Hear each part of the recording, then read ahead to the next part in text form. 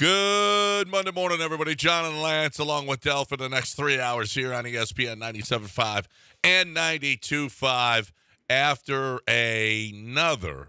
I just don't know, man. I just don't know. This team is just, well. No longer a small sample size. It's getting bigger, and it's 12 and 22 now, and it just doesn't seem. I mean, how many 3-and-outs did they have this weekend? I mean, 3-and-out. Yeah, Logan Gilbert. I had to wrap my head around the term 3-and-out for baseball, but that's what it is. It is 3-and-out. Beat it. 3 up, 3 down. I mean, Logan Gilbert just mowed them down like he's Cy Young. Holy crap! Just no opportunities. 0 for 2. 0 for 2 Saturday with runners in scoring position. 0 for 2. Two opportunities with runners in scoring. Yesterday, 4 opportunities with runners in scoring position. 0 for 4. 0 for 6 Saturday and Sunday. Just holy crap! Just talk about boring and just bad baseball. You know, we weren't here. Obviously, we did the show Friday, and Ronel Blanco looked okay. Ronel Blanco was all right. They won that game. They won 5-3. They came up with a couple of big hits. They came up with the big 7th inning that they had to have. Altuve with the bunt that got Jake Myers home to give them the lead, and then Bregman with a walk. The only thing that Bregman did all weekend with a walk, and it hit a walk and an infield single. Man, oh man, is that dude? That is just pop. Captain Pop Out. By the way, another pop out. Yep, Captain Pop Out is just holy crap. It is so bad right now. So bad right now. Then Jordan looks okay, and then he doesn't do anything. Kyle Tucker's the only guy that you can really depend on right now. Kyle Tucker's about it. John Singleton had a hit, had a homer, right? And that was really nice. Singleton's one of your best 4 hitters right now. That is so unbelievable. Right, but he is so unbelievable, and you can't count on Josh Hader. What I mean. You bring him in a tie game, and you just can't count on him. Another blown save yesterday because you had Abreu come in with the lead in the 7th inning, and he gives it up, well, they had a bloop hit. The balk is really, and the fact that Joe Espada, he starts to walk out of the dugout, and the umpire says, No, you're not coming out here. You're not arguing this call. How about an explanation? I just want an explanation. Right. What did he do? What did he do? I don't. That's the second balk that umpire called on the Astros. You should be able to get an explanation. You should be able to get. No, this guy's got thin skin, boy, and he called a balk last year on the Astros that cost him. But that balk was huge. Puts the runner in scoring position, a little bloop single up the middle, and you got a tie game. That's a huge call. Yeah, it's a big call. It's a big call, and you had a combination of not coming. It was basically yesterday was an encapsulation of the entire season. You had where you couldn't continue to score runs. It was a systemic bullpen failure, piece by piece, smaller pieces, not one huge piece, but piece by piece. You had an inability to. Well, I talked about scoring runs, an inability to put additional runs, to bring additional runs home. But at the end of the day, you had a little bit of adversity, as you mentioned, the ball go against you. You find ways to make sure that you expand on it. And then you have a free agent signing who, and this is 2 years in a row now, who just, has not even been remotely close to the money. Now, I get that it's early and all that stuff, and you got him for a lot longer. But my gosh, Josh Hader hit all of the plate. Just all of the plate with that pitch. All the plate. And Cal Raleigh just hit a rope. It was just a rope, and you're on an done. 0-2. Yeah. On an 0-2. How do you miss? How do you miss with 2 strikes like that? That is, you cannot do that. That's got to be pitcher's pitch, and you made it a hitter's pitch on an 0-2 count. That's you deserve to get beat for that. You gave him a pitch to drive in the middle of the plate. Golly, Josh Hader. That's terrible. So this is this nightmare of a season continues on, and this is the ultimate. Finally, the people who have wanted the Astros to fail are getting their wish, because this is as bad as This is as bad. I mean, it hasn't been. I guess it was for a little bit in 16. Okay, so 20 was bad. You had a losing season in 20. 20 is bad, but we had the pandemic going on. We had a lot more things on our mind. Mm-hmm. 16 got off to a bad start, but then you rallied in 16. Right now, it feels like the rally is going to be tough to find. And I know that who was it over the weekend? Was it it was a former GM, not Billy Bean. The former GM, I'm trying to remember who it was, who said, you better get your licks in now with the Astros because when all the pitching comes back, they're going to come roaring back. I honestly, I know that's historically accurate. I just don't feel like this is a roaring back season, no matter who comes back, because even, we have to celebrate Hunter Brown having 4 walks and 5 strikeouts or whatever and giving up 5 hits and 4 in a third inning. He's the first that's going to get kicked out of the rotation. Yeah, I mean, he gives up. Okay, well, he gave up 2 earned runs. We have to celebrate little victories that you would never celebrate for anybody. So the Astros had 26 innings at bats because they won on Friday night with 8. They only batted 8 times. So they had 26 innings that they batted this weekend, and 13 of them they were 3 up, 3 down. Half of them. Wow. I mean, that is terrible, that's just boring, not Astros baseball. Just awful baseball. That is awful.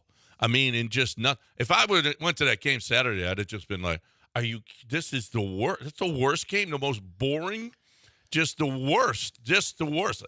People, you paid all that money, and there was a good crowd there, and there should be because it's a Seattle series, a team that's leading the division, and that's been a rival of yours for the last couple of years, and just nothing. This team is this is the most un-Astro-like team that we've seen in forever. Mm-hmm. And I wonder if Jeremy tweeted this out this weekend. He said, I wonder with the last couple of years, I'm paraphrasing, last couple of years with the free agent signings, if Jim Crane isn't going to be afraid to put big money out there anymore. I mean, when you talk about Abreu and his contract, Montero and his contract. You're talking about big signings. These are nothing. Josh Hader, $95 million? You're talking about one guy, basically. Abreu is $60 million. He's not even $20 million. That's nothing compared to you're letting hey, how about this? You're letting your best players leave. Or is he going to be afraid to keep letting his best players leave? Well, that's the question. Your own guys, not a 36-year-old first baseman that Jeff Bagwell talks you into, not a relief pitcher that you just overspent who was on your own roster. I mean, that's not free agent spending, Jeremy. This isn't what we're talking about. He didn't say free agent spending. I think he said sign guys to big contracts. And giving Montero that money and giving Abreu that money. He should be afraid of those 2 contracts. Giving a reliever $20 million? Yeah, that's a big contract. Okay, how about this? Those aren't big contracts. Is he going to be afraid to listen to Jeff Bagwell? That's honestly what it should be. Is he going to be afraid to listen to Bagwell and Reggie Jackson? These aren't. It's not the contracts. It's giving a 3-year deal to Montero that's that high. That's not a smart. No one in the industry does that. That's dumb. That's not Astro-like. No. That made no sense. The Abreu deal didn't make the Abreu deal you could see, except for the fact that the analytics guys would have looked at the tail-off numbers and probably would have come to a conclusion that we cannot do a 3-year deal on this. I mean, worst-case scenarios, they would have said, this has to be a 2-year deal because the numbers tell us and historical trends tell us this is where he's fallen off. That's what they would have looked at probably. He listened. He didn't have a GM, got screwed on 2 of them. And then, yes, the Hader deal is one like a free – yeah, that's the first one that I can recall where he's making a deal other than keeping one of his own guys that he's reaching out and being aggressive. That's one of the first ones. And you're right. Maybe that does scare him, that Hader deal. I don't know, but I'm more afraid of the fact that everyone just leaves and he gets nothing in return for him. I mean, now you've done it because Bregman has no value. I wouldn't think. I mean, somebody could go bargain hunting for Alex Bregman. I might buy low on Alex Bregman if I were trading. I might try to say, hey, we'll get him in with our hitting coach, and we'll get this thing fixed with Alex Bregman. It's worth giving up a double-A prospect for Alex Bregman. Maybe somebody will do that. Kyle Tucker, you're just going to let him walk. You're just going to let him walk, and we see I mean, Loper Fito's as good as it gets, I guess, right now. I don't know who all the other who all the other Jacob minor Milton. league prospects Jacob are. Milton is their top prospect. Okay. Yeah, and he's going to be an And outfielder. Chaz? And he's How's Chaz going to be for the future? I don't know how Chaz is going to be. He's injured. Okay, that's the problem. Okay, that's the problem with this whole team: injuries and suck. Basically, just terribleness. That's what's wrong with this whole team. And it is just hard to watch. It is. This is going to turn into a summer where we haven't done this since maybe 16. I mean, there was a time when the Astros in 16 were probably, you know what, this is forgotten, because 15 was nice, but it was just a quick. We're not counting 20. A quick run. Because 20 was, we were talking Korean baseball. 20 is. Well, that was the pandemic. Yeah. I don't want to. That one doesn't count. 20 doesn't count. Yeah, but 20. Well, but even still, that was a 500 team.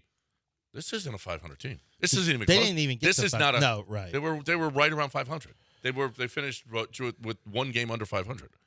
This team is just awful. It's not. It's one of the worst teams in baseball. This is one of the worst teams in baseball. It's football season. It's not football season, Del. It's football season. No, it's not football season. I'm not sure if you heard. This is baseball season. Rookie, isn't something going on with rookie minicamp or something? It's football season. Is there maybe football season? I saw minute? Byron Murphy doing something in Seattle. I think Houston. Do you think we should? It is baseball season. I saw D'Amico Ryans hit a home run from second base, and J.J. Watt's little thing that he did. Oh, J.J. Watt, who could be returning. Yeah.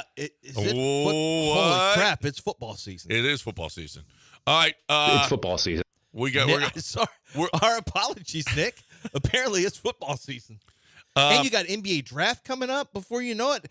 Caitlin Clark played on Friday and had 21 points. Like, there's a lot of things. If the Astros, we'll go back to women's basketball. If the Astros don't start playing better, it's that foray back into women's basketball. Wasn't that a preseason game? It's got to be. No, it was. She was literally just drafted. It was a preseason. When my son Mason told me, reference to Caitlin's points in a preseason game. Well, my son, I didn't even know she did. Mason goes, "You see where Caitlin had 21?" I'm like, "She just got drafted. What do you mean she had 21? She just finished." Yeah.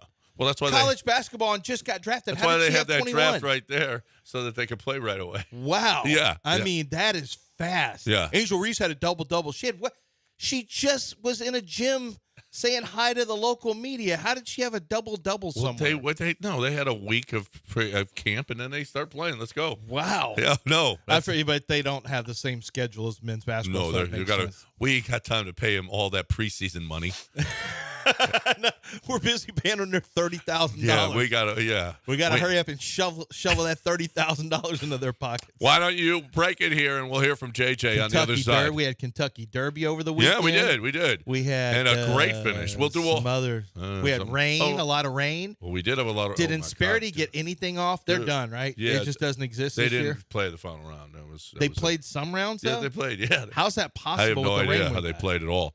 But we came back from Lake Charles. The water is right up to I-10. I mean, it is right. The feeder roads are flooded on I-10. It already is? Out by Handulac or whatever it's called. I mean, anyway, out there, out toward Beaumont, it is crazy how much water there is. James got eliminated? Yeah, that's something. Underdog Fantasy. Did you have a James in Underdog Fantasy? No, I would never. Well, yeah. Well, you can go low. Lower. Yeah, lower. Lower than is the and you would have got there with his points. He did go higher than with assists, but Underdog Fantasy has you covered for playoff basketball. Continues to roll on. Anthony Edwards is on an absolute tear. Jalen Brunson is on an absolute tear. You're going higher in their points, and frankly, a lot of times you can take points, rebounds, assists, and it's going higher as well, just because those points are so high. But Underdog Fantasy has sometimes as many as 14 different statistical numbers for you to choose from for an individual player. So what I'm telling you is, you have a lot of different stats to choose from. And the regular season basketball is over, but the playoff basketball is even better to watch and follow along with Underdog Fantasy. You're watching the games, make your pick'em plays. Your pick'em allows you to pick between 2 and 5 players. You go higher or lower with statistics there, and then you can win real money. You can win up to 100 times your original play. It's real money, and it's completely legal here in the state of Texas. Just select higher or lower. There are endless projections to choose from. create your own experience. Go study their previous games, go study their matchups, go into the statistics, get deep in there and go find which numbers are soft, and you go higher or lower and you win real money. You can use promo code Lance. I'm going to give you another way to win. Use promo code Lance when you make your first deposit, and they're going to double your initial deposit up to $100. So I just help you win before you even win with your Pick'em Challenge. Make sure that you're 18 years or older and must be present in a state where Underdog Fantasy operates. Terms apply. If you're concerned about your play, call 1-800-GAMBLER or go to ncpgambling.org.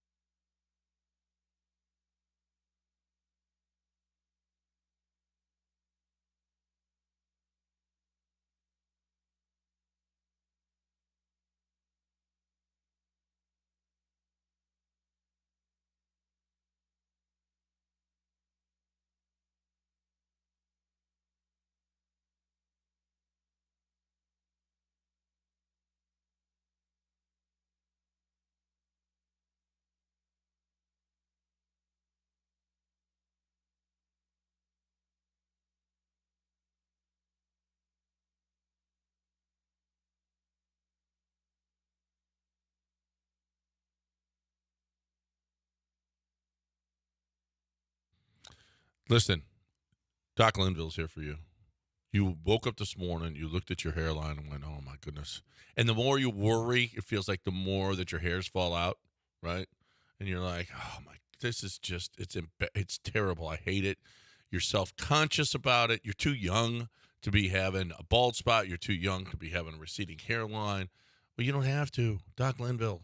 That's okay. And I'm so ashamed. I know there's a lot of young guys out there that are doing it. Why would you? So what? So people know that you moved your own hair? It ain't like you're wearing a rug or something. You moved your own hair, put it up top, and it looks great. And who cares? Who cares that you did that? It's your hair. Move it, okay? You get to move everything else of yours. You moved to a new house. You're not going to move your furniture? Of course you are. Move your own hair. It's yours. You can move it to wherever you want. Just put it at the top of your head, though. I don't know if you want to put it other places. But here's the deal. Doc Linville does that for you, and he's so good at it. Or he can stimulate the growth at the top of your head, too, and that's really easy as well. It's all an easy process, affordable process. It's all you're getting great results, too. 975hair.com, 975hair.com.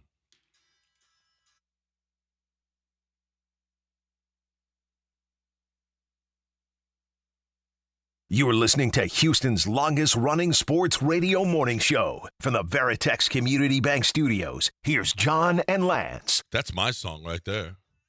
Under pressure, underpaid, and working overtime. That's me. They made that about you? That's about me. Yeah. You excited about Knicks Pacers? Yeah, I am actually. I'm getting excited about playoffs. There's some Man, this round is good. Yeah. The Nuggets and the T-Wolves. I think the Pacers are – I think people are really sleeping on the Pacers. I think it is good for basketball. I typically don't care about this, but it's been so long. I think it's pretty good for basketball right now for the Knicks to be back. I mean, LeBron's not a factor anymore. I'm not as basically, excited from about year the to year. East as the West. No. But I mean, the Pacers, these are good series. The Pacers are one of these boring teams that people don't like. Kind of like when the poor Pacers were really, really good with Reggie Miller. Everyone was like, Pacers. But the Pacers were loaded with talent. But, Brunson is phenomenal. Brunson's terrific. He's in a little Fred VanVleet body, but he's much more athletic than Fred in terms of his ability to get shots off.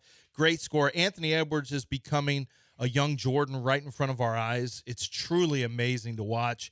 In terms of the Pacers, Pacers have a good squad. I think that's actually going to be a better series than people think. I think it'll be a good game tonight.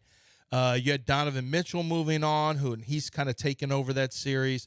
Lot of interesting, but Anthony Edwards, the game he had the other day, 43 against the Nuggets, beating Denver in Denver. Is this the how does Denver respond? 6.5 point favorites at home. How do they respond after that first upset? They better. Because it was a good game for. It was a good game for. It was a low. Jokic, it was a hard game. Jokic doesn't have bad statistical games. It just doesn't exist.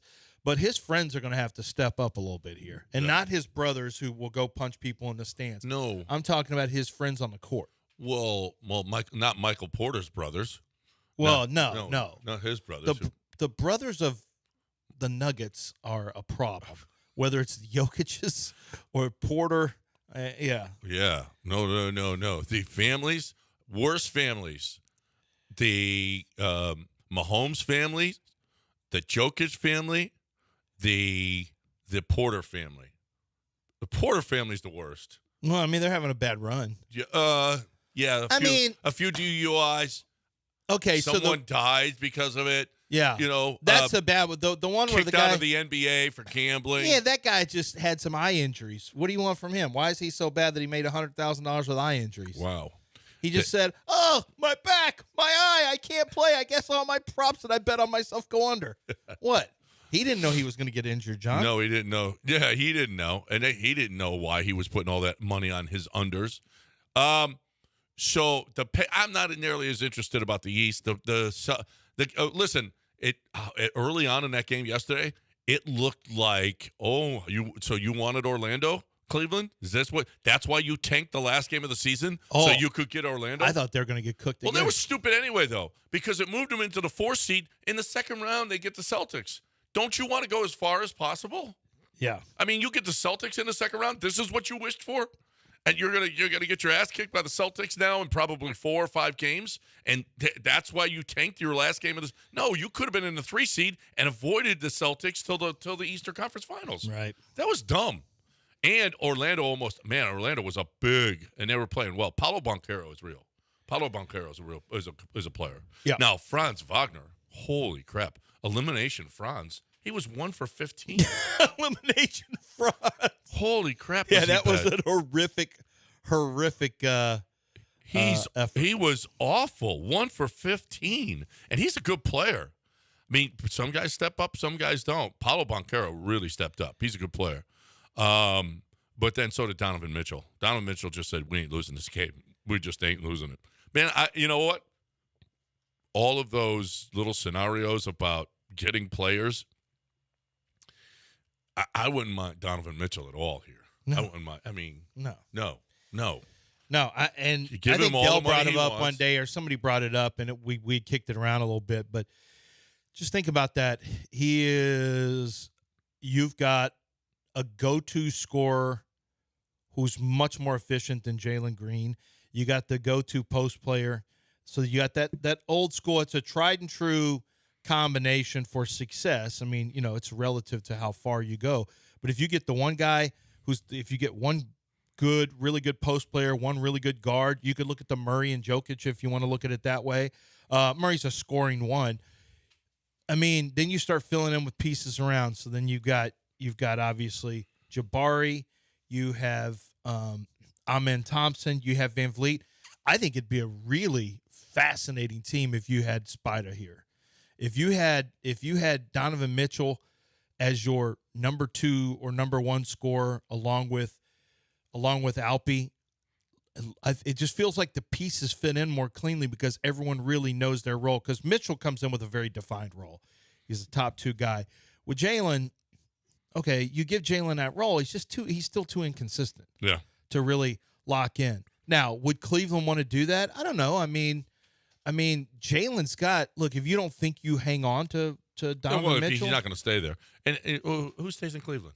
Nobody's staying in Cleveland. no, not really. No. I mean, Kyrie didn't. Wouldn't you rather be here? LeBron didn't. Yeah, you're right. They don't. Well, did you see that Stephon Diggs is finding out about being in Houston versus being in Buffalo? What? No, I didn't see. Did he say something? Yeah. Well, y'all didn't tell me here it is. Y'all, Houston, damn, why y'all ain't tell me you missed one exit? You for sure added 17 minutes to the destination. oh, sometime that happened. I swear I'm the best driver, too. Got me looking like, damn, is it right here or next joint? What's a joint? J-U, a joint? Yeah. The next joint? That's why you hear people say John sometimes. It's the same thing. It's that next spot, the next spot. place, Yeah. next place. John, Jarnt, that next joint. Some people used to say joint. It means you say it like that. Jarnt, John. Yeah. All those things are the next place or the next stop or the next thing. Well, whatever it is. apparently, he lived in Minnesota, which probably is okay. That's not going to be all that difficult. Lived in Buffalo. I don't know. They have like 4 stoplights in Buffalo, probably, or I don't know. Man, come to Houston and you find out. All Yeah. right? You'll find out. Yeah, mess Quick. around, find out. You'll find about out quick. driving here. About driving here, Steph. And oh, by the way, stay away from the Galleria. Stay away from the Galleria because you're adding 17 minutes every And time you you could end drive up like- through on 610. Oh, for sure. And yeah. you could end up like Tank. Yeah. We don't need another wide Oh no! receiver getting Wait, shot. what? What are you talking about? That was in Florida. He got shot, not here. I know, but here, this is our Florida sometimes. No, we Galleria. ain't about that. People don't get shot around the Galleria? Oh, well, okay. I guess we'll act like there's never gunfire around the Galleria. Well, don't that's get no road rage here. That's for sure. Yeah. Because that happens. Mhm. So anyway, Steph it's messed around and found out. Apparently, JJ is messing around. We will hear from him. I'm tired of this. No, this is something I'm we got to tired of watch this. for all season long. The JJ watch. I know. He's got to be. Come on, man. Let somebody else have a No, job. JJ hates the spotlight. Let somebody else have a JJ job. I know JJ he does. Hates the I spotlight. know he does. Okay. Can somebody else have a job? I mean, honestly, you're going to take someone else's chance to play football? We'll hear from him on the Come other on, side, dude. right here on ESPN 97.5 and 92.5. But right now, did you get up and get after it? How was your coffee? I know mine is awesome. Look, I got my free reign mug right here. Do you have a free reign mug? No, but you can get one. You can get 20% off, too. Site-wide, doesn't matter what you're buying because you're an ESPN 97.5 listener. ESPN20 is the promo code when you go to 975coffee.com, 975coffee.com, and get your free reign on. I love me some free reign. You'll love some free reign. I'm a big Texas pecan guy. I like pecans, though. You know what I'm saying? I love that taste. I like some full-body flavor with my coffee. Not the bitter coffee that you get. I'm just saying. That's all I'm saying. You don't get that. You want the French roast, you get the American Dirt. You want the Arabic blend, you get the Homestead. You want the Colombian coffee, you get the Mestano. Whatever it is that you're looking for, full body flavor, okay? Slow roasted, small batches. You can get beans, grounds, or pods. You get it all at 975coffee.com. I love my free reign coffee. You'll love your free reign coffee as well. And if you were a veteran, go there. And if you are in the military wives will get a free bag of coffee from Free Reign Coffee. Go find out for yourself at 975coffee.com, ESPN20 for 20% off site-wide.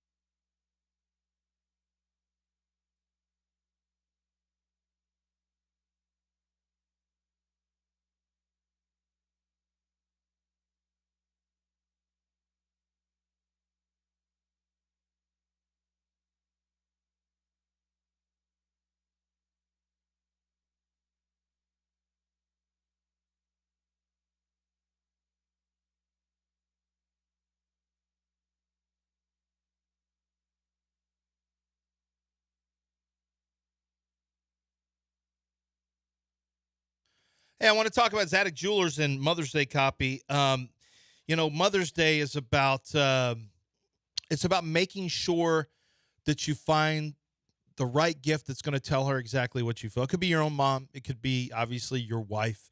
And that's something that a lot of men will do is take care of the wife for Mother's Day who has had your child. Maybe it's an infant. Maybe you've got a couple kids. Maybe you got 5 kids like I do.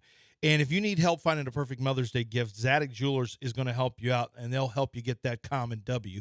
Ladies know the good things come from the Zadok box. The Zadok box is very, very familiar. It's very, very famous. Over 45 years there at Post Oak. Now they're at 1801 Post Oak Boulevard with a 28,000 square foot facility store that's 2 levels, and it's all got so much goodness in it. You can find charming necklaces, sparkling earrings, stackable bracelets, or you can get jewelry that are personalized just for her. And an expert team is going to help you find just the right gift relative to your budget, and they will make you come home the winner, and she is going to absolutely love it. Mother's Day at Zadok's, it is the perfect combination. ZADOK.com, or just stop in at 1801 Post Oak Boulevard and let them help you at Zadok Jewelers.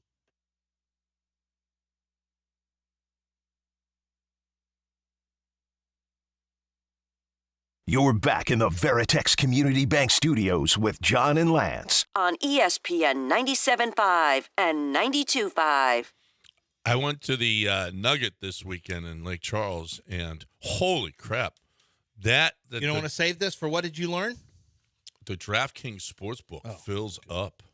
Does it? Oh, my God. For the fights, it's crazy. Oh, yeah. Well, they had Canelo, UFC. they were at the Canelo fight. The Canelo fight. Yeah. And it was packed in there. But that's what the big UFCs. This wasn't a big card for UFC. I did bet Pantoja, like John Chill told us. I bet Pantoja submission. He got a decision. He didn't submit him. Well, that's why it was plus 1,600. 1,600. Yeah. I mean, I'd have picked up 1,700 on that deal. That'd have been nice. Picked up, yeah. Would have been nice. So and also it was Derby, so they were running in there for the Derby. No, you can't bet horses there because of Delta Down so close. Oh, really? Yeah, you can't bet horses. Oh, wow. Yeah, I didn't know that was a either. thing. I was like, hey, because I met John there and Mike Buckley over there. We had a couple of drinks at the bar, and I was like, all right, let's bet. What do you guys like on the ponies? They're like, oh. That's a what did you learn? Then. Yeah, that's a what did you learn. Could have been a what did you learn this Well, weekend. you could stop quicker. Stop at Delta Downs. You can go right here. We had at Sam Off Houston track, Race yeah. Park. Sam Houston Race Park had a great day because they staggered their races in between the races at the Derby. Yeah. And so you had all day long. You got action running. Yeah. Mystic Dan was the winner. Mystic Dan. by a nose. It was a good race. That was the Good closest race since 1947. Really? With 3 horses, but within a nose and a nose. Yeah, within a nose. It was really good. They always have a prop bet for those races. Over under 1.5 lengths is the over under for the finish. Oh yeah. Yeah, always 1.5 lengths is Under. the over under, and that was under. Under hit. Holy crap. That was under. Yeah. Yeah, that was a good race. Mystic Dan, but Mystic Dan doesn't look like it's going to be running on a Preakness. I mean, that's some of these horses are not set up to run all 3, so it's not. That's why it's hard. It's one of the reasons. I think it's you hard. should be required Race 2 because it loses a lot of luster. Well, you can't for the health of the horse. Sometimes Screw it's the not horse. great, and for some of them, I'm they talking can't. about for our benefit. Yeah, they're not doing it. Okay. Well, they try to entice them with a big, however many a million they win or whatever they win for, if they get the Triple Crown. But they're not. A lot of the horses are not built to run at distances, so they won't run the Preakness. Yeah. They're not going to run the what's the last one? The Belmont. The Belmont. Which one's the longest? It's the Belmont, isn't it? The Or is it the Preakness? At this point, I'm trying to remember. At this point, no one knows. So some It's horses aren't impossible going to to run find out that. which There is are the- other horses that don't. A lot of times, the Japanese horses won't run all 3. Why? Did you see how many? Why are you being racist against Japanese It's horses? true. It's true because I follow this from time to time, Huh. and they don't like some of them won't. The trainers just Japanese say horses don't like to they run believe that longer? it's too dangerous for their horses. Yeah. You have a horse that you have to put down that could be millions and millions out of your pocket for stud fees. Don't forget that. Did you see how many horses were direct descendants from Sunday Silence? The great 1989 horse, a ton of horses. Well, a ton of them. Like 4 horses in that race were direct descendants from Sunday Silence. Like, that's the money. Yeah, race. Now get on out there and start doing stuff. What? That's how you make your that's money. the best. That's what I'm saying. You don't want your horse to get injured and you got to put the horse down on the track or whatever. No, he's got to do some stuff. Yeah, no. That's when you start making the coin. Yeah. This racing's all for the Belmont is by far the longest Triple Crown race. Just so you know. Yeah, okay. I knew that. That's the hardest one. So it's hard to get you can win 1 and 2, but it's hard to get 3 because it's so different than 1 for sure. Oldest and longest of the 3 classic races is the Belmont.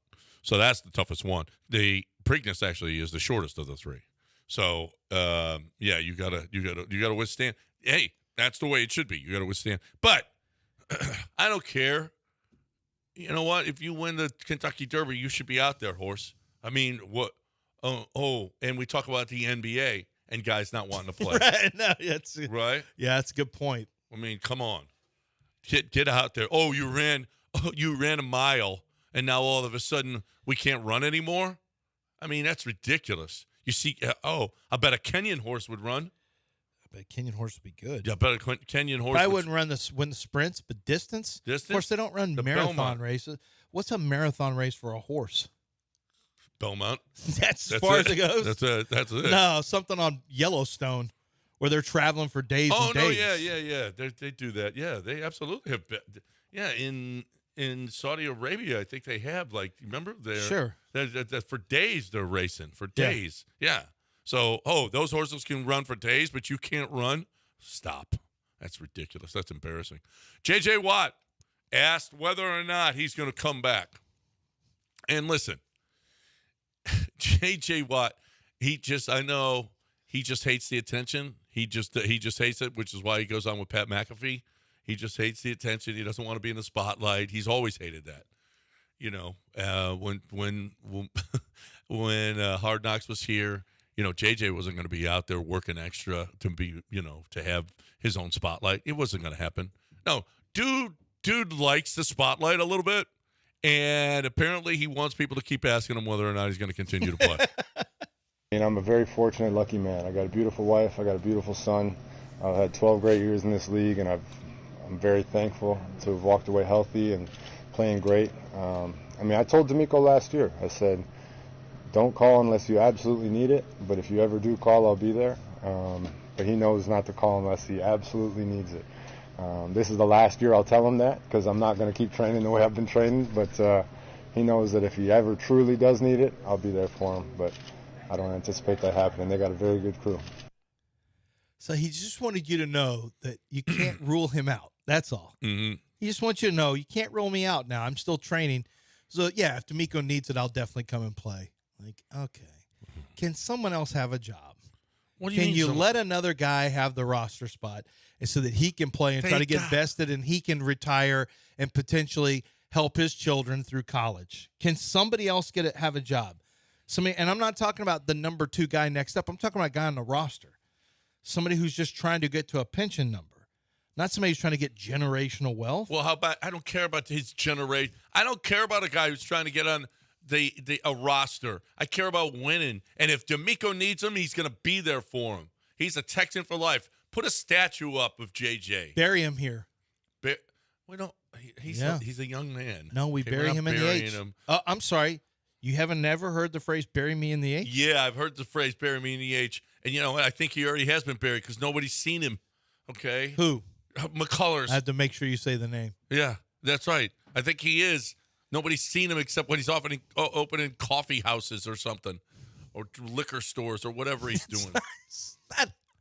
It's the craft cocktails. It's not liquor stores. It's craft cocktails. Whatever. And it's a coffee brand, Maven. Pitch. It's not coffee stores. How about stores. pitching? And how about we raise you from the dead? It's coming. And pitch. How about by the time McCullers and Garcia get back, the season's already over? It's over. Like you guys have missed. You've missed 3 years in a row, basically, Lance. Basically, no, not basically. He has missed. He's missed 3 years. Nah, he pitched in the World Series. He didn't miss it. Did he? Yeah, he pitched like 7 games. Yeah, he pitched in the World Series. They got slapped. That was the game they got slapped in Philadelphia. Destroyed. Lance McCullers start. Just leave him out there. Yeah, give up another homer. Who cares? We're gonna get crushed this game. I mean, honestly, that's the last we've seen of Lance McCullers getting destroyed in the World Series. That's awesome. Pitch. How about this? 713-780-3776. 713-780-3776 is the number if you'd like to get in here on ESPN 97.5 and 92.5. So what did you learn this weekend in one sentence? Okay, so here's the deal. If you've never heard this before, you're in your car right now. You learned something this weekend, be it about your wife, be it about your job, be it about your kids. You learned something about, I don't know, you learned something about the government. You learned something about Tom Brady that you didn't know before. Ooh. You learned something about sports. Is there anything about sports you learned this weekend? Yeah, you learned something this weekend, and you have one sentence to tell us. Did you learn something about karate? Did you learn? You might have learned something about karate.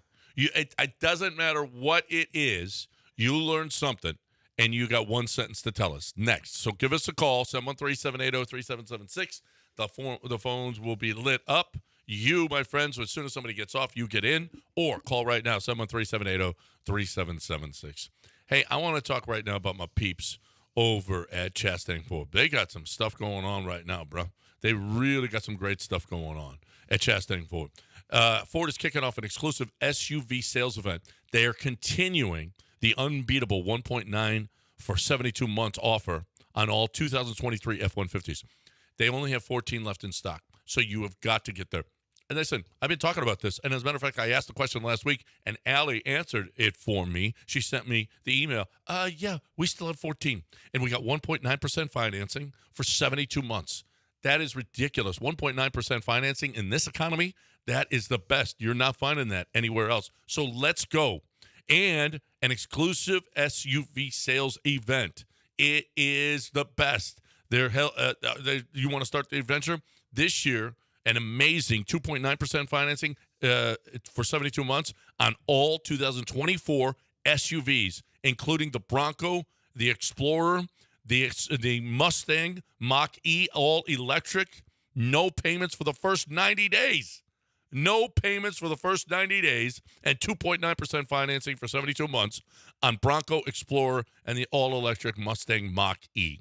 At Chastang Ford, straightforward, no hidden fees, no dealer add-ons. It's what they do. You're looking for the best deal that you're going to find on any 2023 or 24. Right now, it's at Chastang Ford on 610 at Homestead, not Hempstead, 5 minutes from downtown Chastang Ford.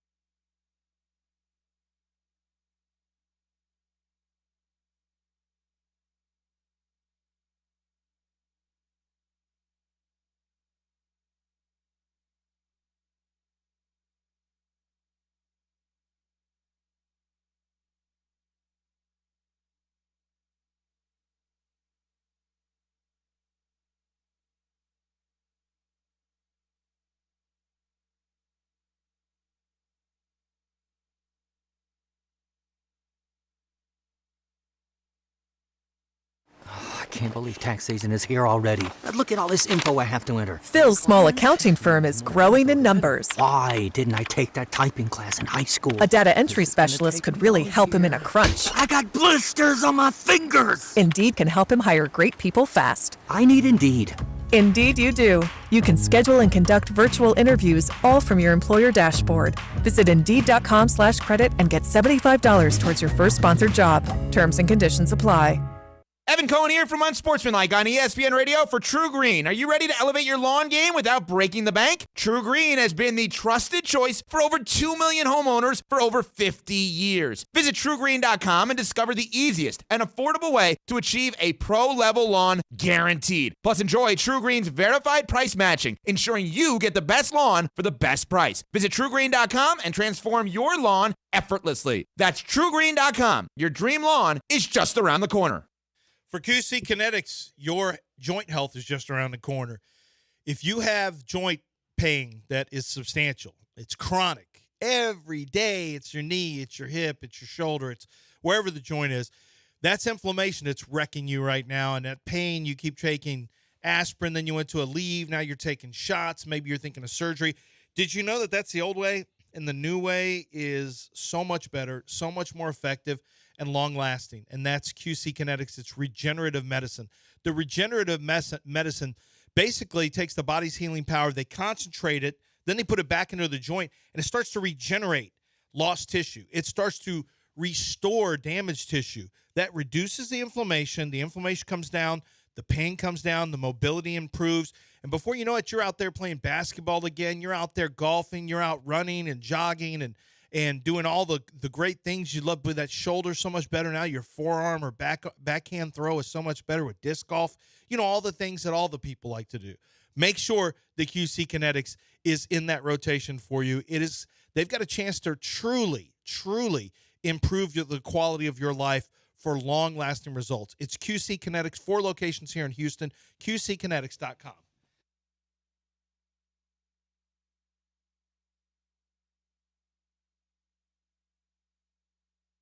You're back in the Veritex Community Bank Studios with John and Lance. On ESPN 97.5 and 92.5.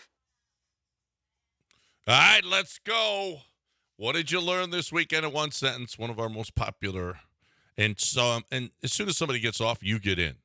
As soon as somebody gets off, you get in. Del, do you have anything this week, or you want to wait? You want to wait? Do you have anything this week? Or do you want to wait? Why don't you wait? We'll get guys in here. Oh, La Raza finally showed up on time. Oh. I've been disgusted with him. Welcome in. I've been disgusted with him, Welcome if you in. want to know the truth. Oh, yeah, I learned something this weekend. Huh. I learned that Saltburn was way worse than you guys told me. It's way more than just doing that to a grave. That's one sentence. Yeah, no. You didn't tell me about the vampire scene. What about? You didn't tell me about the vampire scene. No, I didn't tell you about that. What about the bathtub scene? You didn't tell me about the bathtub scene. That was the first sign, like, okay, this is rough. I now. told you it was rough. It was. Oliver was a problem. No, listen, that's it. That's all you got. Baby reindeer rough? Yeah. I mean, Episode 4 the vampire scene was rough. Yeah. I thought the bathtub scene was. Time to let's go. Ocho, ¿qué pasó, Ocho? Yeah, I learned that Texas high school track is the best in the nation because multiple schools broke national records this weekend. Yeah, Tascasita, pretty damn good. Marshall, pretty damn good. We good. No, we good here. Let's go. Nice, Ocho. That's the way to start. You see, Ocho learned something. Lance not very good at it. He had 2 or 3 sentences. Ocho, very good at it. Way to go. Chris, what'd you learn this weekend in one sentence? Hey, guys. I learned, and I'm going to keep this clean for the advertisers, I learned that Tom Brady would rather joke about 9/11 than Robert Kraft going to South Florida. Man. Yeah. He did not like. He did not like the Robert Kraft joke by Jeff Ross. No. Jeff Ross said something about, you want a massage? Yeah. And everyone laughed, and because you're supposed to be uncomfortable to roast. Yeah. I mean, you are. You didn't like it. You don't like it. I was so uncomfortable I couldn't. Everybody went hard. This was not a PG roast. No. Now, this is a real roast. Oh, no. Kim Kardashian caught it for some reason. She got booed while she was trying to roast. She should have never showed up.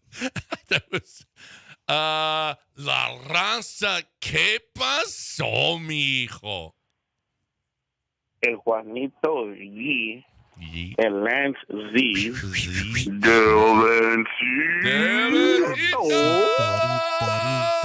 and the Schnitzel, yep. Balloon. Para tres, gentlemen, buenos dias. Buenos.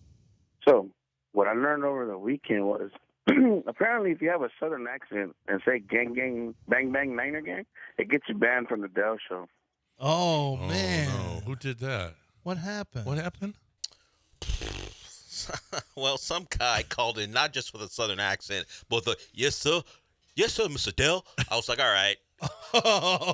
Because the show has become everyone impersonating everyone else. So I said, okay, you can't do that anymore. I didn't say you're banned. I said you can't do that anymore. And then I banned Julian for doing the Bang Bang Niner gang. I hate that. Yeah. I told him not to do it anymore, and he still did it, so he had to go. That's it. Beat it, Julian. But yes, Julian, no one has to hear your 49er calls anyway. Yeah, and it's for a week, not a full-time ban. But yes, how you doing, Mr. Dell? Yeah, I can't have that.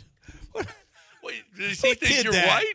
Who did that? Julian, I don't know. Yes, sir, Mr. Dell. The point is, we're not doing that on that show. People call in. It's not my show, but yeah, it's not your show. But people call in with fake accents. I have to discern who's calling and who it is, and then yes, sir, Mrs. Dell, sir. No, I'm not doing that. Okay.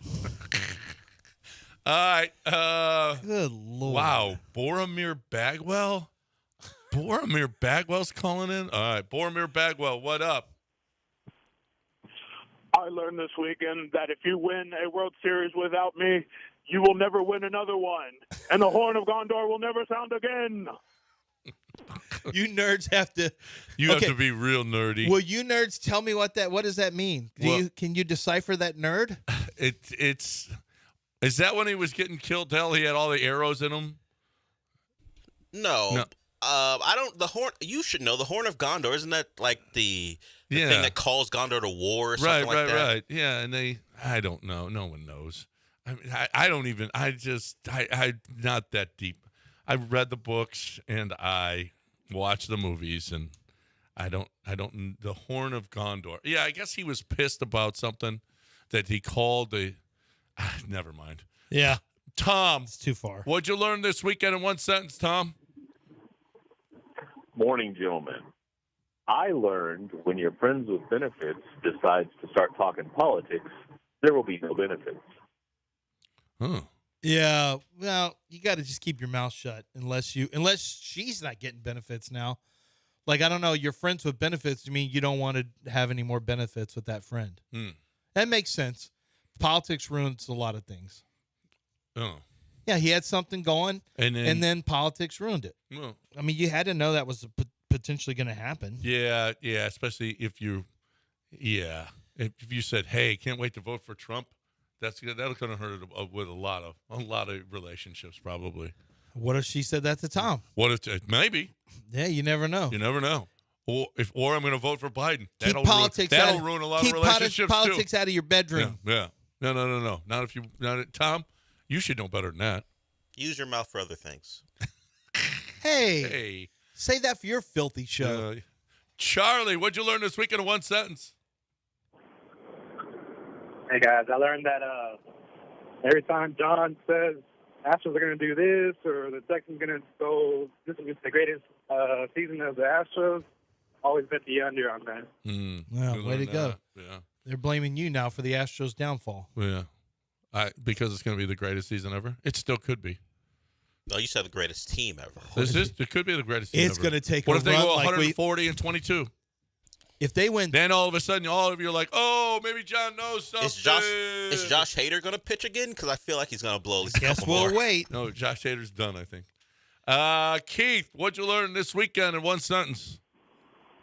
I learned this weekend with rainouts on Friday and Sunday. Scott Dunlap wins the Insperity playing 36 holes on Saturday. 36 holes. How about that? 36 holes. Yeah, they got 2 rounds in. They had to shut down the last round. It's bad up there. Holy crap. Highland Pines. Oh, by the way, no tournament tomorrow for everybody that signed up. Yeah. Oh, yeah. You got to make sure you say that. The course was underwater. It was, you couldn't see the first hole. It was just My wife was water. out in Kingwood at her parents' house this weekend, the whole weekend. She's like, just man, terrible. It was really bad out here. David, what'd you learn this weekend in one sentence? I learned that Taylor Pender's wife must have got out of line because she had a black eye. Whose wife? Taylor Pendrith, who won on the tour this week. Oh. He won the up at Fort Worth. Oh, I learned that if you start something with Kendrick Lamar at all, he will try to make sure that you are completely eviscerated beyond. And no, you've already done one. Yeah, yes, you can. And now you're I doing learned this a lot again. of things. No, though. you only get. What did you learn this weekend in one sentence? I said you already had. I was on the middle of my sentence. Your 6 sentences. I was when in you the were- middle of my sentence. Oh no. Yeah, but this is I your said 8th and, there was sentence. a you already conjunction. did one. The problem is this is your 8th sentence. No, I was in the middle of a sentence, a single sentence. It's not true. Tommy Stark, what'd you learn this weekend in one sentence? Hey, what's going on? That kind of stole a little bit of my thunder, but anyway, I learned that Champagne Poppy has a secret daughter. Yeah, but does she though? Because I learned that supposedly they tricked Kendrick with fake information for him to bite on and go Well, with, which that seems a This little is all, suspect. yeah, it's what happened over the weekend. But I learned anyone who believes that story is dumb. Oh, I tricked him, but Yeah. then what? You didn't We trick put him. information out there. Including that I'm a pedophile. No, you didn't put that out there. I know Kendrick came back with. Apparently, there's a leak in the Drake camp. Well, that's what. Well, but then you missed the second story. Is it's an intentional fake leak. Oh, They're setting him up with bad information that he didn't fact check, and Because so the Drake as camp- if that wouldn't murder him as soon as that information came. It's just it's nonsense. It's getting to be a little too much now. it's always been a little too much. Who cares? Well, the culture does, and apparently, and if we're going to go by who's winning, the culture siding with Kendrick on this one, at least so I've far. learned Well, it. apparently, yeah. Kendrick I've is learned it destroying. if you are a biracial rapper, you will never be accepted into hip hop. No, I think the biggest issue is not just being biracial. Well, but that came up a lot for a lot of people. allegedly using black artists to further yourself, but not giving anything back. That was apparently the biggest issue. You can be biracial, but don't be a colonizer. A colonizer in rap? A rap colonizer? He said, "Don't go down to the South, take what you want, profit from it, and then leave when How you've did got he what do you that? want." He's just. That's what. That's Do they that's the know that song. Drake lives here? Toronto. He's coming after Houston's own Drake. No, he lives here now. They just came out. Houston, Yeah. you gonna take this from Kendrick? He does live Y'all, here. somebody needs to say something to him. Yeah. It ain't gonna be me. You should say something to him. Have you John. seen anybody say anything to Kendrick yet? No. John needs to say, "Speak up for Drake." Houston's own. Oh, Houston's own Drake. yeah. I'm not. I don't want to get in the middle of that. I don't want Kendrick coming after me. I know that. Look at you falling down all the time. Your kids are going to be sad when they're at your funeral because you fell off of a stool. He's saying that to When you. did I fall down? I don't want to. This is that's roasting you. Yeah. I know. That's what I'm Oh, saying. yeah, oh, I don't yeah. want to come after. I don't want him to come after me. I remember the time you left shoes on top of your car. Like, Yeah. bring out all that stuff. Always running out of gas with your sorry ass. Like, yeah, Yeah. I mean, I have tried to push the limits and run out of gas before, but not for years. And I left my shoes on top of my car when I drove off and Yeah. had to wear spikes And you're into not the exactly show. That a was years ago, a Kendrick. GPS either. No. When you went to College Station and ended up in Galveston. You got to thank Apple for making Waze and Apple Maps. How do you go south? And by the way, all this has been brought to you by Free Reign Coffee. Free Reign Coffee, baby. Get up and get after it. Brings you, what did you learn this weekend in one sentence? Free Reign, baby. That's the best. I'm telling you. You will love Free Reign Coffee. To go to 975coffee.com, 975coffee.com. And finally, Isaac, finish us off strong. Hey, what's up, fellas? I learned this weekend that Rob Gronkowski will spike just about anything. He will. Yeah. He don't care. He's going to spike it. He is going to spike it. It's and I'll tell you, Nikki did the best one on Gronk. That was funny. That was hilarious. We may hear that know later. that nut. We may hear that later. Yeah. 8 o'clock, ESPN. Oh, that's going to be in. Oh, my God. Oh. You get the You got roast a is bunch. your whole. I mean, I could grab everything. It'd be the entire segment, but we have some diversity in there. Okay. We will do that a little bit later. You'll Unlike hear, your show. You will hear from the Tom Brady Excuse me? roast right here Huh? on ESPN. No, John's 97. got to get to a break. What'd you say? John's got to get Speak to a break. up. Don't wouldn't sneak let the this. one guy do Miss Don't be Adele. Drake. Don't be Drake and sneak this. What you say? I just sneak dissed him. He goes, "Yeah, we got some diversity in there." I said, "Unlike your show." Yeah, that is true. How so? You're How's banning that? everyone. How's that true? You're banning Miss everyone Adele. who's not Miss exactly Adele. like you. That's not diversity. Whoever's not exactly like you, you're banning from your show. No, I'm not. I'm just not going to allow. Yes, Miss Adele. So Miss no, Adele. I'm just not going to allow that. Stop saying that out loud. Maybe you should call John Daspit and get a lawsuit going. I mean, if you've been personally injured, I don't think John does hurt feelings. Driving to Louisiana, Daspit billboards. You ever driven through Louisiana? Yeah. I know you've made that drive. Yeah. How many times have you been stopped because of an accident? A bunch. A bunch. A bunch. If it's not some But I type saw of John construction, Daspit right up there on the billboard. John Daspit is heavy on the coast. That's where a lot of the refinery blasts happen. The offshore stuff happens there. He's down in Victoria, headed towards Port Arthur. You'll see his stuff all over the place. He's out in Richmond, Rosenberg, where if you have former high school players who have NIL deals, he'll put their billboards out where they played high school. John Daspit is a personal injury lawyer here in Houston who is the best at what he does. I mean, the absolute best. He's number one in the city of Houston. He is one of the biggest in the state of Texas, 10 different locations. He's got tons of lawyers, and the reason he has so many lawyers is because he wants them to be able to handle the caseload properly so that you can get the most vigorous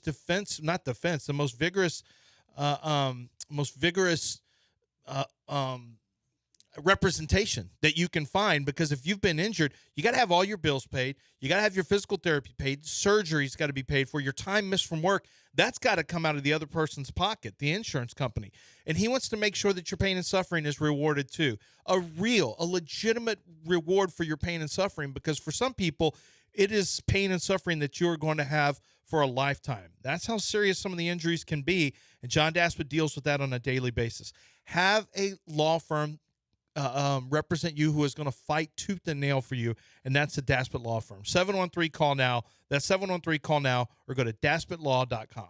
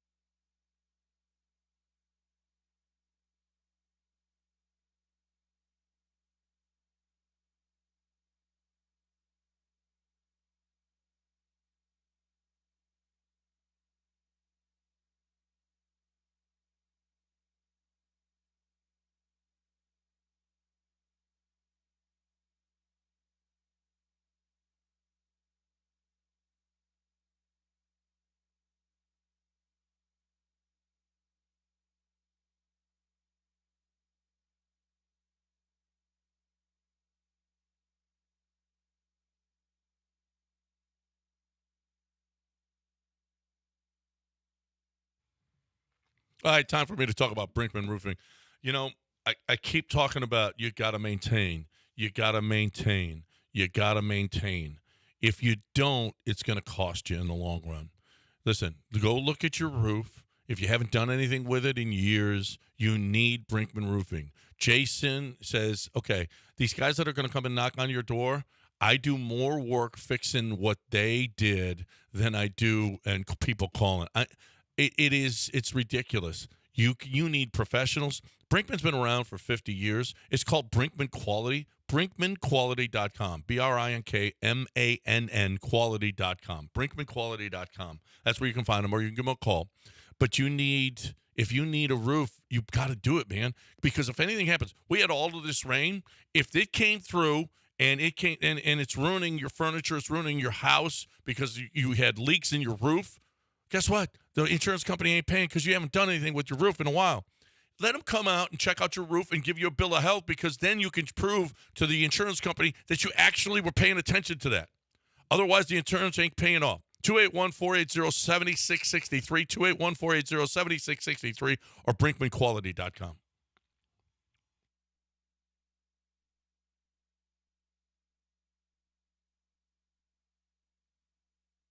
You're back in the Veritex Community Bank Studios with John and Lance. On ESPN 97.5 and 92.5. All right, welcome back. This is Lance's last day. He's going to take the rest of the week off. Or last day ever. Or last day ever. The cartel gets to me. Just the what? The cartel gets me. What are they getting? What's the cartel going to get to you for? I mean, if they don't like some of my draft write-ups. Oh, the cartel has a problem with your draft write-ups? I don't know. Everyone has a problem with draft write-ups. Even people I say are going to be Pro Bowlers and Hall of Famers, they get mad at my draft write-ups. Did somebody come after you? And if all of a sudden, we know Patrick Paul didn't love the fact that I thought he had any weaknesses, and then he told us his weaknesses. Roma Dunze didn't like the fact that I said he needs to improve his route running, because these players are flawless. Yeah, no, that's true. Every college football player that goes in the league has no flaws. That is true. They're flawless. I mean, some get drafted in the third round, and there's only so many. Listen, when you're flawless, when you have 300 flawless people going into the league, you still have to stack them. Like, who has the least? Well, but you're probably not happy where you stacked them either. I would imagine I'm a sixth rounder. Really? No one's ever happy with. Well, I just put what the league projection is, but I give them my grades. But like I said, I mean, this could be my last show. You just never know. You need to be giving me my flowers every day, guys. Wow. That's what I would say. Are you under R.I.P. Lance? Are you under threat of assassination? Is he in a what? Are you under threat of assassination? I always am. That's how I live my life, and I don't care. This is why people should give me my flowers. I never know when I could just be sitting there and some draft prospect gets mad and kidnaps me. Kidnaps you? What are you worth? I'm pretty Not sure. that much. And do you know what? And here's why I know I'm done. My wife would say, keep them. What? She's not paying the ransom. No. She ain't paying no ransom. She'll just take life insurance. Yeah. No. Will she ask for proof of death instead of proof of life? 100%. Put a newspaper next to him. Make sure he's dead. Put an extra one in him. Well, hopefully you're only just gone those 4 days. And if you are, if not, tomorrow, Dell gets an upgrade. Dell. Then can I say Miss Adele? No. Can I say that? No, you can't. Well, Well, it'll be our show. It's not Massa. It wasn't Massa. It was Miss Adele. Adele. No, don't take it to another level. No, my gosh. What's the matter with you? Why don't you just say this afterwards? White power. No, I don't know why. There's no golf tournament tomorrow. There's no golf tournament tomorrow. John McClain is actually going to join me in studio tomorrow. Oh, good. He's going to hang out with Eric us here. Layton the other day. Eric Layton is going to be here Wednesday, Thursday, and Friday. By the way, we are going to have golf tournament the 21st. Yes. The 21st, we will have the golf tournament has been moved from tomorrow, and hopefully the course will be dried out by then. And we'll find out if anyone has to drop out because of him. We may have some spots open up where you can come play with us. Yep. Now I get to play. If you couldn't play on the 21st, you never play. I'm playing now. Are you? I don't have draft. All right. Yeah. We're going to do the show there, and then you're going to play? Yeah. Oh, you ain't seen nothing like this, I'm telling you, in Houston. I've heard it's just like the Masters. The elevation changes? No, They told me it's like Georgia. Yeah, but, I didn't say it was like the Masters. Well, I know what you mean by golfing in Georgia. Okay. I didn't say that. But it is nice. It's really nice. Elevation changes like you haven't seen before. So it's really, really cool. And we'll be out there on the 21st. Sorry, but the course was underwater all weekend long and got more rain yesterday. So we had to postpone until the 21st. So if you have a team in it, just know this. You will have a team in it on the 21st. But if you can't make it on the 21st, make sure that we know so that we can open that up for people to get in because it's sold out in a hurry. It sold out quickly, and it will sell out again. So here we go. 810 ESPN 97.5 and 92.5. But also give me my flowers because you never know what can happen. So I'd like you to call in and say good things about me. Well, so in case Lance never has, this is his last show ever? Or if I just like where I'm going. What do you mean? Like, what? I just may not what if I just say, hey, this feels good. Oh. Laying in a bed sleeping. I just need my flowers. You guys need to say nice things about me. Call in and let's say Dale, nice do you want to things. start? Nice things. Start with what? I will start. Okay. All right. It has been maybe 17 or 18 years since he forgot his shoes on the top of his car. That's a statement of fact. That's not a nice thing. No, it's a nice thing. I mean, I look at how you've improved. I want better things than that. No, that's about as nice as I could get. That's not good enough. That's not giving me my flowers. That's stating that I haven't left my shoes at home. On the car. On top of the car. Well, that was a very specific one when I lived in Sugar Right, and Land. I said you haven't done that in a long time. Look how much better you that are was in at 2000. At being like a regular person. That was in 2000. That was a long time ago. I know. When I left my shoes That's on the what car. I said. Was now I have forgotten my shoes, since then. Yeah, but I mean, have you? Yeah. I remember one time you came into Golf Spike. But only in 610. Only at 610. I haven't done that for several radio That's what stations. I'm saying. Look how much better you got as being a human being. That's not my flowers. You're just stating that I didn't leave leave my shoes. That I wear shoes to That's work. really an improvement that's not for you. Flowers. Though. That's saying, hey, you wear shoes to work.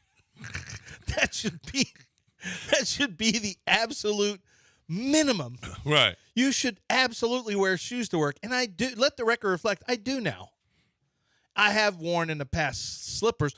Before I was getting mad about my kids running around in slides and socks, I have worn house slippers to the show before. Yeah.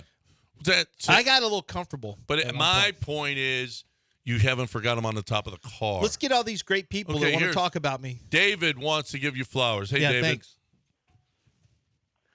I just can't thank you enough, man, for all the times we sat on that back porch with draft talk, whether it's Braxton Phelps or Roman Kettler, and going over our mocks, man. I'll tell you, man, I hope you don't go because it's been a long, fun ride, and you've been just like the best, man. You're not just the preeminent. Is real. You're the extra preeminent. There's no such thing as Roman Kettler and Brockton Flames or whatever. I just can't thank you enough. And guys, I've never listen, been y'all on a call porch in. with him. Everybody call in. This could be the last show. I gotta go. I've never been on a porch talking about draft He's with him. distraught now because you said I've never been on a porch talking draft with him. Right. What about the back porch? I've never been on a back porch. Back porch. Back porch. Like You you let got to him be in into the your home? country. You have a back porch? You got to be on a. You have a back porch, not a front porch? Oh, I have a patio. No, I have a front porch.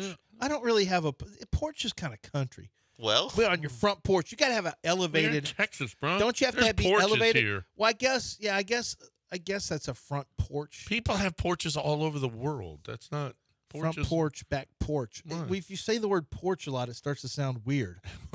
I have a back patio. Yeah. You're so fancy. You probably got a porte-cochere or something. Let's get Ryan in here. Give him his flowers, Ryan. Yeah. And make it good. Hey, what's going on, fellas? I mean, what can we say? It's the Lance, the Snitchell, Johnny Granado's sidekick. Don't put him. The dude. What? The dude that hasn't pooped in somebody's popcorn in 30 years. I mean, what can we say? Not about that's Lance? not a benefit. That's not a bonus. That's He's not a. wrapped Albert, the pooper of corn. Let's go. That's not a nickname. That's not flowers. That's not flowers. Is that like he's Aragorn? Strider, Aragorn? He's the pooper of popcorn? He's like the Khaleesi with all her names. With all her names? Yeah, the pooper of corn. The forgetter of shoes. The wearer cowboy hat. He called him the sidekick. Well, that's Side piece. Side It's piece. even worse. Yeah.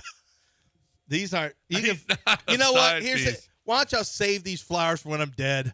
These are the worst flowers I've ever You heard. asked for them. I wanted people to say good things about me, Del. They are. Not that. Not things like pooping and popcorn. The pooper of popcorn. And John saying you haven't forgotten your shoes. These aren't, and making believe that we actually had a conversation about draft prospects that didn't exist.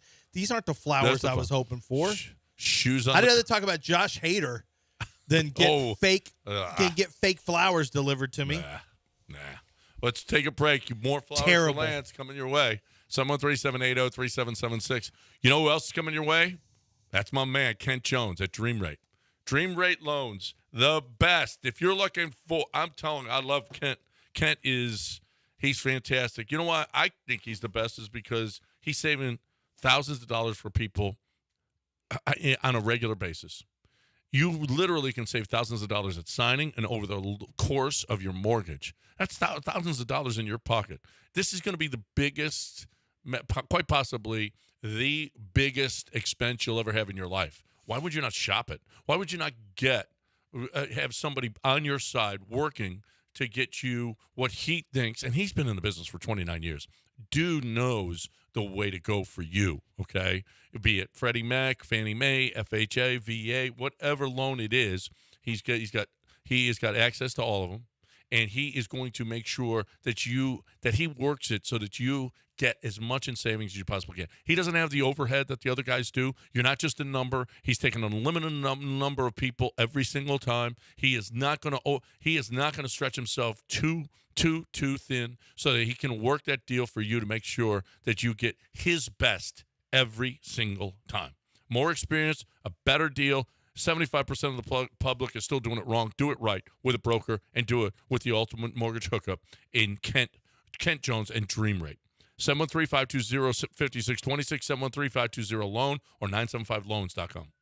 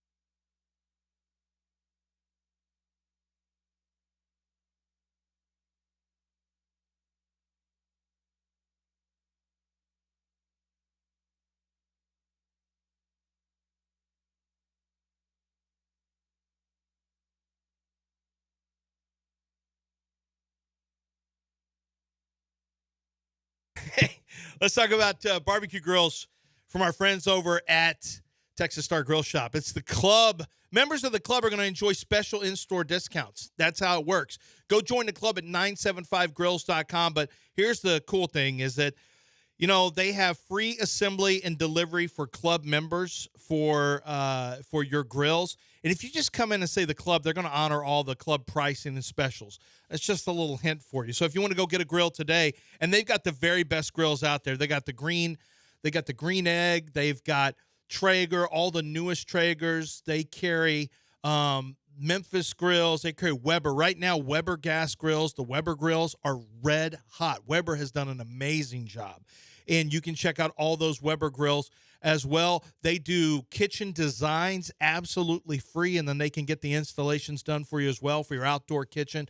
And the pizza ovens are huge right now. It's tabletop. You can get a larger stand-up pizza oven or tabletop ovens. I actually saw the tabletop oven that they carry at a local brewery where I was the other day before we went to the baseball game, and they had that exact same pizza oven outside, and they were making pizzas for people at that brewery. So make sure that you get your own pizza oven or your own grill with club pricing. Make sure you say, I'm in the club, and you get special pricing along with assembly and delivery absolutely free. It's at Texas Star Grill Shop, your one-stop shop for all your barbecuing needs.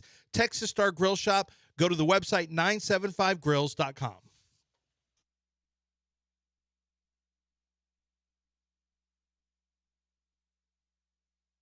You're back in the Veritex Community Bank Studios with John and Lance. On ESPN 97.5 and 92.5. All right. 822 on ESPN 97.5 and 92.5. Let's go. 713-780-3776. Coming up next, Ship Talk. Dell's got a bunch of, a lot of stuff. A lot of recklessness going on out there. Somebody sent Sarah McLaughlin. I will remember you. In the arms of an angel. Well, she's got a couple of them. Yeah, I will remember you.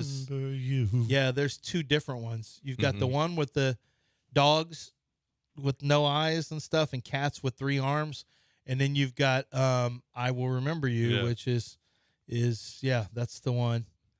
Yeah, I'll remember you. There's a few different in memoriam songs that they can. I'll use remember now. you in the arms of an angel. Yeah, that's one of my favorite ones. And also, now that we've come to the end of our road, or whatever the I don't know song what that means. is by Are you talking about Boys to Men? Boys to Men, yeah. That's not Sarah McLaughlin. No, but that's another one that you can use. Okay. We got flowers for Lance. Carson Wentz wants to get in here with some flowers for Lance. Hey, Carson Wentz. This is terrible. Hey, guys. Appreciate you guys supporting my journey as an NFL quarterback the last 5 years. You know, Keith, I know I've bounced around from the Eagles to the Commanders to the Colts to the Rams, but now I'm with the Chiefs. I'm gonna miss Lance on this show. You know, it's been a hell of a ride, and you know, you guys talk about me, you know, every off season. So I appreciate the support. Thanks, Lance. That's not me. You talked about That's it. Keith, and Keith talks about Carson Wentz. Not us, not me. We've gotten fooled into it a couple times. Once again, that's not Flowers. Flowers, like, man, you're so funny. You're so talented. Right. You're great at draft stuff. You make good brisket. Just the good stuff, the good things. There's a lot of good things you could say. That's what Flowers means. Not like, thanks for talking about football, about me, but it was the guy who always brings that guy up talking about him and pretending to be him. This is the 3 worst Flowers I've ever seen, including you. That makes 4. Well, Dell, you have flowers for Lance? Did you? Oh, come on. He doesn't have flowers. He does, for anybody. too. I know he's going to drop off some flowers for you. He has no flowers for He anybody. has nothing but nice things to say about you. I can't even fake it. Trash. When he calls, what is it? Trash ass And the Lance. contact is Trash Ass Lance. Someone asked me to share your number because they wanted to talk to you, and I had trouble finding it because I forgot it's under T instead of L. So I was searching under. It's under T as in Trash Ass Lance. Yes. Yeah. This is change I that. was looking Relabel for it. I was looking for it. Relabel it. No, it's. I think it's. I was looking for it under L, and I was like, relabel it. Why can't I find his name? Oh yeah, it's under T. Put a different label on that just for No. Lance, or at least draft expert Lance, like The draft DEL. expert Lance isn't fun. Draft expert Lance, Dell. DEL. No. 2 Dells. Trash. No, draft expert Lance. DEL. Draft expert Lance. Dell. Put it under Dell. No, I'm not putting it under Dell. Yes. What'd you think about the Astros this weekend? Were you excited by what you saw? Yeah, I mean, it doesn't get more exciting baseball than that. You lost 2 of 3. Could have been lose 3 of 3. I mean, you're not going to win at home. You're not going to beat. Their 7th inning. You know what was cool was they came through in the 7th inning twice, even though they blew it. they came through. Singleton's homer was in the 7th inning again. Only then That's 3 Brian for the year for could- him. Brian Abreu, they back end of the bullpen is a mess. It's a mess. It is. Brian what Abreu- was supposed to be maybe the strongest point of the team is one of the worst, and you can't win games. They blew their 8th save this year. Eighth. Oh my God. Yeah, 8th. I would guess that there's some years where you're coming up on the highest number of the whole year would be probably 10. I mean, when oh man, when you're at your best, when Presley was at his best, with are you kidding me? Presley, Montero, with Billy Wagner, Abreu, and Hader. Holy crap. I mean, Brad Lidge. Brad Lidge went 50-0 with the Phillies. Yeah. I Well, mean, that wasn't us though. No, I know, but he was really good with us too. Yeah, he was, Yeah. except the one year. You but, got 8, and it's May 6th. and Josh Hader throws an 0-2 pitch, grooves an 0-2 pitch. I mean, Jeez, right down the what middle. What are we 0-2. doing here, Josh? I mean, he's just. And you'd given away the lead before that anyway. Now he's got a little bit of he's got a change that comes in and really it messes with hitters. But dude, this is now multiple years. He wasn't great. He wasn't great in San Diego. He wasn't great at the end. And I mean, this is now starting to get a little bit. And you got this for 5 years. You got this for 5 years now. 5 years, man, dude. What were they thinking? 5 years. I know it feels like it's late to talk about that, but did you think this run was going to go 5 more years? Yeah, I don't know. You don't know. Why would you give anybody a 5-year deal that's not a position player? What? Home run hitter. Yeah, he was bad in San Diego, then he was good in San Diego. He was bad in Milwaukee with a 4.24. He had a 7.31 in San Diego. Last year he turned it around with a 1.28. He had 33 saves. He had 5 blown saves. I think he's got 5 already. Somebody asked, is this going to make Jim Crane nervous about signing guys in free agency? Well, he's not going to sign his own guys, at least not if they don't sign early. If they sign early, he'll sign them.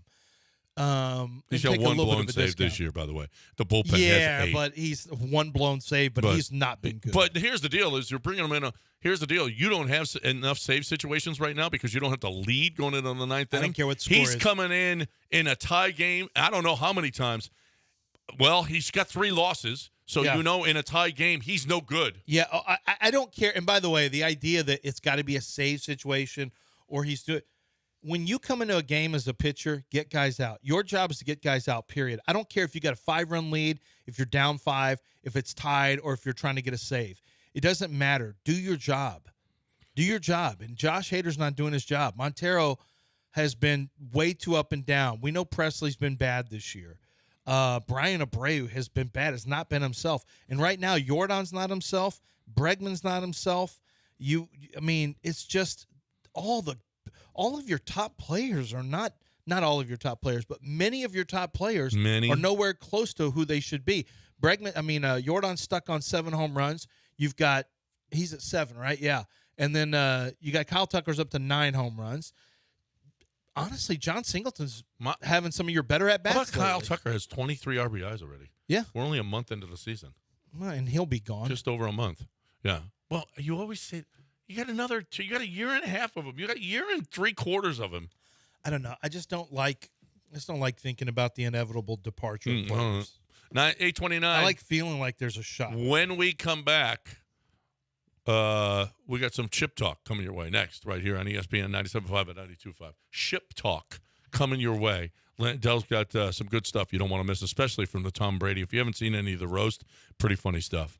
Right now, I've got to talk about Air Team. I really, I'm in the middle of it with Air Team right now, where they're going to come in and install my AC units, and I can't be happier about the process that I've gone through, about the explanation that I get, the details that they look at that other companies don't. Listen, they get a 4.6-star Google review rating, a warehouse full of equipment and parts, which means that you are going to save on it. They've got rebates for their air conditioners, but more importantly, maintenance on your air conditioners. They told me, they said, listen, make sure that everybody knows that you've got to maintain your air conditioner. Have you looked at it for this summer yet? If you haven't, Give them a call. Let them come to your home. It's not expensive, but what you got to do is you got to look at this stuff so that you're ready for all of these hot days that we got coming up, and then make sure that your air conditioner, your heater is working as well. 713-956-8326. That's 713-956-TEAM or airteamltd.com. It doesn't matter where you are. If you can hear us, they will get there. They will get to you. They've been around for 35 years. It's a family-owned and operated business. It's this third generation with Garrett. This is the third generation of Air Team. And I'm going to tell you, you're going to love what they do for you. I love what they're doing for me. I've gotten the best deal and the best explanations. Their communication is second to none. They speak English, Spanish, Russian, Farsi. 713-956-TEAM or airteamltd.com.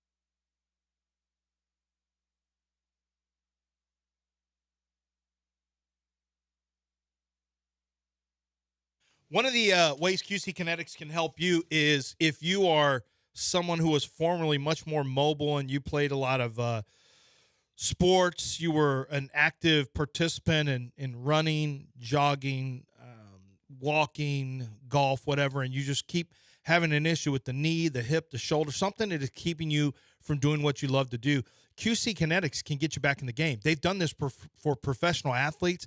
This process, which is a regenerative process, this is what it was initially designed for, was getting people to reduce the pain, the inflammation, improve mobility, and get you back to the activity level that you need. And this has been done by many professional athletes. You know, one of the greatest professional golfers of all time was one of the first ones I'd ever heard about who had this process.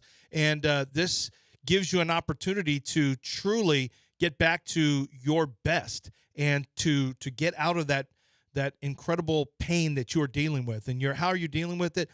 Aspirin, pain pills, injections, potential surgery. It doesn't have to be like that. You can go with QC Kinetics and let them start working with you and for you so that they reduce the pain, reduce the inflammation, and get you back to where you need to be when it comes to living an active life here in the city of Houston. It's QC Kinetics. 4 locations in the Houston area. Let them help you today. It's QCkinetics.com.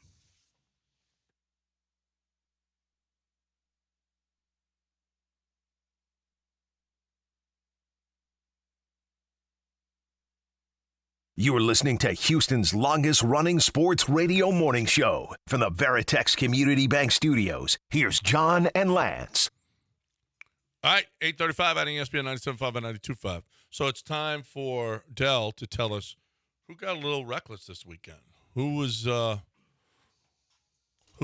there shaming? Normally, baseball guys don't have a lot to say when it comes to this particular segment, but Jim Palmer's done with CB Buckner. CB Buckner, we talk about a Hernandez here every now and again, but CB Buckner is one of the worst umpires in all of baseball, and Jim Palmer, the analyst for the Baltimore Orioles, is done with him.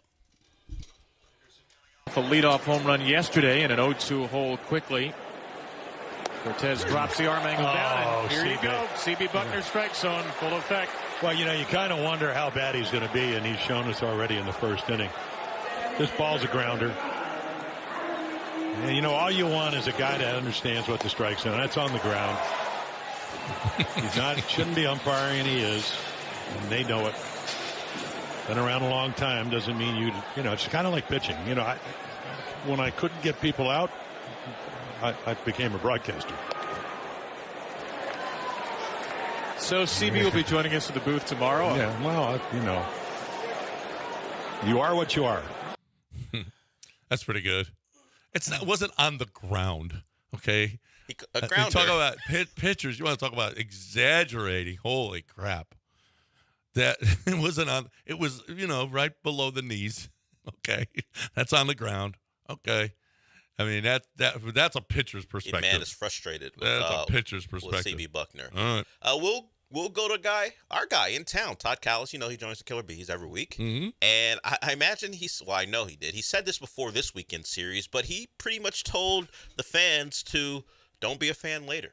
The last I saw, FanGraphs had them at a 45% chance to make the playoffs. So I'm okay if people want to jump off the bandwagon as long as you don't jump back on when things go well. I really appreciate the true diehard fans that stay with this team during the tough times, because we've had 7 years of amazing, incredible accomplishments to give up on this team that quickly.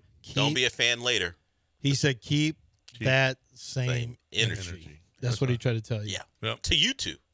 He said no new fans. Yeah. Don't jump on when it turns around. I'm pissed off at him. Well, and Todd Callis was interviewed on Friday before Saturday and Sunday. Before Saturday and Sunday. Yeah, so. Before that offensive explosion of no runs on Saturday. So who knows how he feels today, but he wants you guys to not be a fan later. We'll stay local because Patrick Beverley had an interesting night in an elimination scenario where his Bucks were eliminated. He threw a basketball at a couple fans, and he told an ESPN producer, get your mic out of my face because you're not subscribed to my podcast. Well, Nick Wright, who was in town at the time that Patrick Beverley was in town, had some things to say about Patrick Beverley. It was like a 3-minute round. I cut it down to like 35 seconds. Here's Nick Wright. So I've seen the whole journey, Pat, and I'm going to go through it for the audience because it's as embarrassing as anything that happened last night. From when you got to Houston, I was there. You were thrilled to be in the league. Happiest guy in the world, hanging out at Onyx at 3 a.m. with your ridiculous fake chains because you couldn't get into Dreams yet. I understand. I was in a similar spot, buddy. And you went from that to whatever you've become, a delusional, cheap shot artist, misogynistic clown, promoting your podcast at the expense of your career, which to its credit, let me check, while still behind Andy Roddick's tennis podcast and your own teammates pod, you are ahead of Bear Grease by Clay Newcomb. So good luck with it. Damn. Everything he said was true, unfortunately. He went on. Oh, no, he went further than that. He was pretty went further than that. He was very accurate. It was 3+ minutes of him getting after Patrick Beverley. He was very accurate in the whole thing, and it was Pat he hasn't really been a plus for teams, if you want to know the truth. And he's been on in the last 2 years, is it 6 teams or 7 teams he's been on? Yeah, and for whatever reason, teams delude themselves into thinking if they think they want to contend or compete, let's add Patrick Beverley, he'll add some type of defensive presence, and that's not the case anymore. No. He's older, and you get it. At some point, you're not going to be as quick as you once were. We know offense was never his game, so if he's going to be a liability on both ends, you see why people, this isn't so great. Let's move along. Mm-mm. He got traded for campaign in the offseason, so that's where he's at right now. We got a couple more, and these come from the roast. We're going to go with something a little softer because a lot of it is rough. But Drew Bledsoe went up there, and he wasn't immune to taking shots at Tom Brady's marriage. So here's Drew Bledsoe first. So, hey, look, buddy, you have more rings than I do, but I've experienced a couple things that you will never experience. The feeling of being the number 1 overall draft pick in the NFL. And a 28th wedding anniversary. It was yesterday. Oh, man. Oh, my God. Oh, my God. I didn't hear that one. Oh, my God. There was a lot of, oh, my God. There was a lot of marriage jokes. Wait a minute. The trainers. Nikki What Glaser? about the guy you sent me? Said talking about the trainers' huevos? Yeah. Oh, yeah. Oh, yeah. His ex-wife likes to work with the trainers. Yeah. Well, Nikki Glaser, did you hear what she said? No. She said something along. We're not going to play that one. He could be doing something to her How and does it still feel kick your ass at the to same lose your time. ex-wife? She could be eating your. She could be eat. He could be. I'm not going to say it. I'm not going to say it. You just did. I said your. That's all I said. He could be eating something and then kicking your ass. Something like that. Yeah. Oh, I wonder what you could possibly mean, Well, I Del. didn't say it. Oh, my God. I'm better than you. Ever since he got a show, he's so nasty. No. He's nasty Coming work from in the that guy who room. talks about ice Hey, spices. baby reindeer. Hey, enough. Hey, you're criticizing me. How many times have you referenced someone's C word before? Because I'm trying to clean things up. Yeah. Choo-choo? No, stop. I'm trying to clean things That's up. not cleaning anything in the music up. industry. I'm cleaning things up. That's not cleaning anything piece up. by piece. Well, it's taking hold. We're gonna get her. We're gonna run her up out of the music business. You're not running so we her get up. things cleaned You're up. not going to run her up out of the music business. Don't stop it. That's a ridiculous journey you want to take. It's dumb. We're going to move on to one more. Nikki Glaser, who's one of the stars of the roast. This is probably her tamest, but it's her funniest. And apologies because I can only grab someone filming it and filming their TV. For whatever reason, the clean audio of that isn't up yet. But here's Nikki Glaser talking about Brady losing money in crypto. Tom also lost $30 million in crypto. Tom, how did you fall for that? I mean, even Gronk was like, me know that not real money. Like,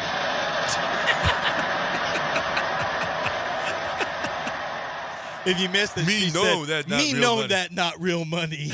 Even Gronk. Even Gronk.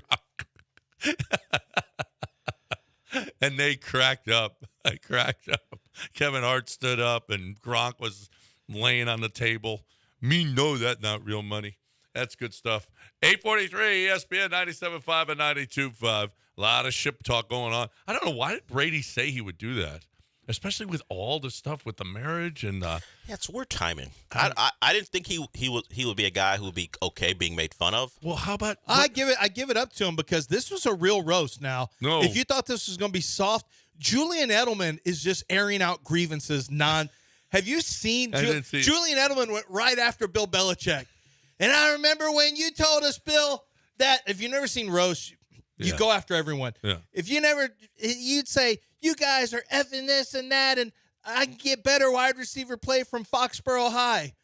He goes, well, look at you now. That's the only place you could coach, Foxborough High. And they don't even want you. Then he goes, do your job. How about you find a job, coach? Yeah, that's what he said. And then Bill Belichick said, I'm known for a saying, I guess, culturally, do your job. I've been watching you on CBS Gronk, and all I can say is, please stop doing your job. He said that to Gronk. 844. No, it was raw. It was- and there's one guy, I'd never even heard of this I guy. didn't The one I either, sent but- to you. Well, what about what he Oh, said? my God. He Jeffrey used- Ross has a new – he used everything that you think you can't say, but comedians think should be allowed inside of a roast. Yeah. He said it and got away with it. What about the guy who said you kicked out the stool, the same stool that Hernandez used to kick out? Julian Edelman had an Aaron Hernandez hanging joke. Wow. Everyone always asks me about Rob Gronkowski's crank, but he didn't say crank. He goes, I mean, it's good enough to get the job done, but the guy who was really hung was another tight end. Think about it. I'm like, oh, my God. Brady talked about the prerequisites for being a Patriot tight end was like blocking, catching, not killing anyone. Now, this is what we needed. This is that. what we needed. Uncomfortable, roasty stuff. Right. Except you can't make. Except you're not allowed to make a massage joke to Robert Kraft. No, that's the it. one thing. Brady that was, did not like. for some reason, everything else is on the table. Murders, wives. Whenever they said ex-wives. never seen the one guy who said Kim Kardashian's here. Yeah. Haven't seen. What did he say? Boy, Kendrick Lamar and Drake. A lot of public beef. Haven't seen that much public beef since Kim Kardashian. Am I right? And she's out there, and I'm like, oh my god, oh my god. Good stuff. 8:46. You couldn't even watch it all. You get to. I know. I was too the uncomfortable. cringe stuff makes I you was that too uncomfortable. You couldn't get the roast highlight, 2-minute I was highlight. laughing, but I was like, well, that one guy was just, oh my gosh. We couldn't even play him. No. Not even close. Time to talk about you. You know what? You ain't playing with your backyard and everything's going on with your patio furniture. How about this? Because Robin brought it out to our golf tournament. She brought out a chair that had orange and blue, like your favorite baseball team, right? How about making your furniture, if you're going to go out and tailgate at a professional football game or a college football game, how about you bring the chairs that are the color of your team?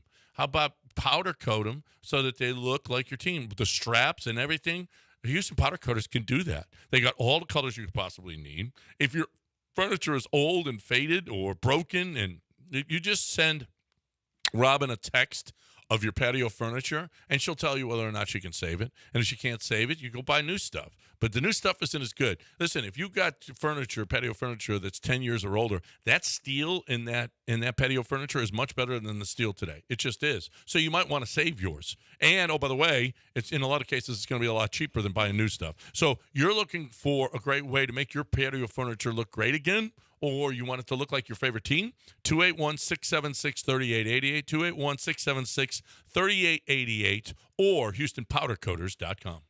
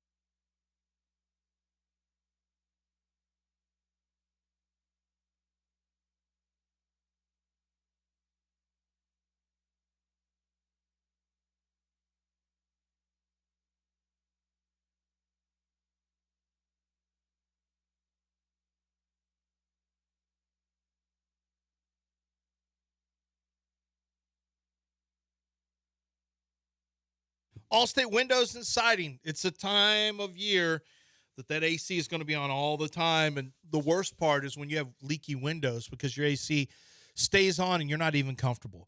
And you want to be comfortable in your own home. And one of the best ways to do that is making sure you don't leak your air conditioning. And if you have the old original windows out there, maybe even if you had new windows put in, 10 years ago and you didn't get a quality product, you're going to deal with the repercussions.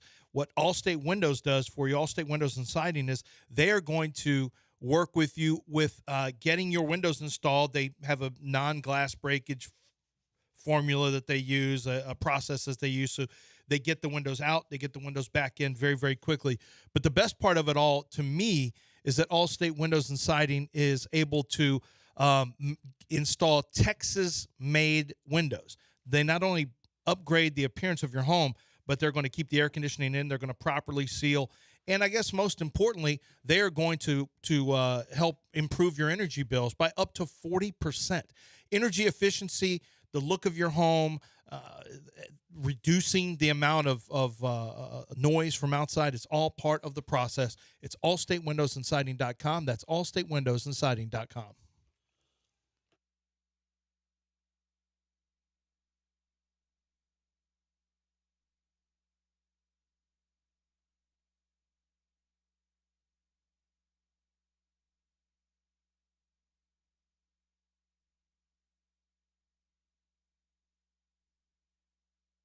You are listening to Houston's longest-running sports radio morning show from the Veritex Community Bank Studios. Here's John and Lance. All right, welcome back here on ESPN 97. So this is Lance's last show. Maybe. We don't know. But we're not sure. We know that he's not going to be here for the next 4 days. We know that there's no golf tournament tomorrow, that we moved it to the 21st because of the rain from this weekend. We know that Lance is going away. Maybe, we've seen a lot of stories where wives kill their husbands or they have someone do it. Maybe that happens as well after they spend time together. Gosh. After Nicole realizes that she doesn't want to spend 4 straight days with him, that's a possibility. She spent 20 plus yeah, years but with you me. left. You leave a lot for draft stuff, or you're not It's home. only draft. But she has to be with only you. leave in for like 1 week of 24 hours April. for 4 days. That's a full, Hey. that's 96 hours. Let me tell you something. Our time is great when there's no kids around. Okay. Okay. We're not sure about that. But yeah, maybe according I'm to sure you. about it. Okay. She is too. It's when you have 5 kids and you're together 20 years, let me tell you something. It's unbelievable when we go on trips together, take vacations or even staycations, and there's no kids. And it's like, hey, we like each other a lot. Forgot about this. Yeah. I'm not When sure. are they all going to I'm not college? sure she'd say the same thing, but okay. She would. She has multiple times. Okay, I'm not. That's Wendy's glad you golf a lot. Well, she's working when he's golfing Yeah, anyway. She's working. There's a reason she ain't she's got time working. for my foolishness. You mean she while she's likes having a working. job? What do you mean there's a reason she's She working? ain't got time for that. So anyway, Lance is asking for flowers, and we've given him. You don't have to I anymore. Really have appreciated that he hasn't left his shoes on his car in 20 years. 20 years he hasn't left his shoes on top of his car. I mean, that's a positive. It's been at least 4 or 5 years since he's ended someone's career. Body bags. Really? Body bags has been a while. It's been, and how long has it been since he destroyed a brisket? Maybe about that time, maybe even longer. Right. About that same 5 years thanks, or so. guys. Thanks for your Okay. flowers. You're welcome. You Yeah. asked. I mean, have any briskets died because of Lance? No. All not of these lately. are lies, and you guys continue to leave these narratives out there hanging. No, we're saying just a positive. Body bags. Say good things like These are good things. You haven't Man. killed anybody's career in how long? you're right. We should start trading these players away. What about that? Oh. That's not fun. What? Yeah. You're not right. Yeah, I am Because right. they're going to start to win now, and then you're going to regret it. You heard what Todd Cowles said. Don't be a fan later. Yeah, don't be. Yeah. You're just scared Keep of that Todd same Callis. energy. You're just afraid of Todd Callis. Keep that same energy. Just say you're afraid of Todd Callis. I'm not. I am afraid of Todd Callis, if you want to know the truth. Yeah. Anthony wants to give some flowers to Lance. Hey, Anthony. This is going to be real. Hey, guys. Yeah, go ahead. Oh, yes. All right. Flowers for that, Lance. I love him. He's a great guy. Very funny. Love his singing. But the best thing about Lance is how much he annoys Dell. That's right. That's See right. that? Good one. Good one, Thank Anthony. you. Good That's one. the best. He does annoy Dell. That's true. Yep. And that's the best thing about him, that Dell gets annoyed by him. I mean, I feel like his lack of professionalism should annoy everyone. No. It's not what it is.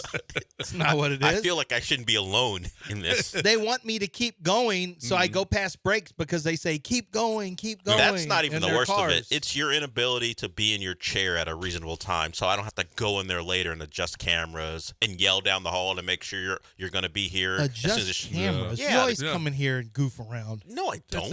Adjusting He's cameras.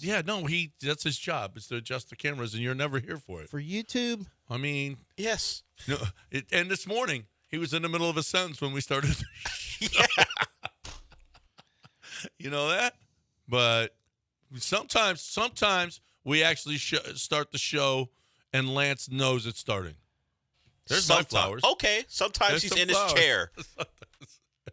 Sometimes he's in his chair, and we start the show. You know what you're dressed like? You're dressed like a referee who's in cold weather right now. Look at him. Look at the hat.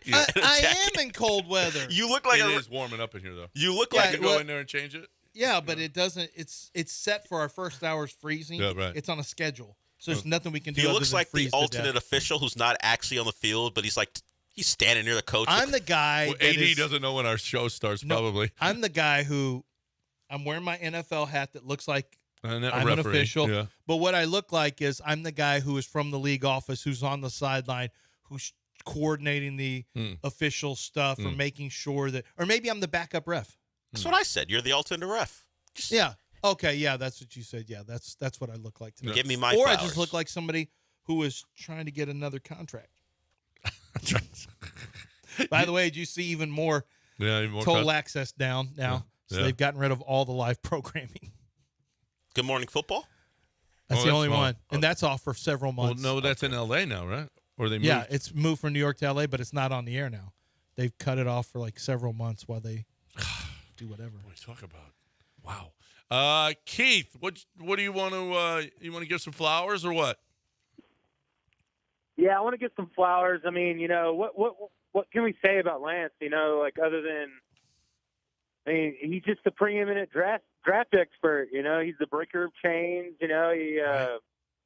He leaves coffee rings, coffee stains, for Dale to pick up. But what else though? If he's leaving, if he's really going out to pasture, Johnny G, can you pull some strings? I'm not going out to pasture. I'm saying if somebody kills me. Get Raheel back on the show. I think you'd be a great replacement. Get Raheel.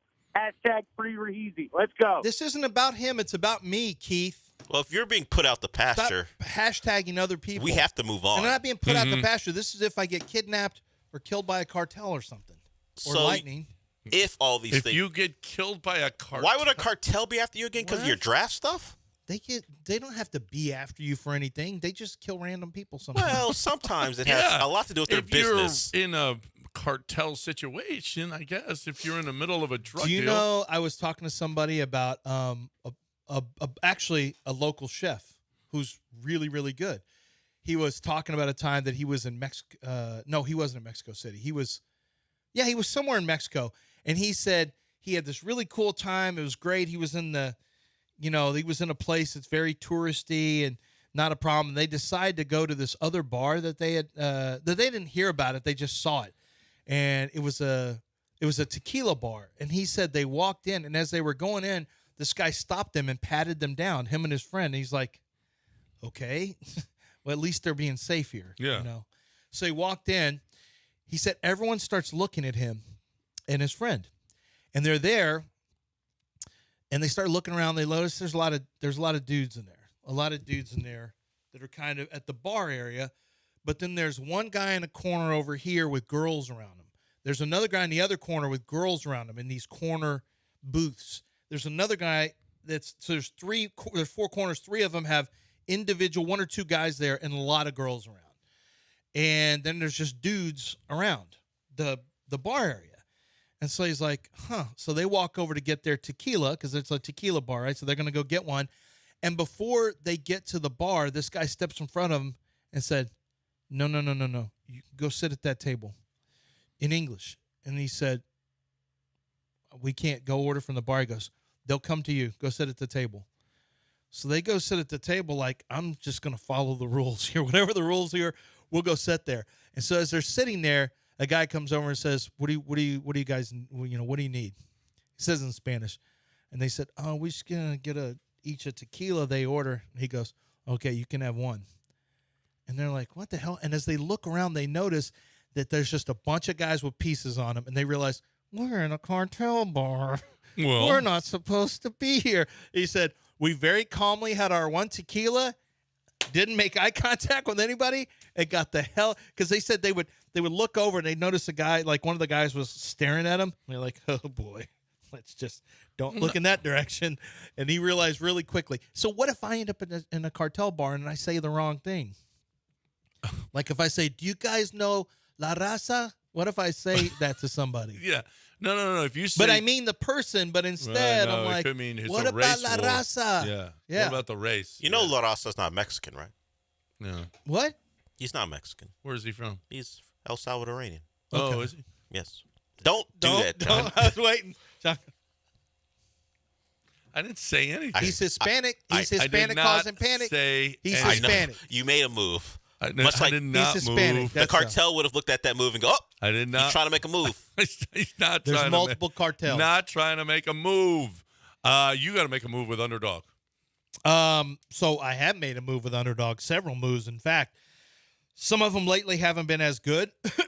It's like I got to start playing the insurance. You can play insurance on the Pick'em Challenge, right? So you pick between 2 and 5 players, but if you pick as many as 3, you can do the insurance, which is basically you just have to win 2 out of 3 when you go higher or lower on the stats. If you win 2 of the 3, you're going to get a little bit more than your money back. You win all 3, you get a lower payout than you would if you did no insurance. If you did no insurance, you win 6-1, unless you have a scorcher. And a scorcher is something where it gives you a multiplier. So if you're looking at all these things and like, Lance, what are you talking about? Well, look, the best thing to do is go download the app, Underdog Fantasy. Download that app. Make your first deposit as low as $10. You can start off, but you can go all the way as high as you want to. Just know this. They'll match your first deposit up to $100 when you use promo code Lance. And this is a great thing to me. You've got a chance to win 100 times your original play. 100 times your original play when you're using those scorchers, which are things like double-double, right? Anthony Edwards, double-double, 2.1, times 2.1. So it's 2.1 times your original play. It's a multiplier in there, and it gives you a chance to win up to 100 times your original play. It's completely legal in the state of Texas, and we're talking about real money. So take your basketball knowledge right now during the playoffs, watch the games, and play along with Underdog Fantasy. It makes it so much fun. Watch and play at the same time. Underdog Fantasy, you must be 18 or older and present in the state where Underdog Fantasy operates. Terms and conditions apply. If you feel like you have a gambling problem, call 1-800-GAMBLER. Go to ncpgambling.org.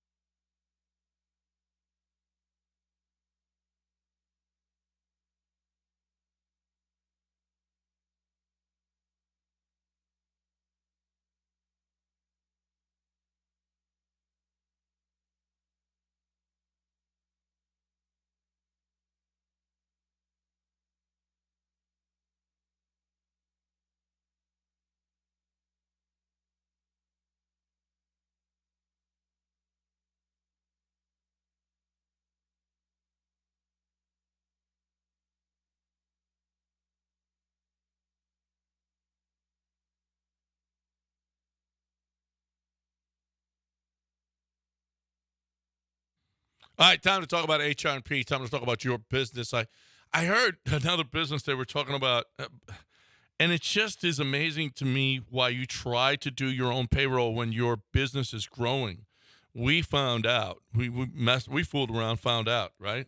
You don't fool around and find out. You just do it. You just get it right. We had a payroll company that wouldn't grow with us. We went from 25 to 75 employees, and they say, no, sorry, it's the same amount of money. No, it's not. Customize a plan that's perfect for your business. That's what HRP does. Locally owned and operated right here in the city of Houston. So your business is right here, and they are going to give you personalized attention. They do with us. They do with all of their employees. Even if they're out of state, they're going to give you personalized attention. Even if you have multiple branches, not a problem. Out-of-state branches, not a problem. Different payroll structures, like commission or hourly or whatever it is, salary, whatever it is that you have, not a problem. All of these things, HRP is here for you to figure it out, no matter how complex you think it is. And it's getting too complex for you, go with HRP. 281-880-6525 or HRP.net. You're looking for the best way to save some money on your bottom line, HRP.net.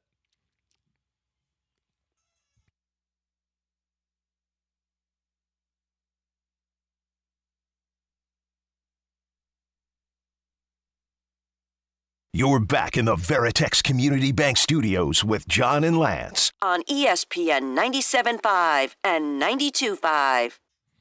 All right, welcome back here on ESPN 97.5 and 92.5, 713-780-3776. If you've got any flowers for Lance or anything else. Did you see in the Tom Brady roast? I didn't watch it live. I just saw the video pieces from Twitter. He went after Jeffrey Ross, who's the all-time roast master. I got a chance to meet him actually a couple times, but once was at a rooftop bar that Brian Caswell used to have, and he was in town, and he's awesome. Like, Jeffrey Ross is unbelievably funny in roasts, and known as the roast master general. He's tremendous. He saw Dana White, and he was like, Dana White, also known as the Michael Vick of humans. I was like, holy crap. Drop the dogfighting references, but with humans. And he had another shot at Dana as well. Man, I got to see the whole thing. I think I'm going to have to watch Brady brought up, I had not seen this before, no. Bill Belichick leaving a house at 6 a.m. shirtless. Have you seen that video? And Tom Brady brought it up about Belichick. Yeah, I mean, wasn't there something with him and his neighbor? There was something. I thought there was something. Here's Belichick leaving a house, some woman's house, at 6 a.m. That's him, and he doesn't have his shirt on. How did it get leaked? I don't know. How did a ring video get leaked on Bill Belichick? I don't know. Because that's that house. But Brady brought it up. It was funny. Oh, no, everything was fair game except for Robert Kraft's massages. Yes, everything. It didn't matter what. Now, it makes it even worse. Like, dude, he's got to take his lumps too. Yeah. So here's the deal. Our golf tournament is canceled tomorrow. Don't go out to Highland Pines anyway because it's closed because it was underwater. May 21st. Get with everybody and figure it out and get on out there on May 25th. If you can't, let us know, and we will open up that spot that you had in the tournament. But so it's unfortunate some people can't get there on the 21st. I get it. It's unfortunate, but that's the date that we had to pick. So come on out if you can. If you can't, we apologize. But we can't do anything about the weather. And holy crap, was there weather this weekend? Holy crap. We came back from Lake Charles, and the water on the feeder roads east of Houston, east of Beaumont, it was west of Beaumont. It was between Beaumont and here. There were the feeder roads were just covered with water. You couldn't see the feeder roads, and the water was coming up all the way to the highway. It's crazy. It was had to crazy. have impacted some of the attendance at the Astros as well, I would think, depending on if there's. I'm trying to remember if there's rain at that time. Maybe not. Maybe there just happened to not be rain at that time. But boy, we got a lot. We got a lot over the last several days. I guess starting on Thursday. We had areas, especially north and east of us got really pounded with rain. So we are scheduled to have the golf tournament, however, on May 21st. So it's we'll still have it this month. It's just a matter of letting the courses dry out, and so for those of you, I'm sure you've been reached by email already. In case you haven't, make sure you check your email. But we are still going to have it. It's just not going to be tomorrow. Yep, that's 21st. May 21st. And John McClain's coming in, huh? Tomorrow? John McClain's going to hang out with us for a couple hours tomorrow morning right here. Eric Layden is going to be here on Wednesday, Thursday, and Friday. So we got a lot of stuff to do. I wanted Raheel to come in, but he's a wuss. He's not going to come in. That would have been nice. It's unfortunate. Yeah, everybody, hey, Reek, get easy. Okay, but then he says no because he's. Well, I don't know if he was asked. Yeah, he was asked. He was? Yeah. He was asked to come in, and he said no. And you said he said no. No, I had a discussion with Joe about this when we were going back and forth with you. Because McClain is going to be here for 2 hours, we're like, we'll save Raheel for a different occasion. Oh, well, he can come in with Eric Layden if he wants. We yeah, can if do he a wants three-man to. show. Yeah, we can ask him. Yeah. Yeah, but I wouldn't want you to think that Raheel just said no flat out. He did not say no. Oh, I thought that's what you intimated. No. You said he's not doing that. He said F you. I did not say that. I'm pretty sure that's what you said. I did not. And Raheel's like, what happened?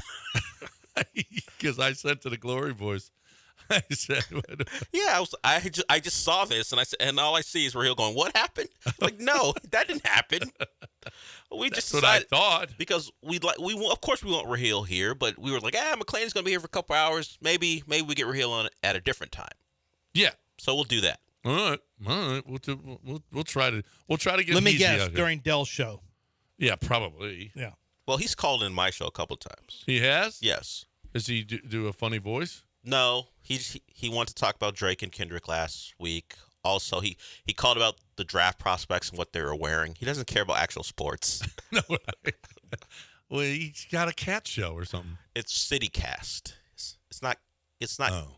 It's not Catcast or whatever you call it. CityCast. It's not CityCats. It's CityCast. Cast is short for podcast, John. Oh, see, I thought it was a show about cats. No, I mean, if there's a Houston issue with cats, I'm sure he'll get to it. It's all about the issues in Houston. If you love local issues, Raheel will talk about them. That's it. Like traffic. In fact, he thinks he had me on talking about traffic. Well, maybe we should have Stephon Diggs on next time. Stephon Diggs should be on next And he also talks about everyone should let it go with the Houston or H-Town blue colors. All you know from those colors are failures. That's what he thinks. How about Warren Moon? Did you hear what he had to say? Well, he's a Titan. He said, let it go. Let it go, Houston. Okay, it's over. No. How about University of Houston? I love what they're doing. You know what? You don't own the color blue. Why can't University of Houston wear those colors? You don't own that. Okay? Maybe in the NFL you do cease and desist. Okay, what about we got a bunch of high school teams in this area that actually they do have those uniforms. Didn't Vince Young's team wear those colors? I think they did, yeah. Yeah. And so they got to stop because of you, Titans? Screw you. You don't own those colors. You don't own that. You don't own me. You don't own University of Houston. You don't own me. Yeah. I'm a person.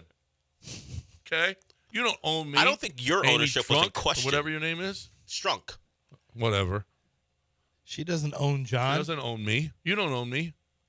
Shut up with your stop. Don't wear blue. Yeah, Finally, U of H figured out. Wait a minute. She can't actually do anything to us. We're college. That's right. Like the Texans would get in trouble because the NFL would step in, but not the Cougars. No. You're at college. You can't wear that. Now you can't wear the Oilers Derrick. You can't wear the logo, but they can't stop you. Hey, don't do that. Okay, said nobody ever. You don't have to listen to her. I got a question for you guys, and let's see if you agree or disagree on college quarterback rooms this year. We'll do that on the other side. But right now, I got Aqueduct Plumbing. I got Billy Brown to talk about. Billy texted me. He goes, "We're gonna kick your ass in the tournament on Tuesday." And he said, "Now, we'll okay. It's rained out, but we're still going to kick your ass." I said, "You got 2 weeks to practice, Billy. You need 2 years, and even then, you won't get there. You're terrible at golf." But you know why I love Billy Brown is because he's terrible at golf, but he's great at plumbing. You know what? I would much rather if he owns a plumbing company. You should be great at plumbing, right? Not great at golf. So that's what I love about Billy. He's terrible at golf and great at plumbing problems. And he is. He really is great. He's got a company that I love the basis of it. It's let's give the squarest, the fairest deal we possibly can. Not going to charge just to show up. Not going to gouge you. And we're going to do the best job that we possibly can. They've done it with me, and they've done it with you. And the best part is that the amount of transparency and honesty that you're dealing with here makes it so easy to pick up that phone and make that phone call. You always, for those of you who are out there like me, and if you didn't have a plumber before, you don't know which direction to turn, you always want to get a friend to recommend somebody. We're your friends, and we're recommending them because we use them for small jobs, and I use them for a huge job, and they get the job done the right way the first time. It's aqueductplumbingcompany.com. That's aqueductplumbingcompany.com.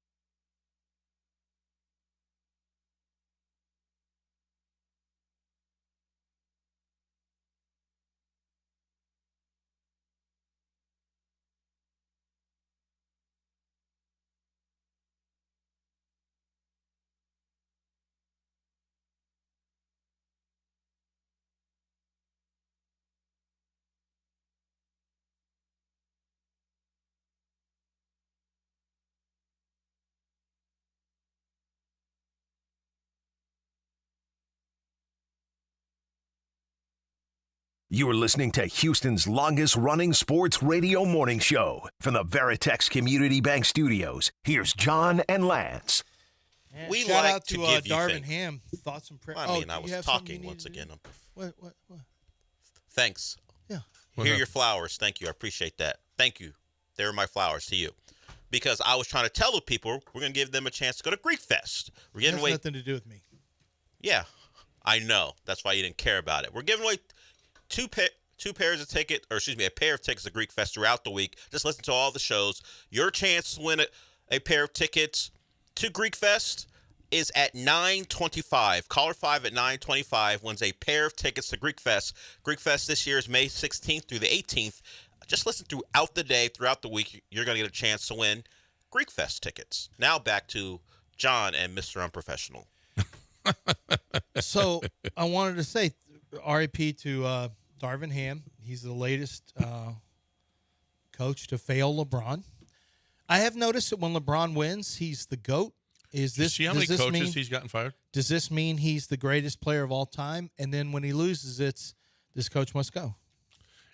The list of LeBron while he's on your team fired coaches is tremendous. 7? I think there's more. Oh no, there's 5 in the last 7 years. Is that what it is? Yeah, he's had 5 coaches the last 7 years. I mean, it's always LeBron is the GOAT. It's never somebody was a great coach that helped LeBron win a championship. Like even Spoelstra didn't get that back in the day. Now, granted, he was early in his coaching profession, and everyone considers him one of the best in the country. But have you ever noticed that it's always no one says, man, that coach did a great job of helping LeBron and his team to win a championship. It's never that. It's always LeBron. Is he the GOAT? Has he passed Jordan? But if they lose, if he comes up short, this coach has to go. Yep. What a terrible coaching job. Yep. And Darvin Ham. Now, probably right on Darvin Ham. I don't know. But they don't have enough anyway. It's both. Yeah. They don't How have about hit enough. some LeBron shots? is still a great player, but what LeBron did to get the super team together in Miami was obviously the best thing that he ever did. Mm-hmm. It was a coordinated effort between Bosh, Dwayne Wade, and LeBron at the Olympics. What we have found, though, now is you can't have a big three. You need to have a big two and the pieces around it. Big three is a mistake financially. And then, he went to Cleveland. He won one there with Kyrie, which is fine. And then he went and won one with Anthony Davis in a bubble. That's fine. But in general, this has been a failure with the Lakers. Yeah. In general. Now, he did get to Western Conference Finals last year out of the play-in, which was phenomenal.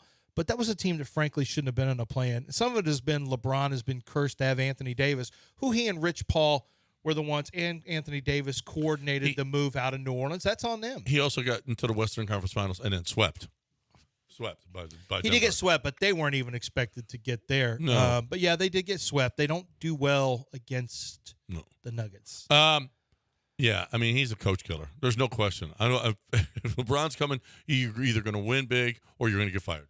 Well, there's no in between. The scenarios where he goes, the team is willing to rip it to the studs, not just the players that were there, but the organization as a whole. They're willing to rip it all out and let him build from the bottom. So you're going to have coaches without a lot of continuity with the organization. There's no loyalty to a David Blatt. Who cares? Those ain't loyal. Get him out of there if LeBron doesn't like him. So that's kind of how it goes. He went to a place, you mentioned Miami, where Pat Riley, despite LeBron, was still going to be the most powerful person there. And he said, hey, either you get it done with Spoelstra or you can go. But I have I'm not no getting doubt rid of he's him. going to live in L.A. He said he wanted to go to L.A. because he wants to live in L.A. He wants to do, he does movie stuff. He does Spring Hill Entertainment along with Maverick Carter. So I have no doubt that he is going to be a West Coast guy. All signs point to him coming back to the Lakers, but he can't win with the Lakers. And I truly believe that the number one thing that drives him is winning the championship, which is why I do think he somehow – I just don't know that I believe he's going to be with the Lakers. They can't do it. Like, they don't have enough. There's no way. The West is too tough. Well, Brian Windhorst has reported that he will opt out of his final year of the player option, which would make him a free agent. I imagine if your theory is correct, it's just to put pressure on Lakers to go make a giant move.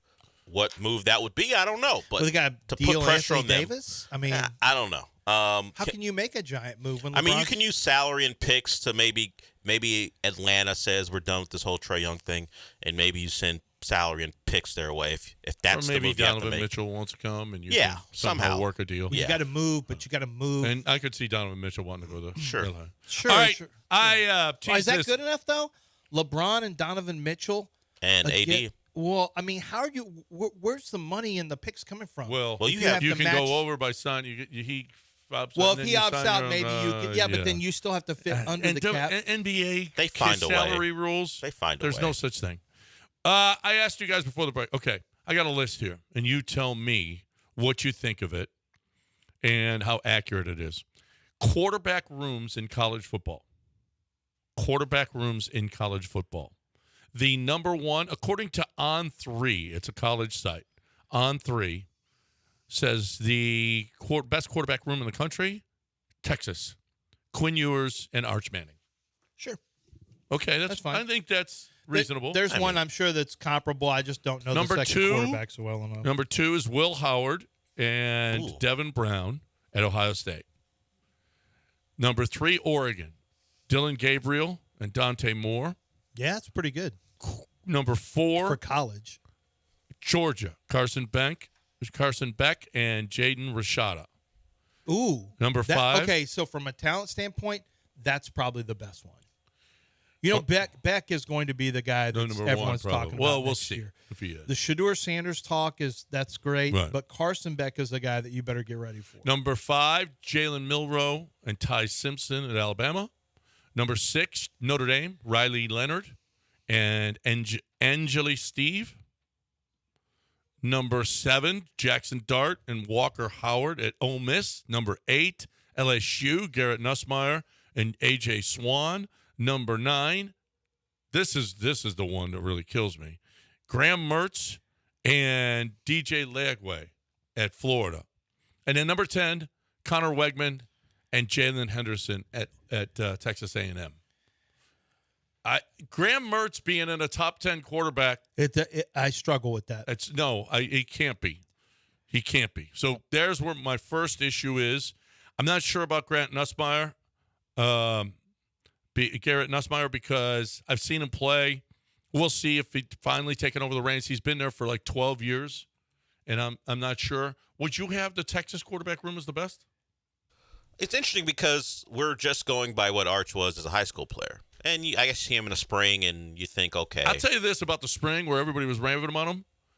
Dude took a long time to make decisions. Okay. He was standing in the pocket for a while, and guys broke open, but it took him a little while to make some decisions. Want to remind people, if you want those Greek Fest tickets, call in. Caller 5 will win those tickets. I agree. And also, those guys, the guys he was throwing the ball to were 4 or 5 yards beyond Texas DBs.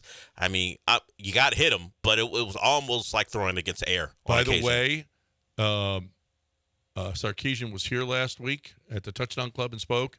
The DB room is going to be a problem. Yeah. He addressed that, well, no, we think we're going to be okay. When a coach says we think we're going to be okay, he's got a problem. You mean they're really good? It's going to be a problem for everyone else? DBU is going to might be in some trouble. Oh, okay. No. DBU might be. Who's wide receiver you, by the way? It's LSU. It's not Ohio State? It's LSU. Marvin Harrison? It's close. I mean, Marvin Harrison, Jackson Smith, and Jigba. And Alabama will say, Olave, excuse me. Garrett Wilson. Oh, yeah, Alabama's got some. I'm just going off. Just those are their last Justin 4. Jefferson, Jamar Chase, DJ Brian Chark, Thomas, Malik Neighbors, Terrace Marshall, DJ Chark, Odell Beckham. Well, I'm only staying this 4. Odell's he's still in the league. He just signed. He came in the league in 2001, I think. He's still in the league. He just signed. Well, let me go back and all the. Okay, Anthony Gonzalez. See, I didn't know Ohio State. He's still playing. He's not in the league. Anthony he Gonzalez. ran for Congress somewhere. But he's not in the league. He had a hyperbaric chamber. He's still playing. Sorry, Smith and Jigba. You've got you just mentioned Marvin Harrison. Oh, who's the other guy that's coming out next year? That's going to be the number 1 receiver. Emeka, no. Abuka? Yeah. Possibly. Yeah, they're going to look. Ohio State produces receivers. I mean, if LSU's 1, Ohio State's 2. As far as guys. I could see an argument for both. Yeah. But Jefferson and Chase right there. Well, the DBU thing. And you can't say we don't know about Marvin Harrison, but we don't know about Malik Neighbors. Paris Johnson was not Paris Johnson. I'm looking at Garrett Wilson, Olave, both first rounders. I mean, Noah Brown, the great Noah Brown. Did you forget about him? No, he's in the league. It's great. No, he's a good player. Good for the great Paris Campbell, Terry McLaurin. Terry McLaurin's pretty good. We forget about him because he was like the 3rd wide receiver over there. Like he's been around. He was a better pro than he came out in 19. McLaurin came out in 19. Yeah. Wow, it seems like he's been around a lot longer now. Curtis Samuel, Ohio State. Man, they got a lot more than I even realized. Curtis Samuel's there. Braxton, the great Braxton Miller. He's not in the league. Remember that wide receiver? Yeah, that quarterback wide receiver. Yeah, he was not good. DeVere Posey, the great DeVere Posey. Did you forget about him? Yes. So their wide receiver, really was much more David Boston. It was much more recent. Yeah. More recently. But yeah, them and LSU. So is LSU. Them and LSU, it's not even close. Texas DBU is the funniest thing to me. Yeah. It's like, okay, Cedric Griffin from 2006. I guess your little safety Dell that runs real fast and hits things. From the old Titans safety, Michael. Vaccaro. No, that was, No, I'm not thinking of You're him. talking about Michael Griffin, Cedric Griffin. Yeah. You had Vaccaro from that went to New Orleans. was Texas. Earl Thomas, obviously. Oh, we're going back a little ways now. Yeah. Chris Boyd, I guess. Not Christian Boyd. It's the other press man corner that's on the Texans roster. He'll be cut this year. Oh yeah, that was. It's a Boyd. Yeah. Yeah. Yeah, they're not deep. They're not that good. But Texas, the number one quarterback room. I don't know. It's. I think it's between Georgia. I like Will Howard a lot. I think Will Howard. Jalen Rashada was. I think really Will Howard highly... is gonna be pretty good for Ohio State. Yeah, he'll be fine. Yeah, he had 24 touchdowns and 10 interceptions in Ohio State's offense with those wide receivers. I think Rashada, and when it's all said and done, Rashada and Carson Beck are going to both be drafted very, very highly. You think so? Yeah. Well. Yeah, Rashada has been. Although you do have to wonder with Rashada, he went to Florida. There was a big NIL scandal. He went to Arizona State, stayed for a year. Then he NIL'd his way to Georgia.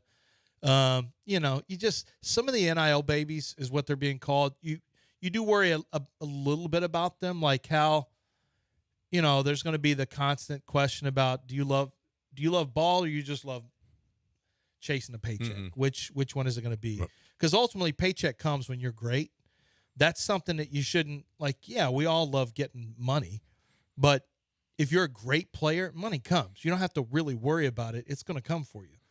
And there is going to be questions about guys who go from school to school to school to school. That already is a question. Coaches, I've already had teams say they always worry about guys who've been at 4 different schools if they're good players. I said 4 schools. Oh yeah, there's plenty of 4-school guys this year. And sure enough, I saw 3 of them, but it's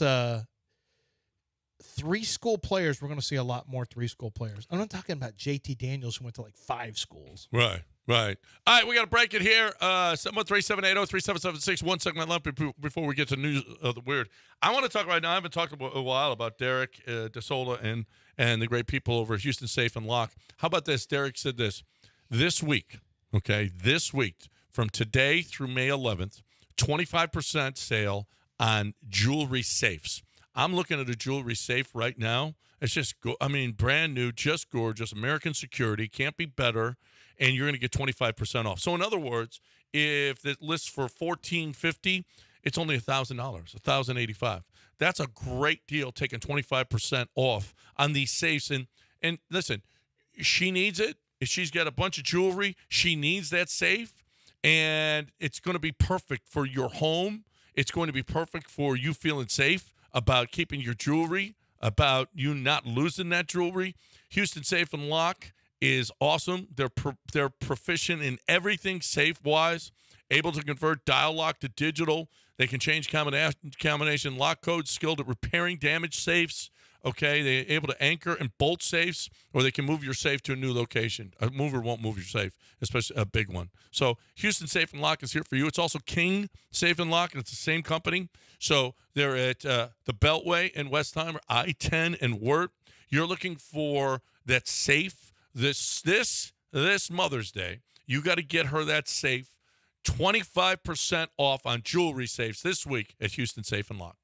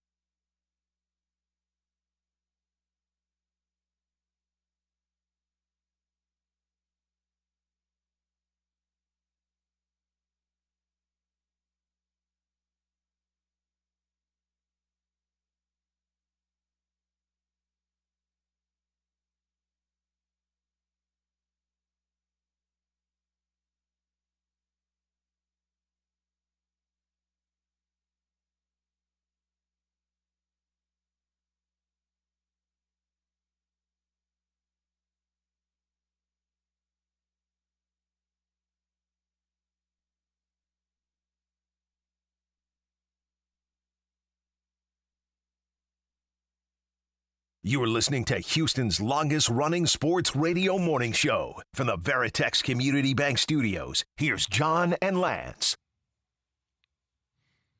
26 years ago today, Kerry Wood pitched what might be the best game of all time. I did the post game for that game. Dominant. It was just about Kerry Wood. That was all it was about. 20 strikeouts. He was throwing frisbees.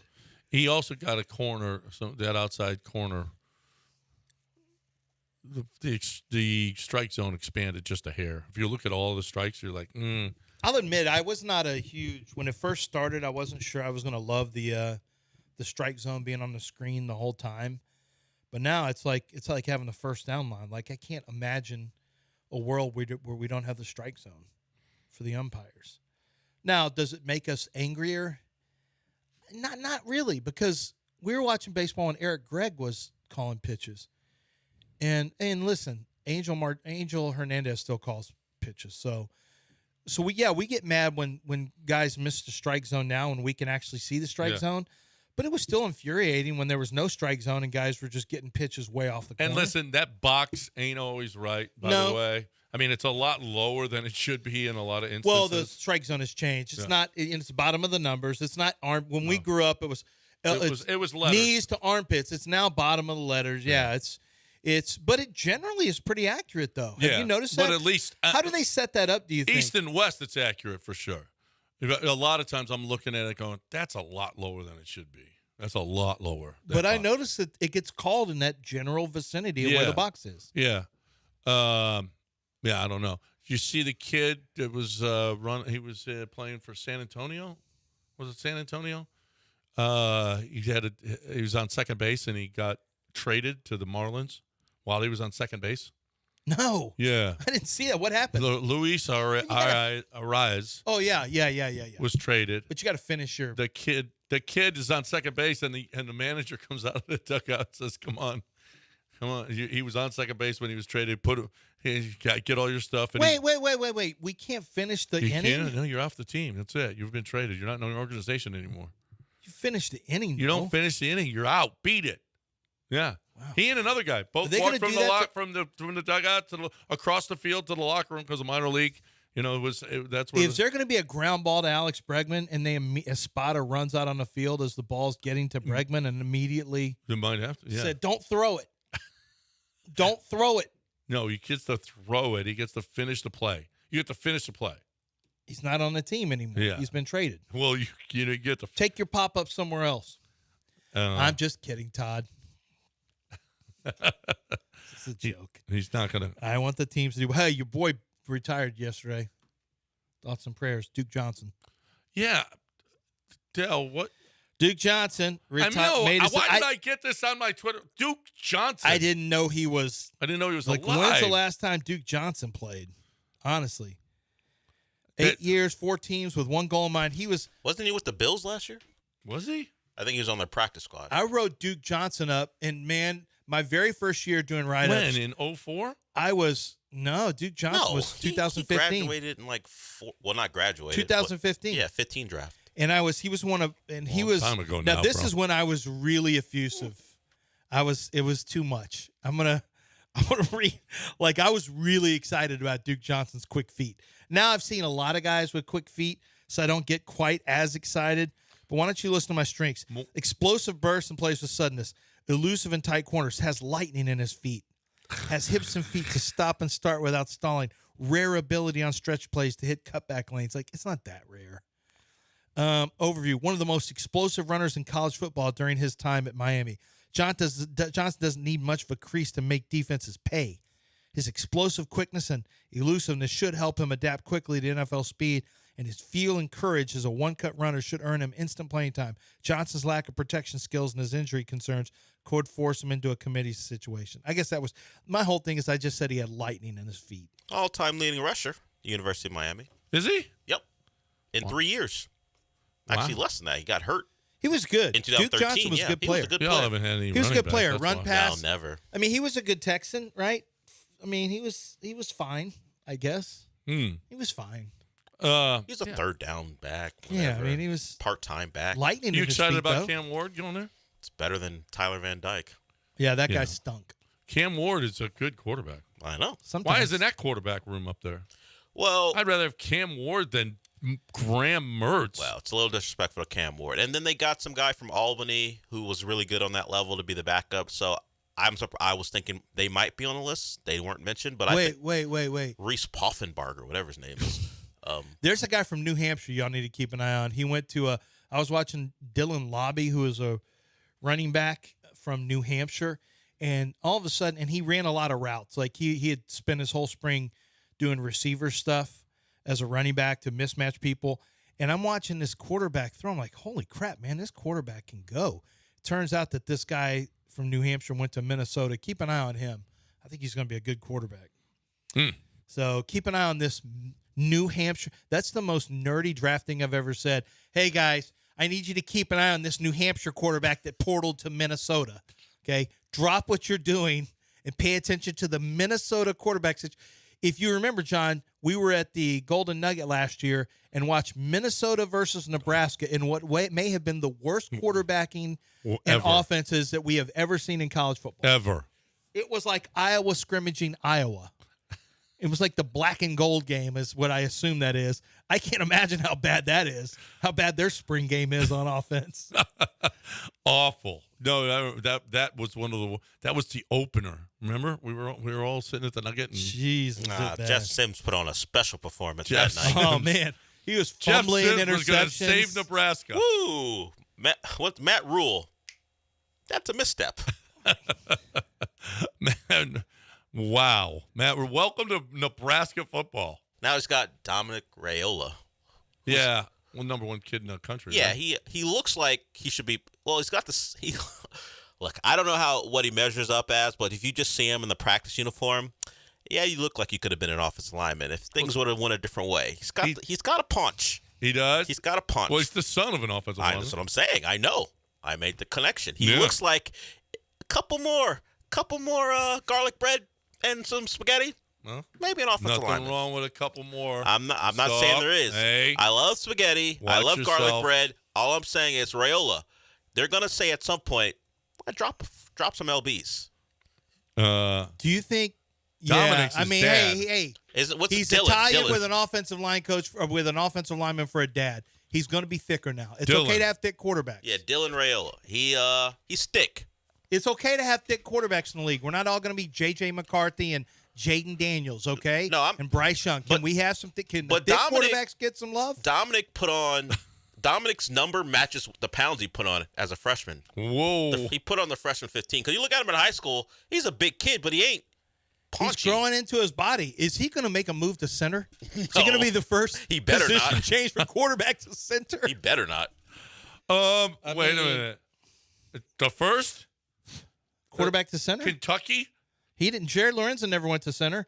No, I'm talking about a legitimate position change. He should have. Jared Lorenzen could sling it, bro. Stop disrespecting the 300-pound quarterback. Oh, I love that. He's dead, by the way. Yeah. Rest in peace. By the way, Mario Ellie must have been listening to the show earlier. Yep. He said, "Goats don't get 6 coaches fired." FYI. Oh man, that's pretty. He said flagrant. that at 9:04 today. He might have been listening. That's pretty flagrant right there. What's the GOAT going to think about him? What's Oh, LeBron coming after him next? He's never getting on a podcast with him and JJ Redick now. No. Never. Unfortunately, my guys from Artisan Grange, they have to bow out of the golf tournament. They're the best. I love them. Chase and Wayne, and they were gonna be here tomorrow for the golf tournament, but they can't do the 21st. I'm telling you, it's awesome. We are awesome here in the state of Texas because we've grown that thing. You guys have listened. You guys have gotten the hemp in a pouch made of hemp. 975dip.com. It's the best alternative that you can have to dipping. If you want to stop doing that dip, or if you want to you're ready to start dipping, that's fine. How about starting? You can have the flavors, okay, but it's not going to hurt you because there's no tobacco, there's no nicotine. You've got the flavors that you want, as opposed to starting with dip. All your buddies are dipping and you're thinking about starting. No, start with something safe. Do it safely. And you know what? You still get the same sensation between your cheek and gum, and you get the flavor that you're looking for, but you're not getting the tobacco and the nicotine, which are very dangerous. You also got CBD oil, which is actually going to help you. So while you're out there shortstop and you're dipping and hanging out, you got yourself some CBD oil, which is helping you. So look, if you're looking for the best way to dip safely, 975dip.com, 975dip.com.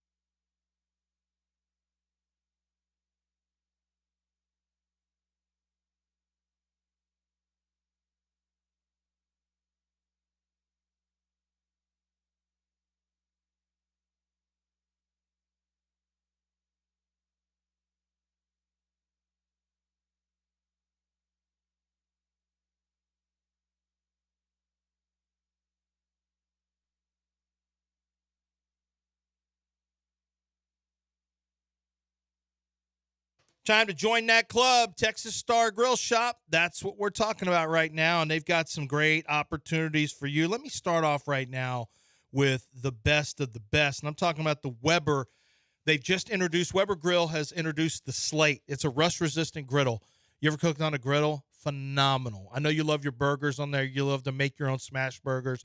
Weber designed the surface using extreme heat and pressure to bond the surface. It has no coating to come off onto your food, and it stays ready, not rusty. Turn your backyard into a party with the ultimate smash burgers, or cook breakfast using 3 different heat zones. Bacon on one side, you got eggs in the middle, pancakes on the end. How would you like to have your own griddle? You don't have to wait. Don't be fooled into buying a griddle that turns rusty in a year. I had that happen to me. I got a Father's Day gift, and it rusted out. In this weather, you need to make sure that you have a Weber so it doesn't rust out. Free delivery, sizzling spring sale ends May 12th. So take advantage today. Go to 975grills.com and get that Weber Slate rust-resistant grill. It's 975grills.com.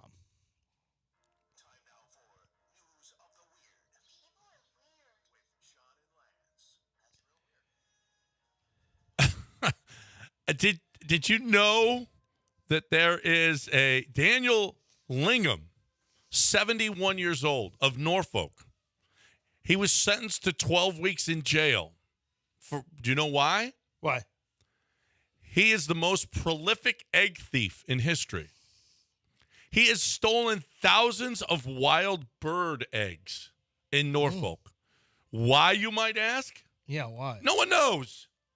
He's just a bird. He's an egg thief.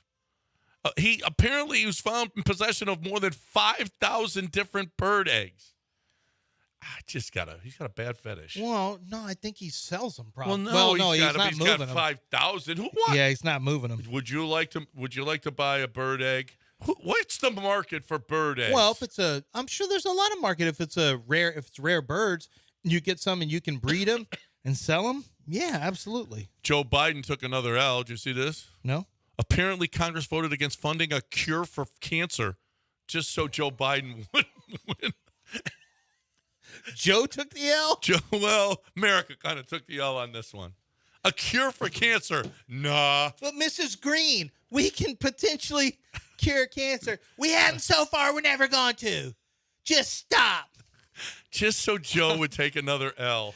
I don't feel like that's the right way to go about this. Wins. Cancer wins because so Joe can take another L. A husband unable to pay his medical bills. He solved the problem. Dead. He killed his wife. Yeah. Oh, he killed his wife. He killed his wife in her hospital bed. Oh, it's her hospital bills. Yes. Oh, okay. He was unable to pay the medical bills for his wife. So what did he do? Is that an answer now to high cost of medical bills that's today? Not an answer. That's No. not the answer We we're don't looking on this for. show. We do not condone killing your spouse who is in a hospital to Yes. avoid medical bills because they're still going to charge you. You're Yes. still going to have to pay them. Do you see how many kids are not going to be able to graduate now because of the protests? Yeah. Yeah. Iran University is offering scholarships. I saw that. That was nice of them. You want to go to the University of Iran? That was nice. Well, it's actually not University of Iran. I think it's Iran State. No, I'm not sure. It's no. No, you're Shiraz both wrong. University. It's Iran A&M. It's Iran A&M. It's Iran A&M, yeah. University of Iran at Tehran. They're They not are swaying back and forth.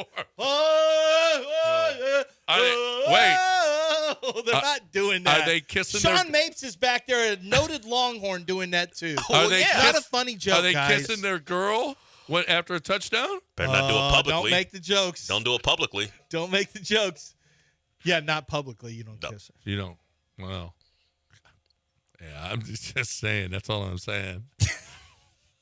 A California superintendent has been fired, Another one? for allegedly threatening students who didn't clap for her daughter. They didn't clap hard enough for her daughter. What does her daughter do? She was on the team, apparently. The softball team. Apparently, they didn't clap hard enough for her, and she threatened the other team. Okay, so they probably didn't clap because they don't like her, the mom. And she's probably saying, you can't let your hatred of me get in the way of you clapping for my daughter. Or maybe they didn't like the daughter. Could have been that, or both. Or both. Or both. Either way, you're probably... So she was threatened with losing her job, or she lost it? She's the superintendent of the schools, and she threatened to But what happened to her, though? oust the teammates. Did she get fired?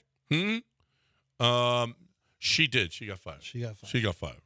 Yeah. What else happened? Apparently in Tempe, a Tempe company is using robots to write handwritten cards. Oh, that's a good one, though. Is it? Yeah. What's supposed to be personalized by a person? Well, yeah. Well, you might as well just use I don't want to write them, but if you can do handwritten, it makes it look better. But I'd rather have a real person employed to write it. Yeah. I don't want to have to write the personalized card.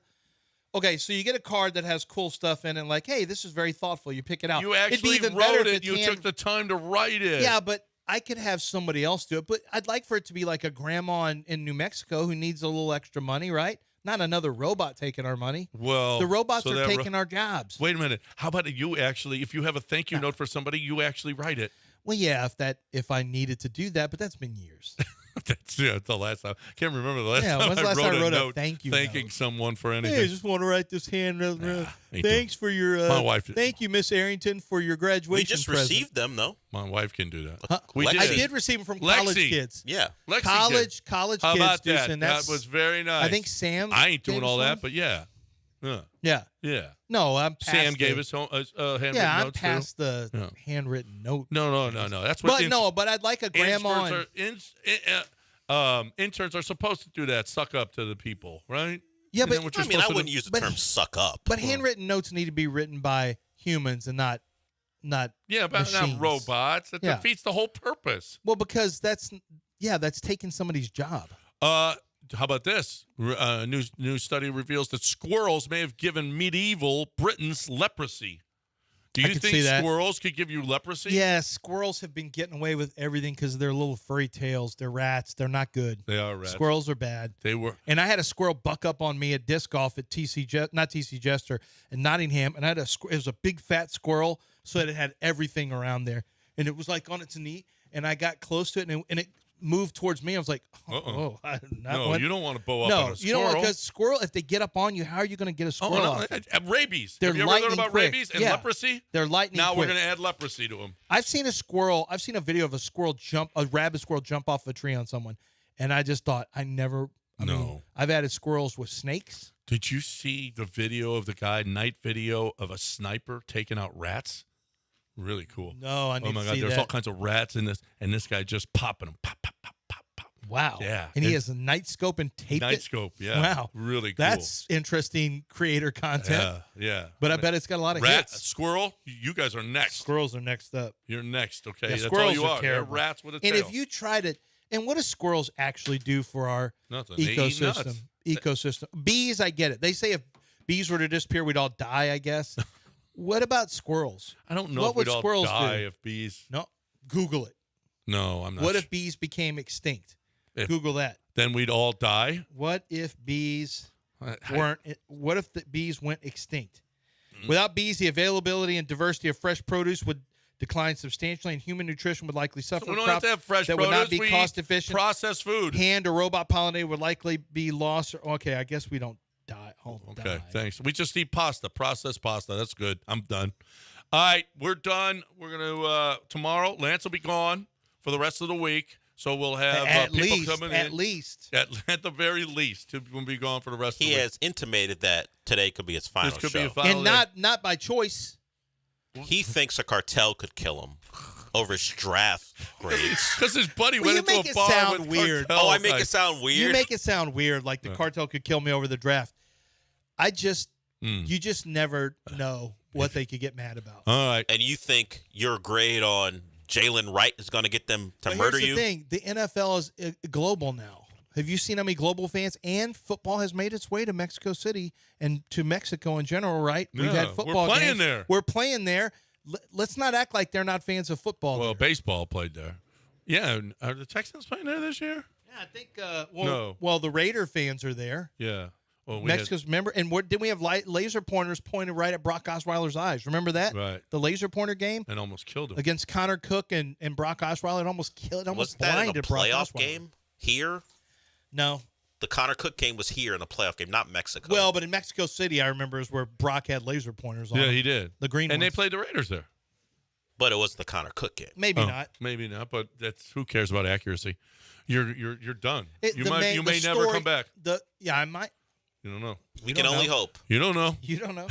Time for me to talk about. I know this. May 15th is the date where you've got to protest your taxes. Have you done it? If you haven't done it, you have to do it. You have to do it. Do you know how to do it? No, you don't. That's why Ownwell is here, because Ownwell knows how to do it. Ownwell has local experts backed by cutting-edge technology to finish and deliver top results. The average savings from an Ownwell protest is $1,148. The average savings. That's a lot of money, people. Okay? 86% of Ownwell's customers save on their property taxes. You know why? Because the government is always appraising your house too high. Always. I had a huge increase again this year, and I'm like, what the bleep? Ownwell saved the day. Save the day, Ownwell. So here's the deal. You need somebody to save the day for you, too. Because if you let this go, next year they're going to increase it again. Then following, suddenly you're paying way more in taxes than you have to. Way more. No upfront costs. Savings or free guarantee. If you don't save, you don't pay. Save money on your property taxes with Ownwell. Sign up in less than 3 minutes. Start your protest today at ownwell.com. That's OWNWELL.com.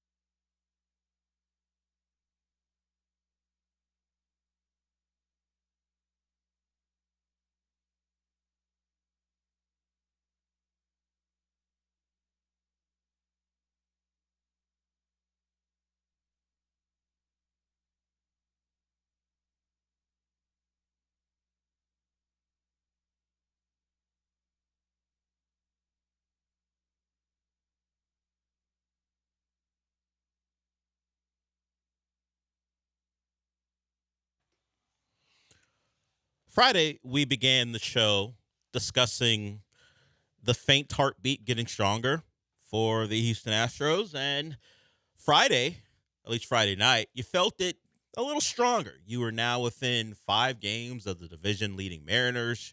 You got a win. Ronel Blanco was not elite, but he was good.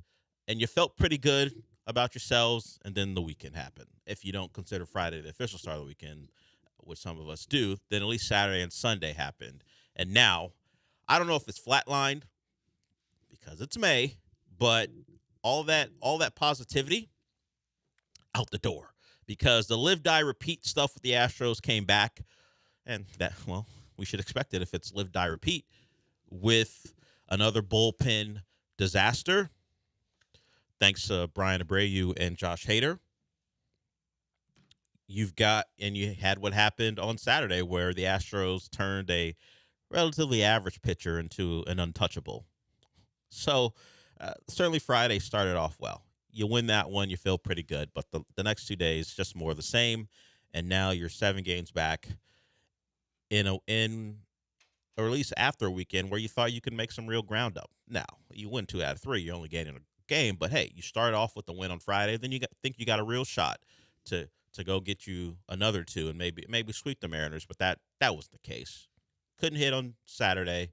And then your bullpen blew it on Sunday. So it was a rough weekend.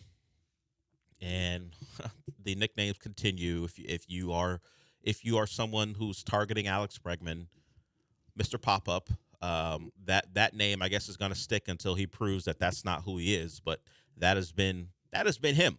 You know, sometimes you say he's him, and that's a good thing for Bregman right now. Mr. Pop-Up, that's him, and it's not great. It's bad. I don't know. People talk about vibes and maybe because he knows he's not going to be here and that's affecting him. I don't know. I just know it's not great. And all of a sudden, John Singleton has surpassed him as a more dependable hitter, which should speak to where Bregman is. I mean, Brian McTaggart put up the numbers. I'll give them to you a little bit later. But Singleton's been good, and not just like relatively speaking, like not compared to some of the clear outs that you see across this lineup right now. But actually, he's become a good. It's a real stretch for me when I'm talking about Singleton. But he's been better than anyone could have imagined over the last 55 at bats. He's been a competent hitter, which is not something we would have said about him beforehand. Sure, it's still some feast and famine stuff. If he's not hitting a home run, he'll go in his other bats 0 for 4 and look awful. But what else can you say about him other than he's exceeded the expectations put on him, particularly when we just assumed he'd be a pinch hitter and a backup first baseman for Abreu when he needed a day off. But that's not been the case. We're leaning on John Singleton, and to be fair to him, he is not disappointed, and it's very hard. It would have been very hard for him to disappoint considering his expectations. But if we're going to look for bright spots, which is not something I really want to do early in May for the Astros, he would fit the profile. We know the story. But the fact that he's now become a player who you just can't write off is a credit to him because at least earlier this season, he was one of those guys. In his last 55 plate appearances, and now this is a tweet by Brian McTaggart. He's got an OPS his OPS is 764 for the season. Not spectacular, but once again, we're talking about John Singleton. His slash numbers are 292, 364, and 521 with 3 homers and 8 RBIs. That's over his last 55 plate appearances. So if we're talking about guys who have carried their weight, it's Singleton. And now then you can get into the rest of the lineup and go, not you, not you, not you. But he doesn't fall in that category. But the point remains, the Astros are now 7 games out. And you have to wonder, considering what Todd Callis said, are the fans right? And we'll play the sound. Todd Callis was on with the Killer Bees, I believe, on Friday. And now he said this before the weekend series, and he probably felt pretty good about what he said after Friday night. But he said something about the fans and to the fans about where they should be if they've already jumped off the bandwagon. So we'll play that in a little bit. But I don't know. I don't hear that particular segment every week. I didn't know Todd Callis had that in him. I didn't know the play-by-play guy for the Astros, who Todd Callis is excitable, but he's not really ever. I've never heard him take a shot at the fans, and he has had no reason to, because generally this team's been really good, and really since he's been here, the team's been good and competitive, so the fans aren't jumping off the bandwagon. But has Todd Callis had enough? We've heard him during the games maybe get a little agitated about the team, but I've never. It was the wave, actually, is what got him upset. It was actually the wave. He has taken shots at the fans before. Yes, it's when they stand up in a when they're not supposed rhythmic to. fashion. Yes. Over something that has nothing to do with baseball. He takes issue with them. So I'll pull back what I said. He has taken issue with the fans, but never over their support of the team. Just their actions in Minute Maid Park. He's not. Don't do the wave around Todd Callis. Don't behave like that. Yeah. Real fans don't behave like that, apparently. And now, if you have turned on your Astros, he has thoughts about that, and we'll get to that. And you know what? You just hear the little things surrounding the team, whether it be by Todd Callis or others. There's frustration building, and the fans are right to be frustrated. Whether they should be berating and trashing players online, that's up for debate. I don't tell you how to be a fan. It's I'm not a person who uses social media that much, so I wouldn't be doing that anyway.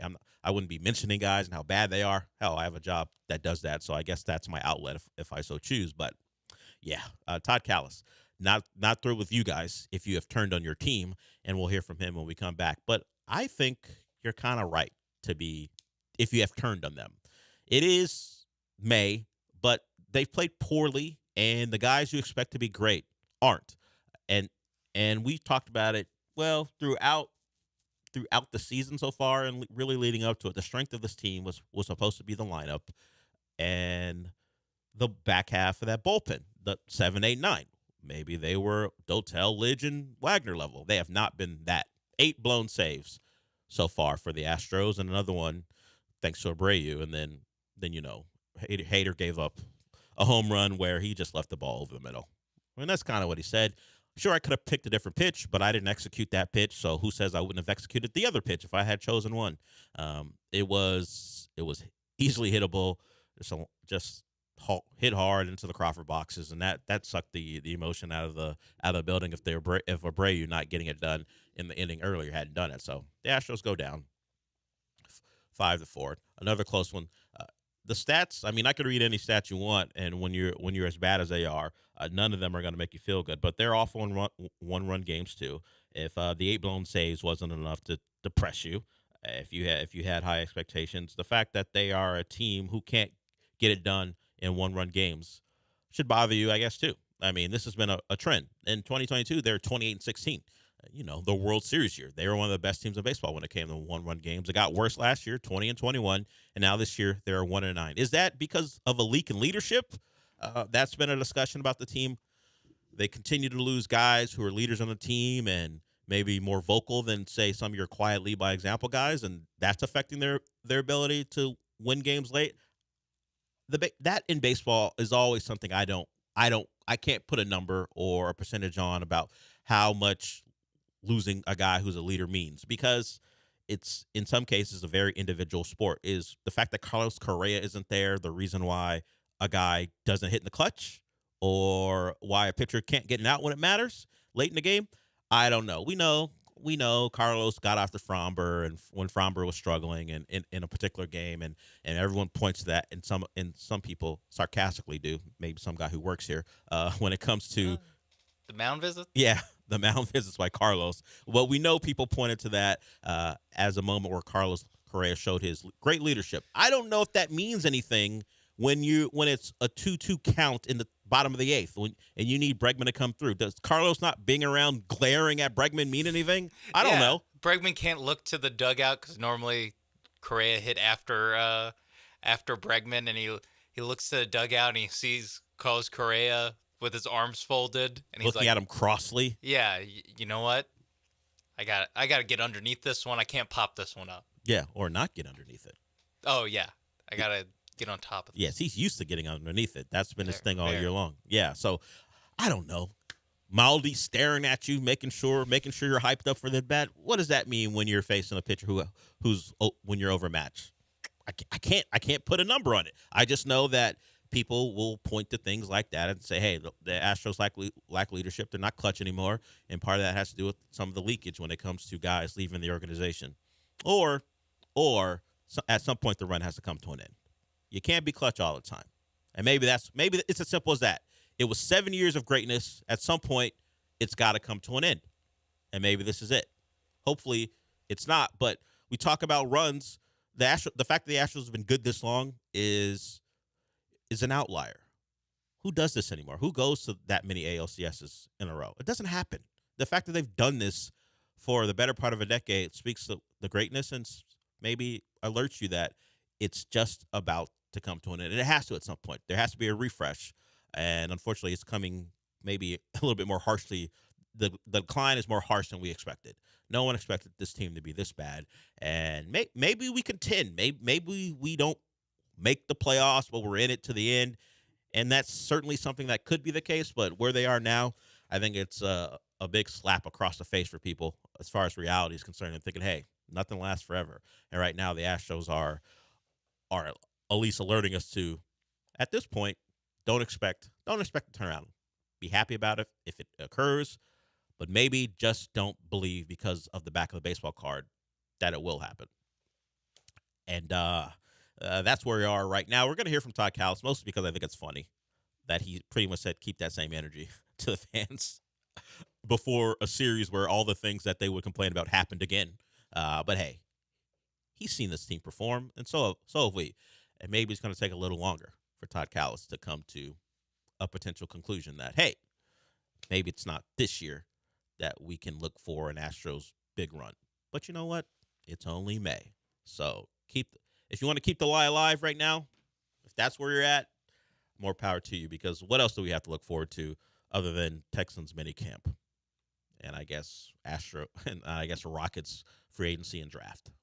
So we'll continue to talk about the Astros. We'll talk about some of the other things that happened over the weekend as well. It was a big weekend for a particular player, particularly anyone who thinks they found the next Michael. Did that happen over the weekend? I'm not sure, but Anthony Edwards had a big night in Denver as the Wolves take game one of a series where they're not the favorite, but if game one's any indication, we shouldn't look past them. We'll get to some other NBA stuff too. We'll hear from some stuff from the Tom Brady roast. I didn't watch it live. At this point, why watch anything live when it comes to that? The clips are going to be out minutes later on Twitter, so we'll probably get to some of that too. We're just one segment in. We'll be back.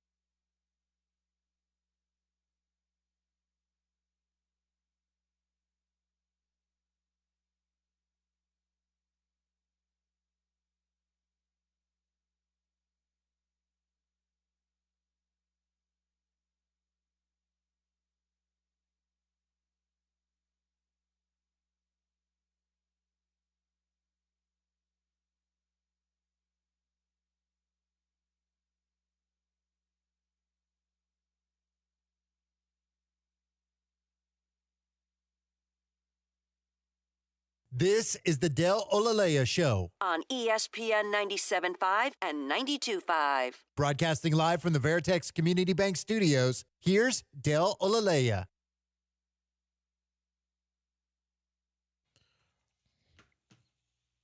Welcome back. Let's get to that Todd Callis thing. It's quick. He was on with the Killer Bees. He tries to be on every Friday. You know, scheduling conflicts can happen, and times will move around. But Todd Callis was on the Killer Bees on Friday discussing this rough start to the season. And really, if you're a fan who's jumped off the bandwagon, keep that same energy. The last I saw, Fangraphs had them at a 45% chance to make the playoffs. So I'm okay if people want to jump off the bandwagon as long as you don't jump back on when things go well. I really appreciate the true diehard fans that stay with this team during the tough times, because we've had 7 years of amazing, incredible accomplishments to give up on this team that quickly. Jim Crane's like, hey, those tickets still sell to bandwagon jumpers. Watch it. Their money's still green. Yeah, that money's great. I got nachos to sell. What are we talking about, Todd? I appreciate your passion, but if the fans want to come back, they can come back. Let them do the wave too. As long as they paid for those seats. Todd Callis, he's talking to y'all. Yeah. Watch yourselves. Don't come back when they turn it around. I know you're all on Fangraphs checking their playoff percentage. And I don't know what they're. Let's look at what Fangraphs thinks now. After they lost 2 or 3 to the Mariners, that was Friday before the series began. Checking Fangraphs, huh? Now you know you're in a bit of trouble when Todd Callis is checking Fangraphs. Hey, it's at 45%. When's the last time that was a thing for the Astros, that were checking Fangraphs and their percentage to make the playoffs in May? That hasn't been a thing, because the expectation was they're going to make the playoffs. Now it's like, well, the percentages say we still got a really good shot. Come on, man. When's the last time it's been 45%? Yeah, that low. Yeah. Because it starts with, the projections. So And the projection was, even if you think they're not winning the AL West, we had this discussion there about before the season. We had all these experts from ESPN, like, who's going to make the World Series? Who's going to win the AL? And I think the Astros had the lowest amount of votes for winning their division, but they were still expected to win the division. So it couldn't have been at 45%. I think Fangraphs would have had them at a higher percentage. But when you start off the way they have, it'll drop. But look, I get it. He wants the fans to stay loyal, but even because you're checking Fangraphs, it ain't rosy. 45%. But hey, man, 45. Don't do the wave. Almost a coin flip. It's a coin is spoken, possibly. Maybe it spoke over the weekend. Ooh. Maybe the coin spoke over the weekend. It's spoken, and the coin got a little harder for the Astros. 39.4%. Losing 2 out of 3. Now it's 39 point what percent? 4. All right. So almost 6% after losing 2 out of 3 and losing 1 game off the lead. Well, I guess if he comes back we'll see where they are on Friday when he makes his next appearance. We'll see what he has to say about the bandwagon going forward. But guys, just know, the play-by-play announcer for your Houston Astros still thinks they have a chance. Hey, and be careful what you tweet. He's making a list. checking it twice or he's thrice. Not Santa. I said or thrice. Yeah. Oh, so he works harder than Santa. You know what? He does work harder. Santa's he's got slave labor, and he works 1 day a year. Now it's like a 24-hour thing because it's traveling the world. Still 1 day. It's still 1 day a year. That's now it's 8 baseball games. Used to be 3. It's true. It's true.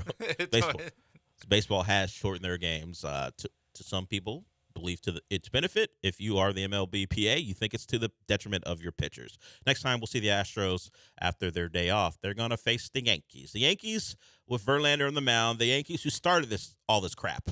The Yankees came into town. Hey, we own the Yankees. This will be great. And then the Yankees came in and swept them, and it's been trash ever since.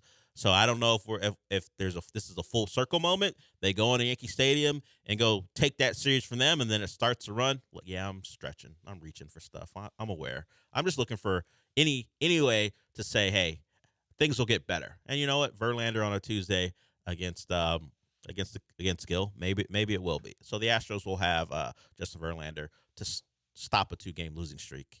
And maybe they get things going, but we're probably going to do this into June. guess about things turning around just because I got a good pitcher's on the mound for the Astros. I think. Well, it depends. It depends how the run, if there is a run in May, takes place. Because even if they just play like 500 ball or like slightly above 500 ball, I think you could still talk yourself into like, well, they're still hanging around if they keep playing like they're 12-24, whatever the record is. That's when it gets tough. That's when they are consistently pulling out like 3 out of 7, like 3 or not 3 and 7 over the 10-game stretch where it's like, there's really no chance you turn this around. But if they can slowly, they can at least, keep the bandwagon full for a little while. You're talking about winning like continue to win like 4 out of 6, although they didn't. That stopped over the weekend. They're 5-5 in the last 10, 12-22, 7 games back. The numbers are tough as far as how many games they have to win and how consistently they have to win. Clearly, they have to prove that they're not the team we've seen for the first 34 games. They have to play out a clip that doesn't necessarily match this, but they got to clearly outplay what they have been. They need like a 15-3. They need to rip off stretch. They need to rip off a giant stretch and then come back and have some regression where they're still in the race, but they have this 15-3 stretch under their belt, which kind of brings them back in it. They need a big time run, and do we see that in them? The starting pitching, now that they're getting healthier, gives them an opportunity. I mean, less Hunter Brown would help. I mean, whenever Javier's back, probably means we're done with Hunter Brown. That would be great. And Urquidy. Oh yeah. I was thinking Urquidy. Yeah, too. Javier. Yeah. When Javier comes back, we're probably going to see less of Hunter Brown. I guess Arrighetti will become your quote unquote 5th starter, and then I guess when another guy comes back, whether it be Urquidy or someone else. I mean, I saw McCullers discussing how he's going to ramp up some of his rehab. So we're still probably thinking July, maybe for McCullers. But so health for your pitching staff continues to come, and it'll get better. And then eventually you can start to now point directly at your 7, 8, 9 guys and the weak spots in your lineup. So I like Jim Bowden. We might play a little bit later. He talked about how the Astros can't win games when those other guys are pitching. Now, this was before the weekend. Those other guys include Henley and Arrighetti and Brown and France. And we've given you those numbers about how good the starters that we expected to be in the rotation have been. But it's more than that. Yeah, I mean, sure, those injury replacement guys are not great, but that's no excuse for 7, 8, 9 and what they've done. And we just saw that yesterday, where you were in a spot where you were going to win that game, and then your 8, 9 guys decided, nah, we're not interested in winning a game here. We're gonna give up runs because that's what we do this year. We're going to disappoint consistently because this is who we are, and it happened again. Yeah, that to me is this team's not going to do anything if those guys aren't good, because that's the whole theory of this team. It's like, yeah, the bullpen isn't deep, but you get the good starting rotation or the good pitchers in that starting rotation to get you to Abreu, Presley, and Hader, and boom, game's over. And then when Abreu really hasn't found it at all this year, Josh Hader hasn't found it at all this year, can't get out of an inning clean, you're just not going to win games. No.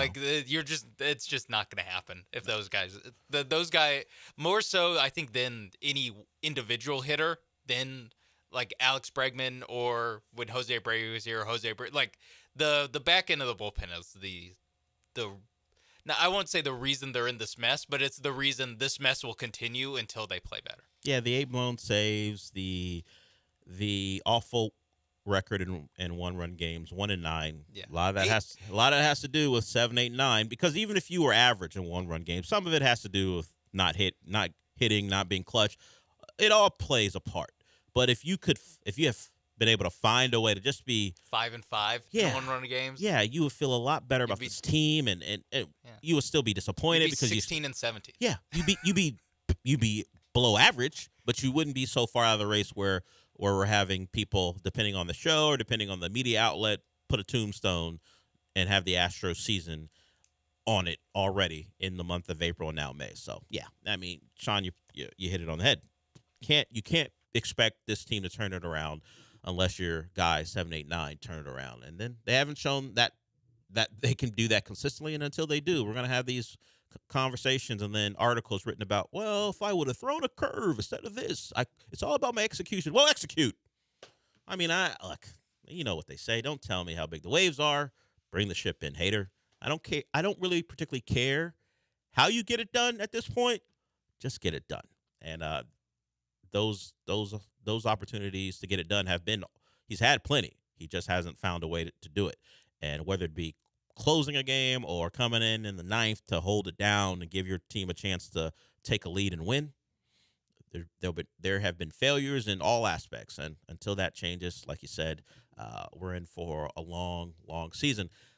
I mean, it has nothing to do with this city, but there were people performing over the weekend, namely a couple two cards in Donovan Mitchell and Anthony Edwards. So we'll talk a little bit about the playoffs, what happened over the weekend, and I am a little tired already of the is he Jordan stuff. I mean, he's been great for 5 games in a playoff run. Let's relax. But he has been one of the stars of the playoffs so far. And then Donovan Mitchell has tried to join him as he got the Magic out of here. And the Cavs are now on to the second round where they'll see those Boston Celtics. And Donovan Mitchell did something pretty funny at the end of that game. We'll talk about that when we come back.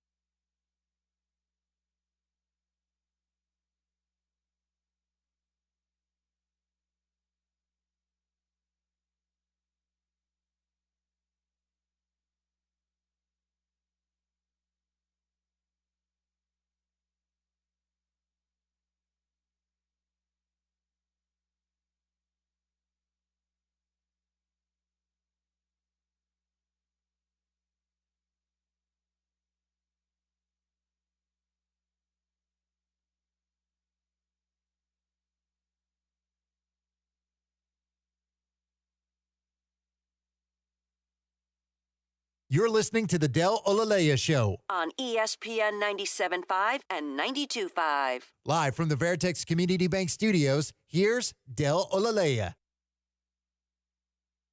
Sean, have you ever chanted, we want insert name of team or city before? Have you ever done that? Like you've been a tech, we want USC back when Texas was beating up on Colorado in the Big 12 title game? I was not chanting that when I was 9 years old. No, so you haven't. I mean, kids will do it. I also I'd watch that game from my parents' house, so you didn't break out with be a weird chant in the living room. We want SC. We want SC. I don't think people did that back then. You think that's a new? Well, we want Boston has been a thing. We want LA or that stuff has been around since the 80s. I think. Just feel like it wasn't a college football thing, but maybe not. But now it's a thing. We want Bama, and then you get Bama, and then we see how that goes most of the time. And most of the time. Well, I'm not talking about Texas last year, Sean. Not everything's about your school. Oh, well, it started about my school. Yeah, but not everything. It started that way, but it didn't continue that way. But yeah, I get it. You had a good year. Enough. We understand. You had a great year last year. Still got diced up by Michael Penix, though. His overall pick. It happens. It happens. All the highlights were from that game. Yeah, he's like, hey, you know why Atlanta took him? Because of what he did against Texas. He had a great night that night. Texas probably would have won it if he had an average night. He just happened to not have it. But I bring it up because late in the Magic Cavs game, as the Cavs were down big early, and it looked like, oh, you asked for this Magic team, and they pushed you to a Game 7, and now look what happened. But they fought back. The Magic's inability to score reared his ugly head again. And Paolo, he had the counting numbers looked good, but he didn't shoot the ball very well. He got to the free throw line quite a bit, which helped those that point total look pretty good. But Donovan Mitchell took over. He scored 50 in Game 6, where they couldn't win in Orlando because no team on the road won a game that series. And then he had a big third quarter, continued in the fourth, and the Magic go down to the Cavs. But as that game was ending, the Cavs fans starts chanting, "We want Boston." That's the next opponent. We want Boston. We want Boston. Donovan Mitchell's like, hey, quiet down. Hey, stop that. I don't know if it's because he had a teammate at the free throw line or he didn't want them to be taunting Boston. I think if I'm a fan and my star player's like, hey, stop chanting, "We want Boston," I'd be a little upset. I don't need that from you. Not in this moment. Not right now. You wanna, if you're asked about it at the end of the game or in the presser, you're like, you know what, Boston's a great team. It's gonna be a tough challenge. I get the fans wanting to be excited. But respect for those guys and what they've achieved this year. I appreciate you doing that in the middle of it, in the middle of a presser, but not at the end of the game. I'm going to shoot him some bail and assume it was because one of his guys was at the free throw line and he didn't want any distraction. Although they were up by double digits. They're going to win that game if he missed both free throws. But the whole, hey, quiet down is rough. I'm going to ask, hey, man, I know you're not fully in here. At least that's what people say. But at least give us this. Don't tell us to quiet down when we're chanting, "We want Boston." You think Jason Tatum and Jaylen Brown are going to be like,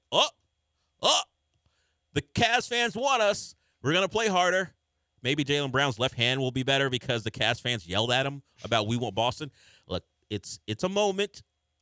I'm going to shoot him the bail and say that was about free throws. But if it wasn't, if I'm a Cavs fan, I don't feel great about our next opponent.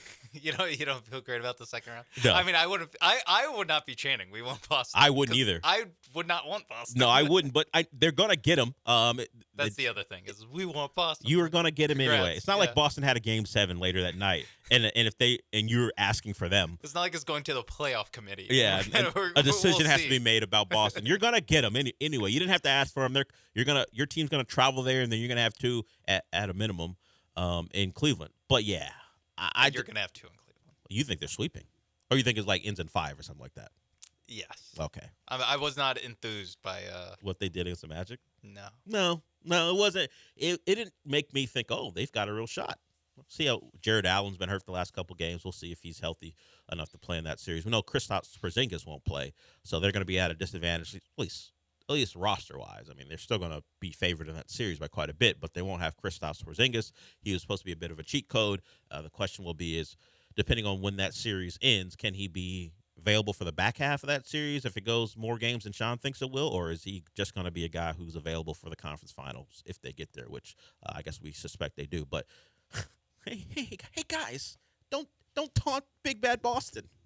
I get why you want them. You don't have to play them. Yeah, I have to be out here. I don't gotta see Derek White and Drew Holiday, and then the wings of Tatum and Brown. God, now I gotta hope for Darius Garland stop smoking layups like he was doing all series long.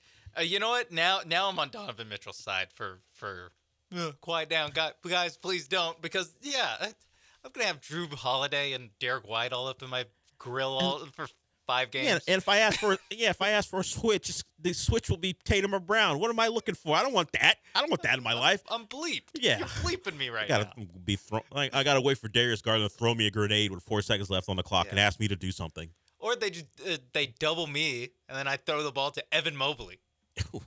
Can't trust him.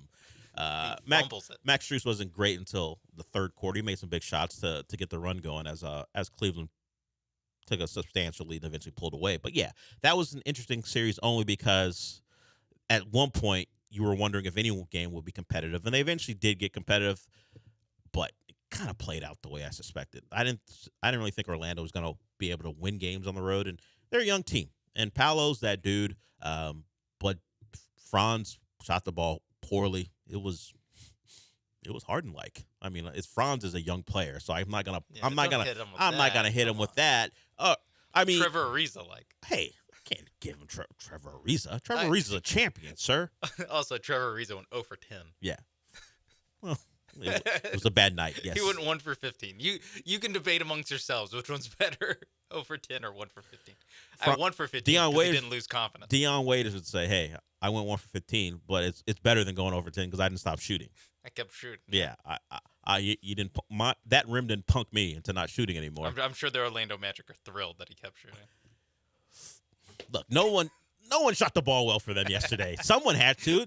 Someone shot it better than 1 for 15. It's true. Everyone shot it But you better. in a first ever playoff series, you want Franz not to be beaten down by shooting the ball poorly because they expect him to be a major part of that team going forward. He's got to put up shots. Going 1 for 15 is better than going Ben Simmons mode. Correct. Yes. Going Tobias and going 0 for 2. Yes. Paulo 10 for 28. Like I said, didn't shoot the ball well, but did get to the free throw line quite a bit. And to keep them in the game, they had a great start.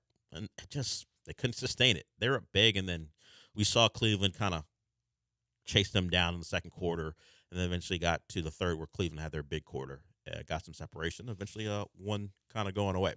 So Cleveland versus Celtics. Tonight we have Indiana versus New York, the first game of that series, and then we have the second game of Minnesota against Denver. Minnesota goes in there in game 1. Anthony Edwards is great. The trash talking between him and Jamal Murray got going. I imagine that'll continue.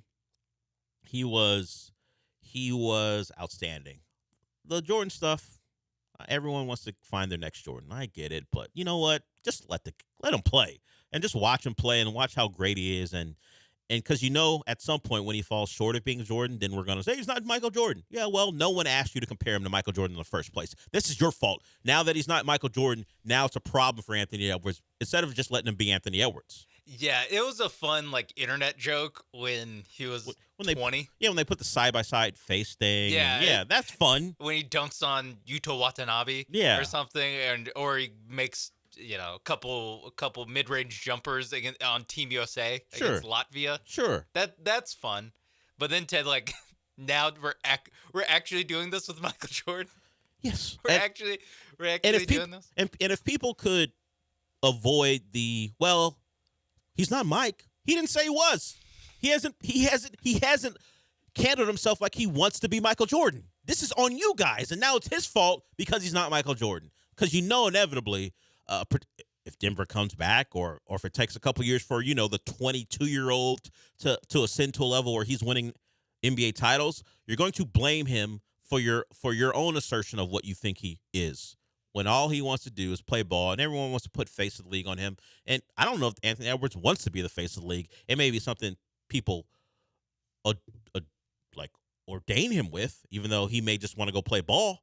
But you know what? Enjoy what you're watching. Enjoy a great player ascending to the status where he's a clear number 1 on a title contender. And go, you know what? He went into Denver in game 1, a place where they rarely lose, and was the best player on the floor with probably a 3-time MVP candidate MVP winner when the end of season awards for that come out. I mean, some of them have already come out. Imagine whenever they release the name of the winner for the MVP, Jokic will be that guy. He went in there and was better than him. He was better than the guy who's been the most clutch player in the playoffs so far, Jamal Murray. Just enjoy that. Oh, he's Jordan. Okay. Gilbert's calling in. He doesn't want to talk about the Astros. It's not that Gilbert. Oh, it's a different Gilbert. Yeah. Okay, so he may actually just happens to be a person named Gilbert. the other Gilbert. I don't know if we have the other Gilbert, then we have Gilbert. This may be a different Gilbert altogether, or someone pretending to be Gilbert because this is what that show is about. This is what this show is about. Excuse me. Somebody calling in and pretending to be someone else. Longhorn Keith, I see you. Gilbert, if that is your real name, I see you. We're due for a break. We'll be back.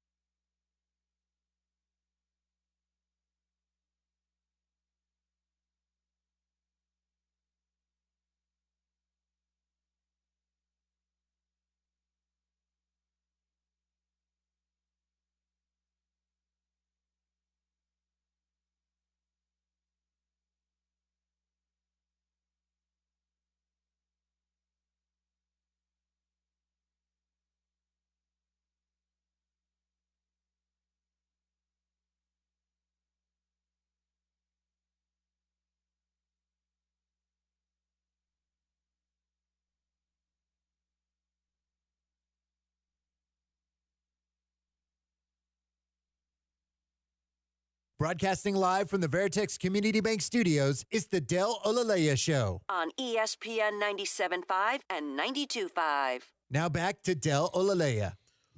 Welcome back. I see the callers. We'll get to you here. If you want to discuss anything, certainly you can call in 713-780-3776. And Keith, if you're out there, the real one, I mean, I think you've called like a couple times already to the morning show, so maybe you take the rest of the day off. I'm not sure about your calling frequency, but a lot of James Harden stuff from you, and all of a sudden, quiet. Imagine that. James Harden not coming through when it matters most as the Mavs take out the Clippers in very Clipper-like fashion. But that happened over the weekend as well. The Mavs move on. They'll see the Thunder. So we got good matchups in the playoffs. And I'm excited about the way these turn out, or at least I'm excited to see how they turn out. I've got my thoughts on the favorites and who I think are going to win. I don't think it'll be chalk. I think we're going to have at least one upset, and we might get to that a little bit later. But first, let's go with Longhorn Keith. He wants to talk college football. What's up, Longhorn Keith? Hey, good morning, Dale. Congratulations on the show. I listen every day, but I don't call in because obviously it's my college football season. Understood. So, but I did want to talk about this. Look, man, I am obviously this On3 report. We've got to stop these sports writers or these guys who sit behind a desk. This sensation or the idea of trying to promote Quinn Ewers to be the quarterback that he has not proven anybody to be is absolutely insane. Listen, Quinn Ewers is good. He is not worthy of even putting a conversation. And then you've got a freshman backup, a redshirt freshman backup, and you say that's the best quarterback room in the country. Guys, we got to. That is ridiculous. I mean, I've seen them play. I've seen Quinn Ewers play. And I think you know how I feel about Quinn Ewers. He hasn't done anything to prove to me that he's still made any improvements in reading defenses. That guy sucks at reading defenses. And his long balls, with all the talent he had at wide receiver, still is not there. So for people to act as though because he has the name Quinn Ewers or because Arch Manning is in the win, but at the end of the day, I'm not going to act like all of a sudden Quinn Ewers went to sleep and woke up with a better accuracy or a better way to read defenses. Just look at him. And John hit it on the head when he talked about Arch Manning and how long it took him to release the football at times at the spring game. I mean, you just pay attention. That's all you got to do. But this idea with the media pumping up these two quarterbacks, it's absurd to me. And I know a lot of our fans and a lot of alum will go crazy about how could you say this about your school? It's the facts, guys. And you have to address the facts. And Quinn Ewers has been in the media since he was a sophomore in high school. On3 would write stuff about him. And everybody's bought into this stuff about his arm talent. Yet that guy has not done anything to make me go, oh, yeah, he's worthy of that. I'm sorry, I can't do it. I appreciate it, Keith. You got a kindred spirit here with Sean. And I don't really understand it either. Quinn Ewers is a fine college quarterback, but other than that, that's where I stop. I don't go, he's great. I don't think he should be part of the best quarterback room in the country. The Arch Manning stuff, beyond the fact that the spring game may have showed that Texas DBs can't run, but the other thing is maybe he was a little slow as far as processing. I need to see that kid in the fire when it matters before I start ranking quarterback rooms. And if Quinn Ewers is your starting quarterback, how are you the number one quarterback room? That's the funniest thing with the quarterback room rankings is that shouldn't it just be a ranking of the starting quarterbacks? Because in college football, it's not like the NFL where we've seen the backups play. For the most part in college football, if you're a backup, it's because either we haven't seen you play, Arch Manning, or we've seen you play, and that's why you're a backup. Like there's not these like, you know, the Jacoby Brissetts of college football. There's not like this Ryan Fitzpatrick. Yeah, Ryan Fitzpatrick, Gardner Minshew. Like there's not these like good backup quarterbacks. We have no idea. All you never played. All you can lean on is their projection. They were talented coming out of high school, but we don't know anything about them. At least we've seen Arch on the field, but these other guys, like, we don't know anything about the Notre Dame quarterback room. They apparently wasn't strong enough. They had to go get Riley Leonard from Duke. So what does that say about the other guys? How good could they have been if they had to go reach into Duke to go grab a guy? Now, Riley Leonard's fine. I know Daniel Jones, Duke has produced some talent, but Riley Leonard wasn't a great quarterback at Duke. He's been injury prone last year too. He's once again another fine college quarterback, but to rank a quarterback room based off of him as a top 6 quarterback room, and then look at C.J. Carr and Steve Angeli, I'm mentioning names you've never heard of. They're just the underclassmen at Notre Dame, and say that's a great quarterback room. We never know. You never know. I would think the assumption, or you would assume, hey, Notre Dame didn't think their quarterback room was good enough. That's why they went and got Riley Leonard. So we can't just assume the other two guys are pretty good. It doesn't make any sense. We're also, I mean, part of it is also the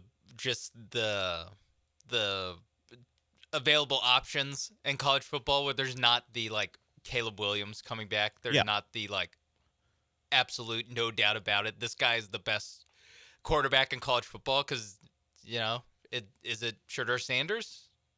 Is it Carson Beck?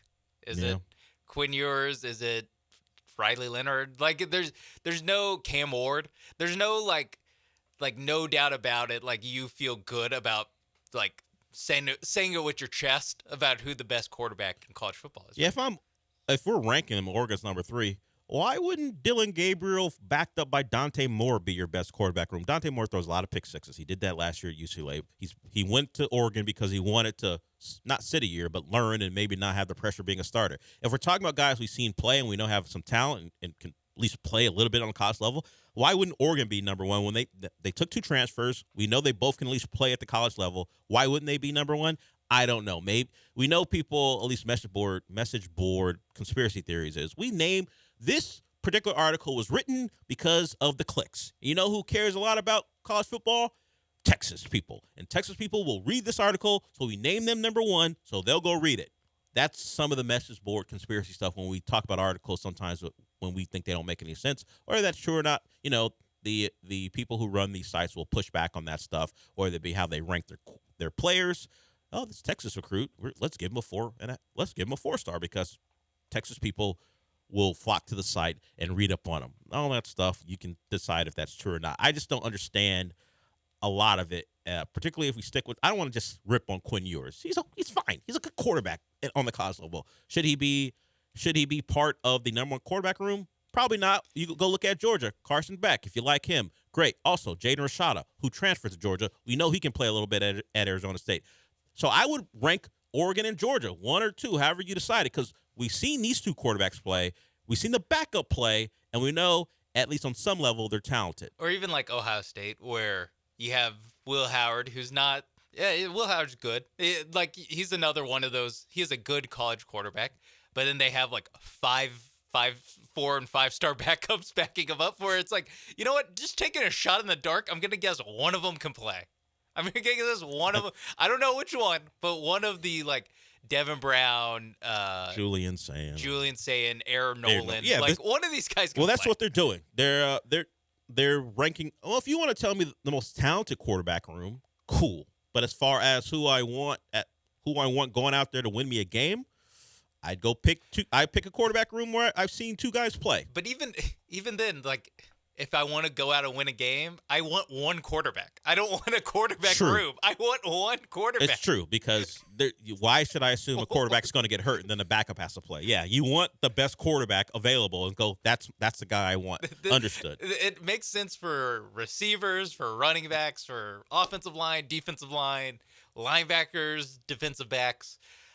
That makes sense to do the unit rankings. Quarterback with literally only 1 plays at a time. And if 1 doesn't play, that means something pretty bad happened. Either he got hurt or stinks. Like what? Yeah. And he's probably stunk so much that you're out of the game anyway. Yeah. And maybe not. It doesn't happen all the time, but that you can probably assume if before a starting quarterback gets pulled, he's got to be really bad, and your team's got to be down. And so it's an article for the offseason. Yeah, and the fact that I'm looking at it now, it's SEC, Big Ten, SEC, Notre Dame, SEC. Yeah, did they even really try? like, is there a quarterback room in the Mountain West that's better? I don't know, but I doubt. In one. But they doubt they tried to look for it. An ACC team, a Big 12 team. No, we'll make Notre Dame because they took an ACC quarterback, but we won't look into the ACC and see. Yeah, the Big 12, no, nobody. Nobody? Come on, Cam Ward isn't good enough to crack this list. Florida's on this list. A&M's in the top 10. Florida and A&M are the last Connor 2. Wegman, fine, but why? What? Graham Mertz or Cam Ward? Taking Cam Ward. Pretty easily in that one. And then Miami went and brought in, he's got a funny last name, Reese Poffenbarger, whatever his last name is. Baller. From Albany. He was a good player at Albany. Now he it's funny, Miami secured him. I don't know what they promised him. And then, hey, we're going to go get Cam Ward too. So that kid, he'll probably sit out for a year, and then if Cam Ward plays all the games, if you're a Miami fan, you hope that's the case, and then Reese Poffenbarger will compete for the number 1 job next year as he keeps his red shirt. But yeah, mix it up. SEC, Notre Dame, and then the Big Ten. And SEC, it's five 5 of them were SEC teams. The other ones are Notre Dame, Ohio State, Oregon. Then Oregon's in the Big Ten. Yeah, with Ohio State. So yeah, it was it's pretty low. It's pretty loaded to the Power 2. If now people are calling those two conferences the Power 2, and then you throw in Notre Dame as well, who I can't believe Riley Leonard got them up that high. I've seen Riley Leonard play. He's fine. I mean, that's most of this list, though, are quarterbacks that are good to fine. Maybe it speaks to the level or lack thereof of talent. Yeah, in the, there's no Drake May. Yeah. There's no J.J. McCarthy. There's no these certified ball guys. Well, Drake May, relax. and J.J. McCarthy. Yeah, relax on both of those. At least J.J. McCarthy won a national title with a lot of help. Drake May is getting his ass kicked by NC State with no help. Well, he was part of the problem. I think the rest of North Carolina say, "Hey, we didn't have any help. Our quarterback stunk in that game." That's what Tez Walker said. Yeah, that's what. Hey, if Drake would have shown up to play, maybe I'm a higher draft pick. So the other Gilbert or Gilbert, whatever you go by, if you want to call back in about the Astros, you can do that. I got Longhorn Keith called in about college football, and considering the two people who are on this show, that's going to take up a segment. But you can call in about anything, 713-780-3776. And I say anything because if this shows any proof, anything kind of goes, except for that Southern accent that happened last week. That doesn't go. But we will. No, sir. No, Mr. Dell. No, that doesn't go. That was crazy that came up last week. That doesn't go. Neither does the Julian stuff either, unless he's talking about TV. So we will continue to discuss things of a nonsensical nature, but we'll also talk some sports. So we got coaching news as far as an extension, which I found funny considering this guy was still coaching and people were discussing his job status with another team. So we'll talk about that and other stuff when we come back.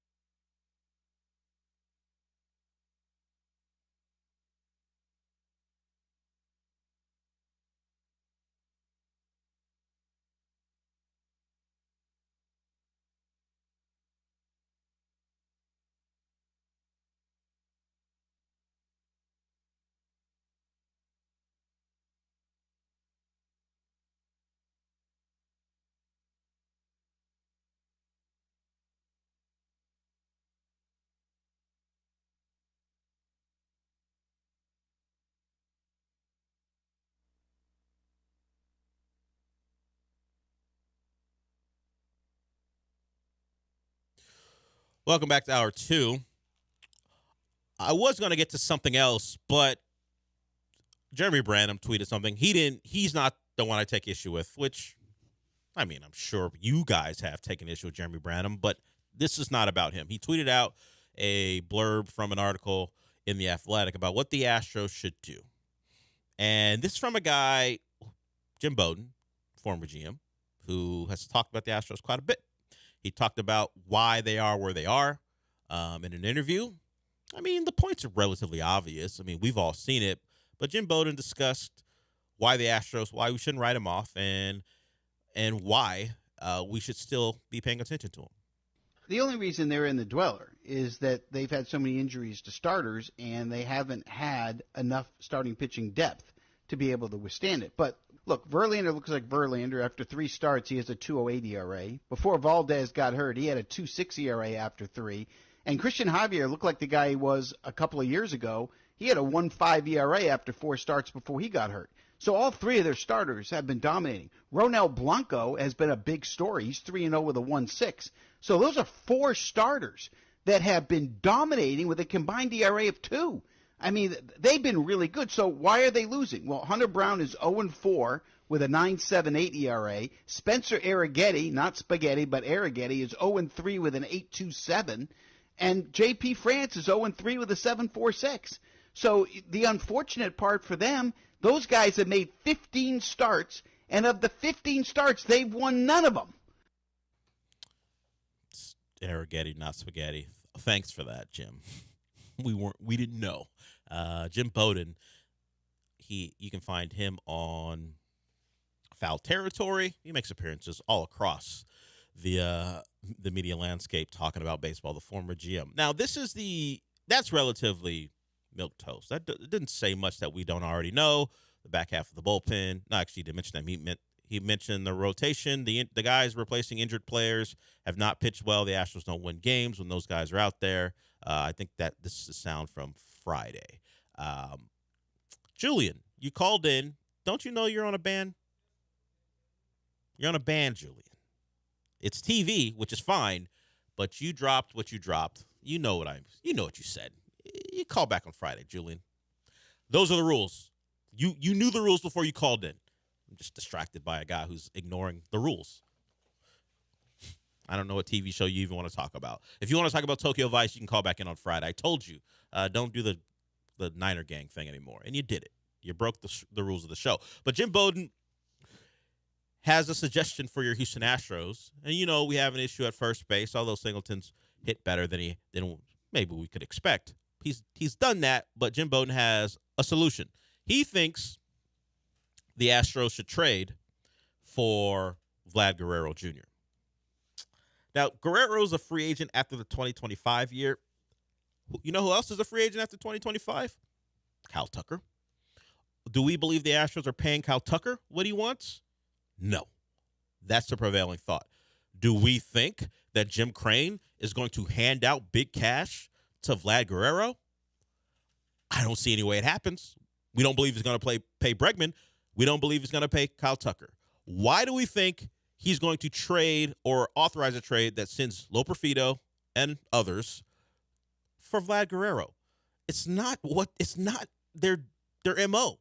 Because you think Vlad Guerrero is going to ask for a short-term big money deal? No. He's going to want years on years and years and more money. There's a fake Julian calling in. Is it the real Julian pretending to be the fake Julian? It's an actual fake Julian. Okay, we'll get to fake Julian before we go to break. But no, Jim Bowden. There's nothing about what the Astros have done that would suggest that that's a move on the table. It's not what they do. We're going to bring in an outside free agent and then give him all the money. Because once you trade Loperfido and others, you're just decimating your farm system even more.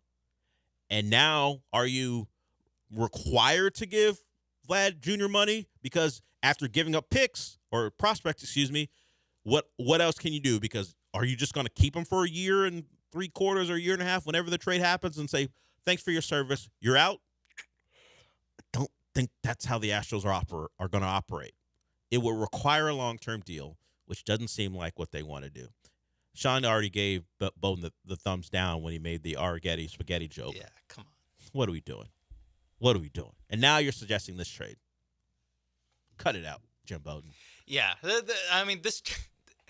a case to be made that this trade is like the last thing that the Astros need. I get that it's for first baseman. Understood. There's a hole there. We know. as far as like you brought up, this is a team that's not going to pay Bregman, probably not going to pay Tucker, is 12-22, and he's not only saying that they should buy, he's saying that they should buy a guy that they're going to have to re-sign after next year, when they've already made it clear that they're not really down to do the re-signing stuff, and when they already have, like, they're going to still have Jose Abreu money still on the table for next year. Yeah. Like, there's already paying Jose Abreu. Like, now the Abreu money comes off when you'd have to pay Guerrero his money. So I don't know if he's thought that deep about it, but it doesn't. I don't know if he knows how they operate or what the game plan has been. Like, again, I rather them just maybe not re-sign Bregman. Actually, not at this point. Maybe you can get a deal on him. And then maybe now you can sign vet minimum. Disrespectful, by the way. But I'd rather them just re-sign Kyle Tucker and just be like, we're gonna take our lumps this year. If we get out of the hole that we put ourselves in, that's good. But ultimately, what we're gonna do is lock up a long-term piece in the lineup. And now we have both Jordan, we have Altuve, and now we have, in this scenario, Kyle Tucker locked up. I'm okay with that. It's this, like, constantly adding. I'd be more okay with them selling than them trading for Vlad Guerrero, Joey Loperfido, the only prospect that's come up in the last, like, couple years.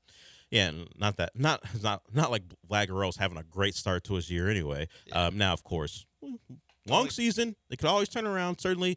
But if you're thinking about, well, he's a younger player, by the time they would have to pay him, he'd be the same age Kyle Tucker is. Kyle Tucker's 27 years old. Vlad's 25. Oh. And so by the time it's time to give him all the money he's going to want, he's going to be the same age that you're refusing to pay a guy who's come through for you year after year. Well, not last year in the playoffs. Let's exclude last year. But years prior in the playoffs, at least, and overall. The Astros, if they can't keep adding salary and not having the Joey Loperfidos, the Yainer Diaz's, and the Jeremy Payne, the guys that are making no money. Like, you can't just you have to have some of them. All veterans. Like, you need to have or you can.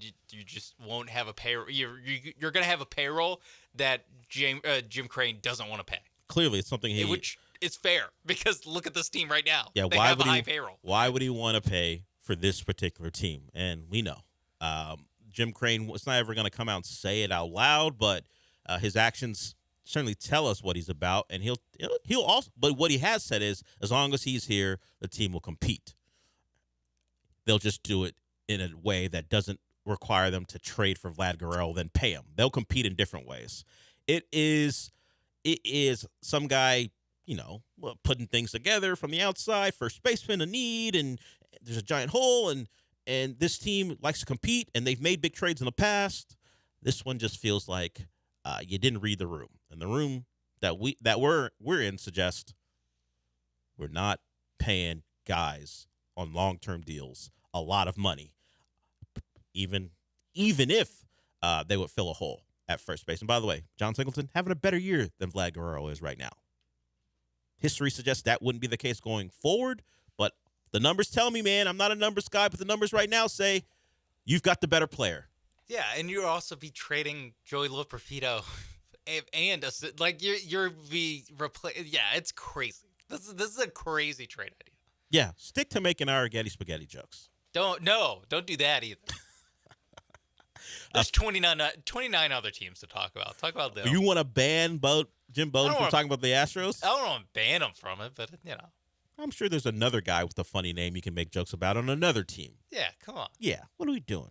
He's our left fielder, first baseman of the future, whatever his position he's going to play. He's a position player of the future. Yes, there it is. He's our position player of the future. Fake Julian, I see you. We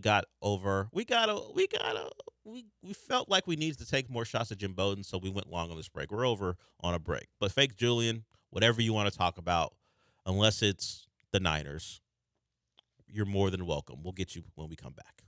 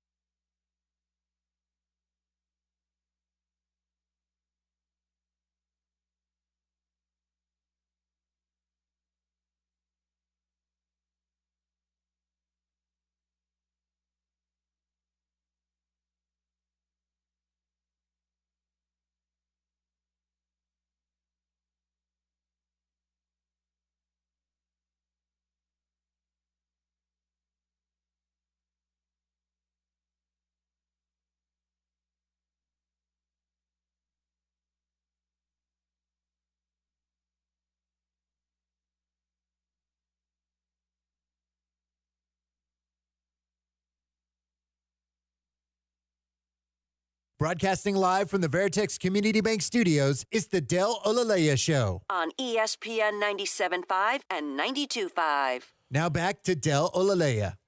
I was thinking to myself during the break that I guess even if fake Julian said something I didn't like and I banned him, as long as he didn't call in as fake Julian, he could call back in because we're not great at telling the difference between voices. So I guess this is a free run for you, fake Julian. What did you want to talk about? Hey, what it is, Jive Chicken? It's turkeys, but sure. Is that it? Hey, I wanted to talk about, because this was Star Wars.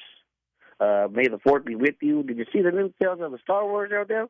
And Bang Bang Texan Gang. Okay. Look, I don't know who that is. I can guess, but I'm going to pretend like I don't know. So I can't ban someone. I can ban fake Julian, but I can't ban whoever that is. I think it's Tales of the Empire, I think is what you're referring to. Yes, that came out over the weekend. I haven't seen it. It's an animated show. They have Tales of the Jedi. That's about Ahsoka for the most part. And then they also have The Bad Batch. So Star Wars has like 3 animated shows going on right now. I think they might have more, but those are the 2 biggest ones. I don't know if Julian, the real one's a Star Wars fan. Haven't heard him call about that. But fake Julian, I don't mind animation. I'll watch it, particularly if it's animation for adults, if you want to couch it that way. I might get to Tales of the Empire. I always like the alternate stories where you've got the other side, because we hear about the Skywalkers and the Jedis all the time. Yeah, I would like to hear something different or watch something different, so I may get to that at some point, but I have not watched it yet. I do want people to know that, we gave away Highway Cantina gift cards last week. Well, we're giving you a chance at 11:25. Caller 4 at 11:25 wins a pair of tickets to Greek Fest. Greek Fest is from May 16th through the 18th. We're going to be giving away those pairs throughout the day and throughout the week.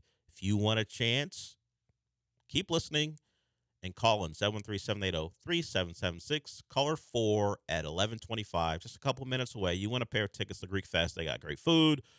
It's a great time overall. The people from Greek Fest have brought food up here before. It's delicious. I know this because I've enjoyed it, and I've watched the hosts I produce eat while on the air, which isn't great for you guys, but they don't seem to care. That's how good the food is. So stay tuned for that. Greek Fest is right around the corner, and we're going to give you a chance to win it. Remember, caller 4, 11:25, wins a pair of tickets to that. Joe George walked in here and reminded me of something that we haven't gotten to. And I don't want to put stress on Sean because he's got calls to answer as far as tickets are concerned. So I'm free for the next 2 minutes. Okay, we'll do it then. We'll do it. You convinced me. How quickly can I? Yeah, convinced me. Can I dip out of this conversation? One former Texan who has been known to make things about himself had a celebrity softball thing going on over the weekend, and he was asked questions about the viability of him becoming a Houston Texan once again. He's going to go in the Ring of Honor, but maybe his retirement will end.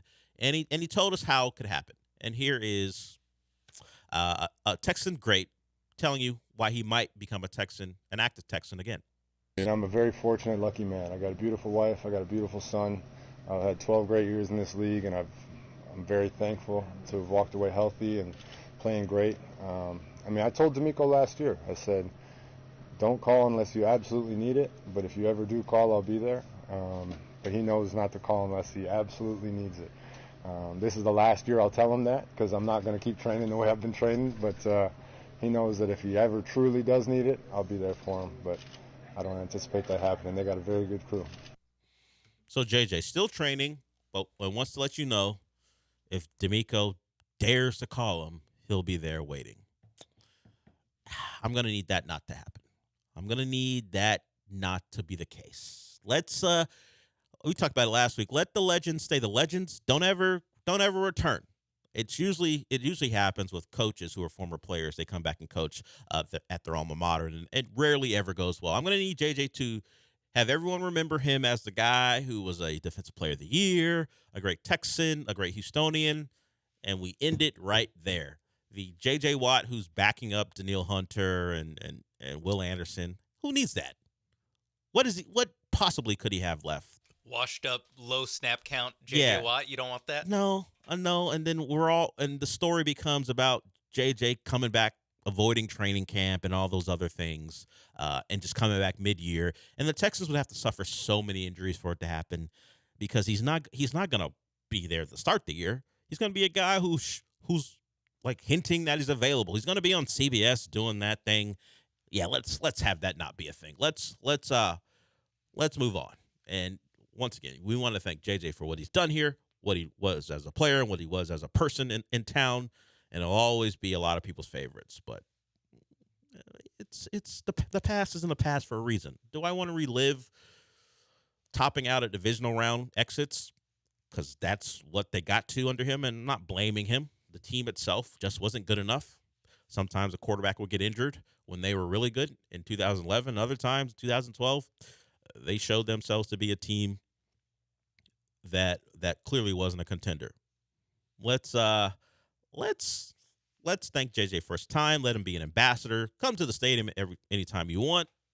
Hell, you wanna prop the Texans up on national broadcast, whether it be the Pat McAfee show or CBS. Hey, be our biggest cheerleader. Be the Texans' biggest cheerleader. But as far as playing, let's keep it moving. Looks like we have a winner for our Greek Fest tickets. And like I said, we're going to be doing that throughout the week. So stay tuned for that. We're going to give you a chance to go out there. And by the way, the tickets are for any day between the 16th or the 18th. You don't have to just go out there the one day, or at least one specific day. You can pick the day you want to go out there and take someone out there with you. Greek Fest, always a good time. I mentioned this before we got distracted by a caller.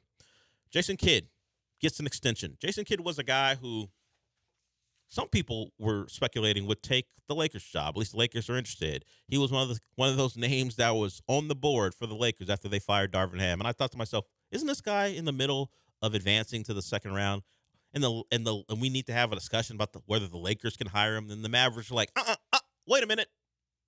Let's just give him an extension. Let's end that discussion right now and make it public that he's getting an extension. What's funny is that in the Darvin Ham tweet, or the tweet announcing Darvin Ham's firing from Shams Charania, he also mentioned Ty Lue being an option. I saw that. If he becomes available. So two of their options were guys competing against each other in the playoff series. Against each other. Who I don't know were going to be impending free agents. I'm not sure about. We know Jason Kidd's off the board. I'm not sure that Ty Lue was even a free agent. Yeah, that would have to be you would think it would have to be a mutual parting of ways, like a Sean Payton type situation. Something like that where they both. You would assume, if that even happens. Yeah. Or he could just get re-signed because the Clippers, they're all in for next year to open up that new stadium. Because if there's one thing Clipper fans will get excited about, it's bringing this team back. Bringing back this team. Oof. They went out. But you have to fill the. You have to fill that arena, and of course, filling that arena is the corpse of James Harden. Always injured Kawhi, and then Paul George, who aren't they just going to be the West Coast Nets? The older version of those Nets teams. What do you mean, the Paul Pierce, Kevin Garnett Nets, or yes. They're going to be the West Coast Net though. Paul Pierce, Kevin Garnett. Jason Terry. Wasn't Darren Williams on Don't forget team? Jason Terry was on that. Was it Darren or Deron? Deron Williams? Darren Williams was on a couple of those teams. On that team, yeah. Joe Johnson. Kind Brooke of. Lopez, young Brooke Lopez. Kind of. They'll top out at maybe a second round appearance, but their age and dysfunction will probably mean they get knocked out in the first round. It's also, they have a stadium that's really nice, like Barclays, but it's kind of filled with other teams' fans. Yeah. I don't know. I get they have a plan for, making sure that their season ticket holders don't sell their tickets, and they have the wall where you have to be a Clippers fan to. All right, dude. It doesn't ban anyone from putting. You're not Real Madrid, okay? There's going to be fans of other teams. It doesn't ban people from putting tickets on the secondary market. Yeah, despite all the things you're going to try to do to make that a Clippers fortress. It's either going to be empty most nights or filled with other teams. Well, that's what he's trying to avoid. I mean, I don't watch Clipper games on a regular basis when it's not a nationally televised games. Maybe that place has people who are there, and I'm assuming they do, but. Or like you said, it's probably a mixture of people who want to go just see a basketball game in Los Angeles, others who are Clipper fans, and others who are fans of the team who comes to town. It's better than the Nets. I will give them that. It is better than the Nets, except for when the Lakers play. When the Lakers play, it's a Lakers crowd. Yeah, But the only difference is, like, for whatever reason, well, the Lakers, I don't know if they did it this past year, but they kind of made it where it was like a theater thing where the crowd was in the dark for the most part, and like they just highlighted or spotlighted the court. Yeah. That's the difference between the two presentations. The Clippers are just they're lit up like a normal NBA arena. The Lakers, I don't know if they did it this year, but in previous years, hey, we're gonna make this like a real show experience, and we're gonna put the crowd. MSG does the same thing. Yeah, all the lights are gonna be on the court, and you can barely see who's sitting beyond like the second or third row. Yeah, I don't know what the Clippers are going to do, but again, at the end of the day, their plan is to roll back this team. Well, they have no other options. They could have Paul George opt out, I guess, which is his prerogative, and not extend him any more money. I would try to do the opt-in and trade with them. Try to do the Chris Paul with the Clippers. I didn't even do that on purpose. It's just how Chris Paul became a Rocket. He could have been a free agent, but the Rockets didn't have cap space, so they opted in and said, "Trade me to the Rockets, please." And the Rockets traded the Clippers, Patrick Beverly, Lou Williams, a poo-poo platter, and yes. Oh, well, I was gonna say Lou Williams, Patrick Beverly, and a poo-poo platter. But they all could be on it. Beverly and Williams belong on the poo-poo platter. Yeah, what are we talking? Even that version of Beverly. I'm trying to be respectful because, Yeah, even that version. I don't want him to go after me. Well, on his podcast. Well, do you subscribe? And speaking of Patrick Beverly, I'm glad you mentioned him. We're going to hear from a person who used to reside in town here, who used to do a show, not on this station, but on a competitor. He's gone on to bigger things, I guess you'd say. He remembers his time with Patrick Beverly, and it went on for like 3 minutes, but we're just going to play maybe 40 seconds of Nick Wright getting after Patrick Beverly, and got to say, kind of dead on. We got a couple more segments to go here on the show. Once again, if you want to call in, and maybe we let you call in now that we've given away our Greek Fest tickets, 713-780-3776 if you want to get in with anything, whether you are putting on a Julian on the mobile, La Raza on the mobile, fake Julian, fake La Raza, fake Keith, whatever that might be. Look at that. We'll see who wants to call in about what. But we'll hear from Nick Wright on Patrick Beverly, and it was a takedown, and rightfully so. We'll be back.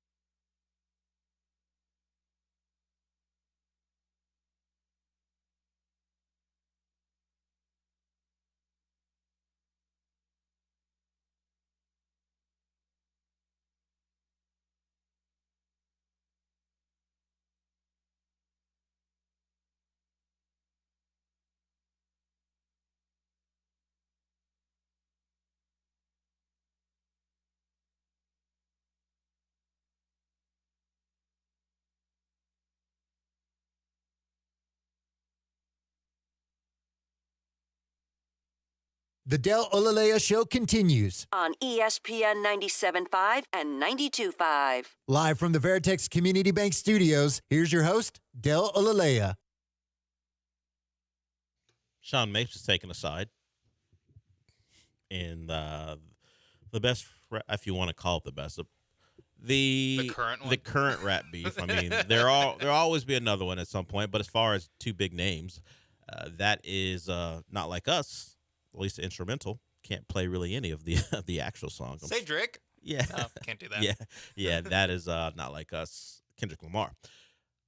I see a caller up there. I don't see a name, so we'll get to that person. It's Eric. I'm sorry. Eric Wong. Oh, you don't. Yes, Eric Wong. We'll get to you, Eric, shortly, but I did want to play this from Nick Wright. Nick Wright on FS1 went after Patrick Beverley like a lot of people did, but Nick Wright, like I said, was in town when Patrick Beverley played here, so he had a personal barb to throw at Patrick Beverley. And this is just a little snippet from what I remember. The tangent or the roast, I guess you might want to call it, went on for 3+ minutes. But here's like about 40 seconds of Nick Wright going after Patrick Beverley over the weekend, or Friday, I think.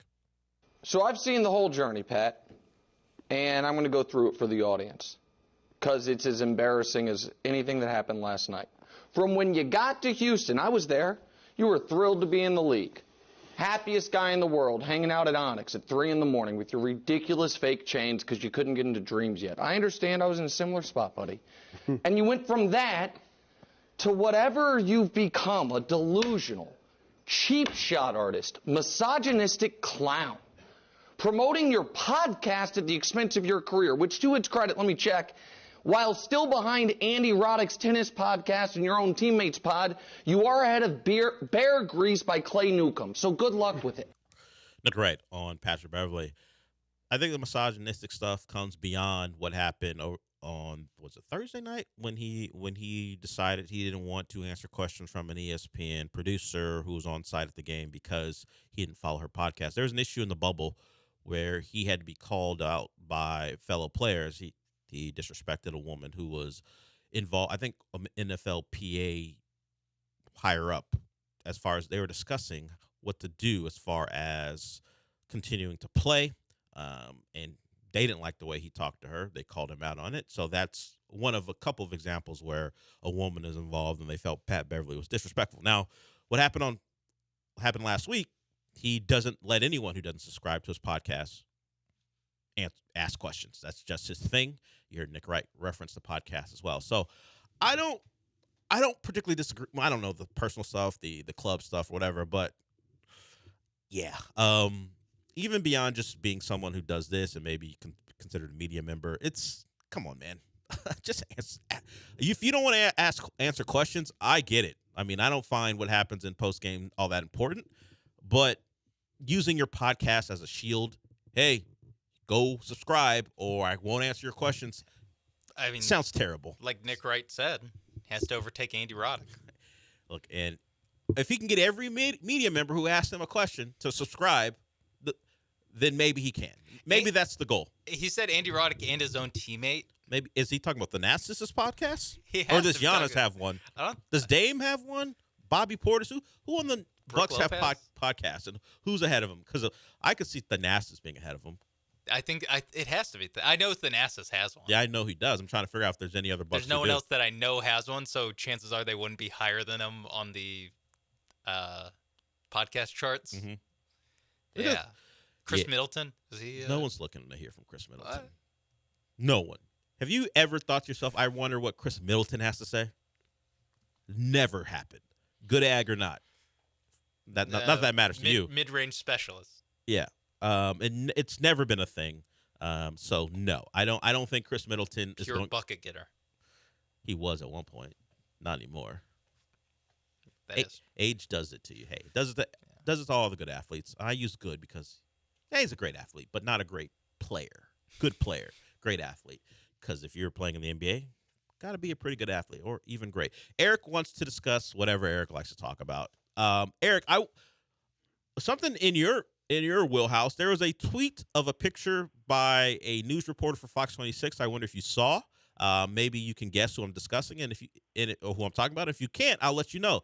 But Eric, what's up? I think a while ago, this is Abigail Dye. Yeah, it was her. So you're locked in, clearly. What else did you want to talk about? I don't know. This is the first time I heard about it. I have to look it up, I guess. That's a lie. Anyway, I saw the Fall Guy this weekend. Okay. It was pretty good. The middle was kind of slow, but it picked up towards the end. So I was wondering if you happened to watch the Tom Brady roast. Why did you get so upset at Jeffrey Ross when he talked about Robert Kraft and the misogynist giving him one? I'll hang up and listen. Thank you. I didn't see the Tom Brady roast. I just caught the clips. Like I said, I mean, with those things, it's not really necessary to watch them live. If you want something, if you have something else you want to watch, those clips will be on Twitter really quickly. I didn't see it. I don't know why he was that upset. Was he defending the honor of Robert Kraft, and that got him upset? Of all the things that could have been said, he didn't care about any of the things said about him personally, but apparently saying it about his owner was a step too far. Yeah, I don't know. There's always a case, because I've only seen the clips of it, so I don't know the overall tone of the roast or Tom Brady during the roast. It did I kind of thought he was doing the thing where he like plays it up. Like it was a joke. Not really serious? Yeah, like he was jokingly being like, cut that out, because he said it like in Jeff Ross's ear, but kind of directly into the mic too. So yeah, it might have been playing to the crowd. Yeah, I don't know, because there's always a little bit of like, you kind of have to sell the jokes. Like when that's all. Particularly when 90% of it was. Particularly when you're not a comedian and maybe you don't have a great sense of timing, so you got to be like, like that. I guess maybe that is the one thing that he's like, hey, you can joke about everything else. My wife, the woman I left to be with my ex-wife. Yeah, my ex-wife's jiu-jitsu instructor. All you can things joke about the murderous tight end. Well, he made those jokes. Apparently, joking about guy who kills people is okay now. I will say that was the most surprising part. Again, just seeing the tweets from him. Maybe one day I go back and watch it. But like Tom Brady and Rob Gronkowski have like checks coming from Fox, and they were making Aaron Hernandez jokes. like Bill Belichick, I guess, is going to work for ESPN now. At least he was on the McAfee stuff. Yeah. Like these guys making jokes about, again, the murderous tight end that they had was crazy. I thought that would be the one where it's like, all right, maybe the like comedians and everyone's like, oh yeah, but the guys that have to have like NFL media careers don't. But no, they were all in. That was surprising. Yeah, the fact that Brady made a joke about what you needed to be a New England tight end, and he mentioned murder in one of his jokes. I'm like, oh, okay. He also made a 9/11 joke. Yeah, Robert Kraft jokes off the table. 9/11 jokes. We're good. We're good. Let me cook. Yeah. Hey, I'm TB12. Let me cook. Of all things, he could if your read is a bit off and he was actually serious about it as opposed to playing to the crowd. It's crazy that the Robert Kraft stuff, the forehand stuff, would be the thing that he took an issue with. I mean, the guy's talking about the mother of your children. Fine, we're good. Yeah, but Robert Kraft, chuckle along with that, Drew Bledsoe. Yeah, Drew Bledsoe is making cracks. Talking about your marriage, yeah, and yet the one guy he won't tolerate it about is Robert Kraft, who took his barbs and threw some as well. Like I said, like we've both said, didn't watch it, but it seemed good. It seemed entertaining. That's why I didn't watch it, because I was like, this might stink. Yeah, I didn't want to sit through an hour plus of that. But Nikki Glazer did great from all the clips I saw, getting after Gronk and Brady about crypto. So they're out there. You can find them on Twitter. In fact, we played some on the earlier show from 7 to 10. They're out there. If you missed out on the Tom Brady roast, I wasn't gonna watch because it's Tom Brady. I was like, man, my biases are that's my fair. bias remains. No, I also was like, this doesn't seem like it's for me. No, nah. But they made Aaron Hernandez jokes, so now I'm like, oh, well, maybe it is for me. Well, it might be for me. We went to a level that I didn't think they would go. Yeah, I honestly didn't. It's like the Drake Kendrick Lamar song. I didn't know they were gonna go to that level. Okay. And J. Cole's like, I told you why I didn't want any part of this. Yeah, keep my peace. We thought it was gonna be a friendly competition. It was supposed to be an exhibition. Yeah, J. Cole told you before. We'll let you know. It was a warning. He was like, nah, not me. You know what? I'm gonna apologize. Never mind. I'm gonna apologize on stage, say I'm out, and you guys can make fun of me, but you don't know what's coming. Yeah, in a month you'll be like, I get it. Yeah. And guess what? All We the get it. like I've seen so many memes or animation about J. Cole going, I told you. And people are like, yeah, we get it. God. We get it. It's been a tumultuous 3 or 4 days. Well, really since Euphoria came out early last week, as far as the Kendrick Lamar Drake stuff. So I don't know how long that'll continue. Drake sounded like he was about out, even though he attacked Kendrick Lamar. He's like, all right, man, you're gonna drop 10 more songs, and I guess this is over. So we'll see how that goes. That sounds like a rap of submission. Like, I felt it. I've seen enough, and I'm not going to win this one. We'll see if there's any more coming up. I guess the last guy to drop a song was Drake. We'll see if Kendrick Lamar has one more in him. This is the corny radio thing where I go, we've got one more segment in us. But since I prefaced it, I feel like I can do it then. After I prefaced it, Sean's like, no, you can't. I feel like if you preface it by acknowledging how corny it is, you're allowed to do it. We got one more segment here on the show. Myself and Sean will be back.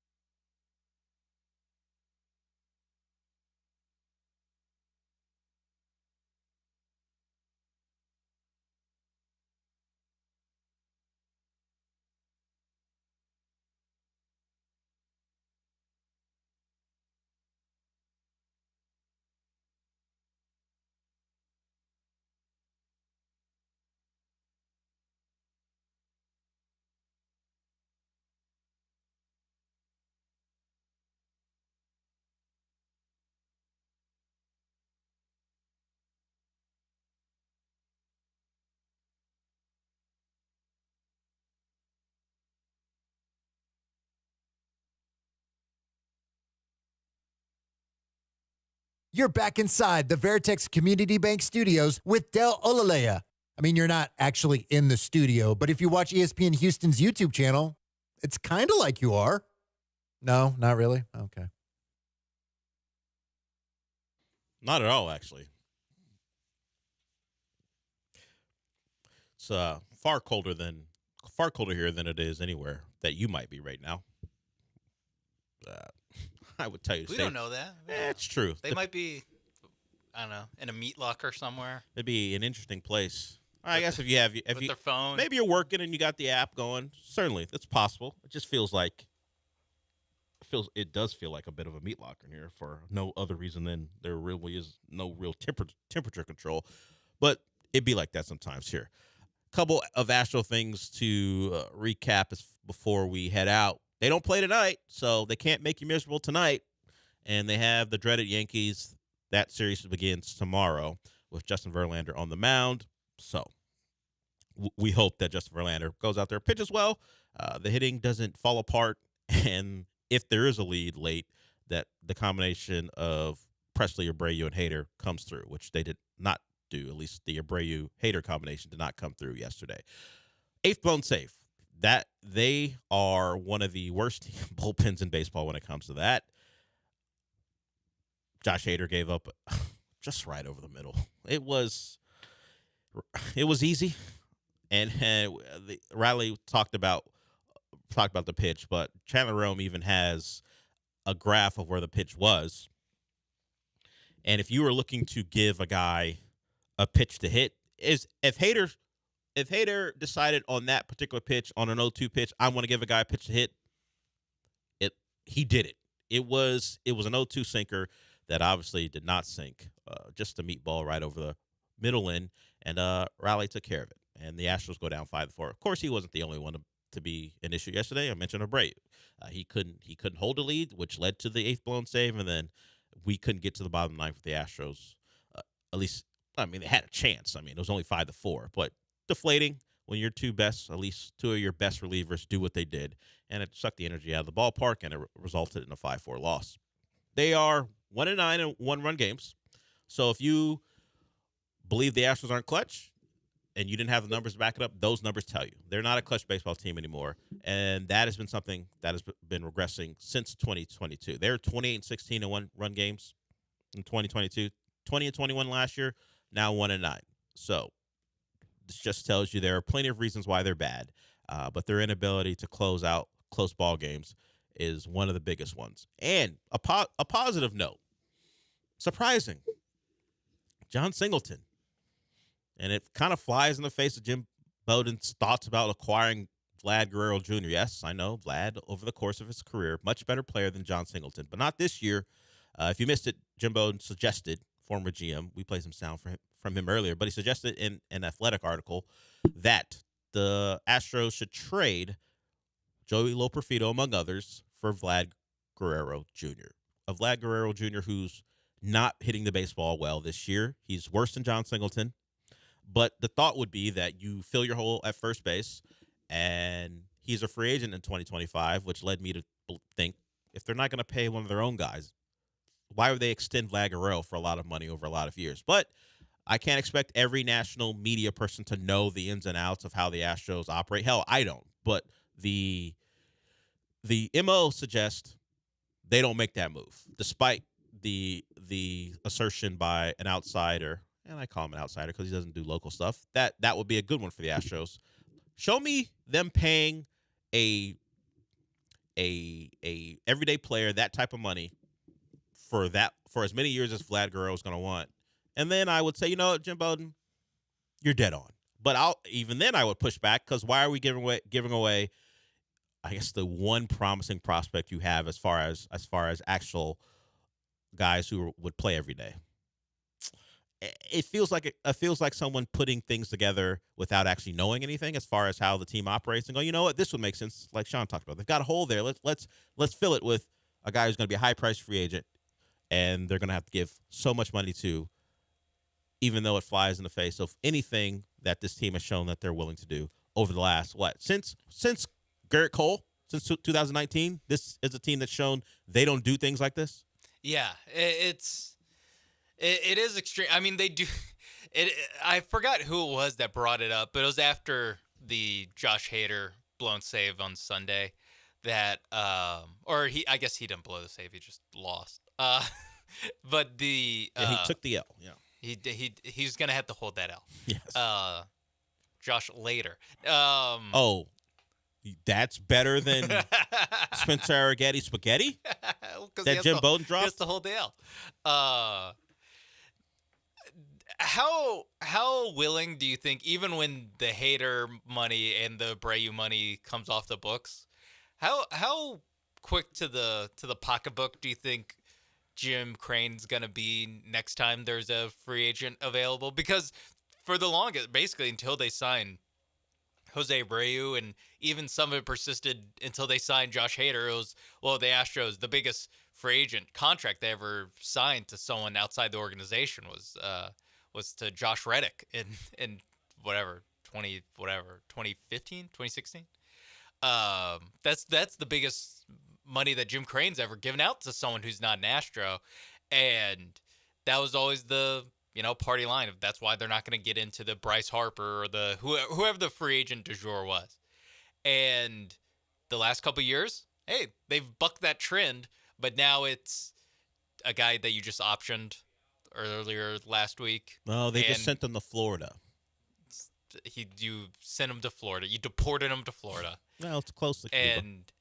And then Josh Hader, who is blowing every game that he goes into. So it is if you're shy to give the money away, Jim Crane's and like, the two guys that you've given your money away have blown up in your face the way that they have so far. Now, Josh Hader, there's still time for him to get it back a little bit, but early in the season, he's part of the problem. I don't know how willing they would be to be like, you know what? Now we're gonna pay out Vlad Guerrero. Jim Crane's like, I was right. I've always been right, and every time I go against my philosophy, I pay for it in multiple ways. Yeah, that's why I'm not giving you guys money. So I can't trust you with. Yeah, we're sticking with Singleton, who in his last 55 plate appearances is hitting over 290. He's got an OPS on the year of 764, which isn't great, but 3 home runs and 8 RBIs in his last 55 plate appearances, which is better than the guy that Jim Bowden is suggesting the Astros not only give up prospects for, but then eventually pay. Because Vlad Guerrero was a free agent after the 2025 season, where he'll be 25. And guess who's 27? Guess who's 27 right now? Kyle Tucker, a guy they don't want to pay. At least we think they don't want to pay. Now, Kyle Tucker has a year plus remaining. He'll be older than Vlad. He'll be about 28, 29. But still, the point remains. It feels like, hey, we're just putting stuff together for an article, and we're ignoring the history of this team. They don't do stuff like that. And when they do things even close to that, it blows up in their faces. May make the owner hesitant. But you know what he said? He said as long as he's here, they're going to be competitive and trying to win.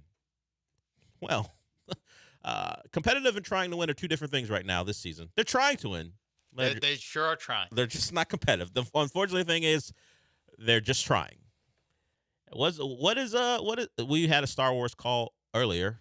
What does Yoda say? There's no try. There's do or do not. Do or do not. And the Astros are strictly in the do not category right now as far as winning baseball games. We're done for the day. Paul Gallant, who's laughing uproariously for some reason out there, I can hear him through the door, and Joe George are coming up next, Gallant George, and then followed by the Killer Bees. I'll talk to you tomorrow.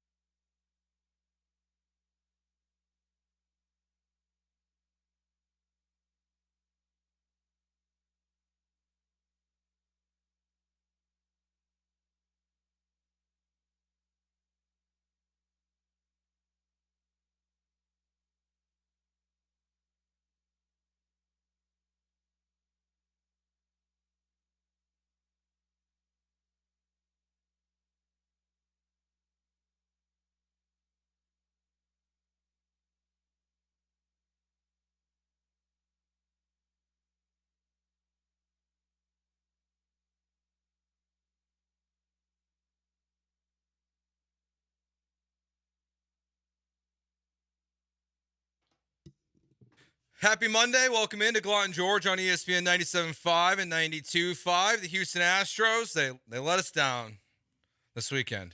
Well, maybe not all of us let us down this weekend. But the Astros lose 2 out of 3 of the Seattle Mariners.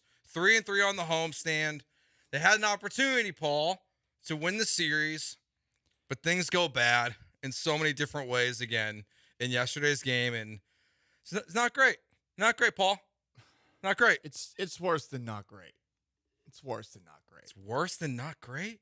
Yeah, it is. This is a disastrous series loss. So, look, season's not over. Plenty of time left, blah, blah, blah, blah, blah, blah. But, I mean, we're just doing the same thing over and over again. You know, to go back to conversations that we've had, we are in our own version of Groundhog Day where something is effing up for this team on a nightly basis, whether it's the lack of offensive production, 2 hits on Saturday, didn't get anything going until late on Sunday.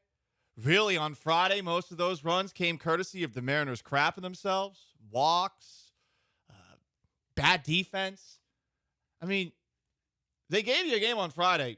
You should be leaving this weekend having been swept with a day off to sit and think on it. Here you are. Sean, the dump button, is that ready? I think it's always ready. Okay. I think. Can the relievers do their fucking job? Is it that hard? Can they do their job? Can they do what they're paid to do? Josh Hader's making $95 million. This guy is on this roster for the next 4 years. He sucks. 0-2 count right down the middle? What are you doing? I don't know that much about baseball, but I think it's a bad idea on an 0-2 count to throw the ball right down the middle. That's just a thought. So right now, I'm wearing the Seattle Mariners trident in studio.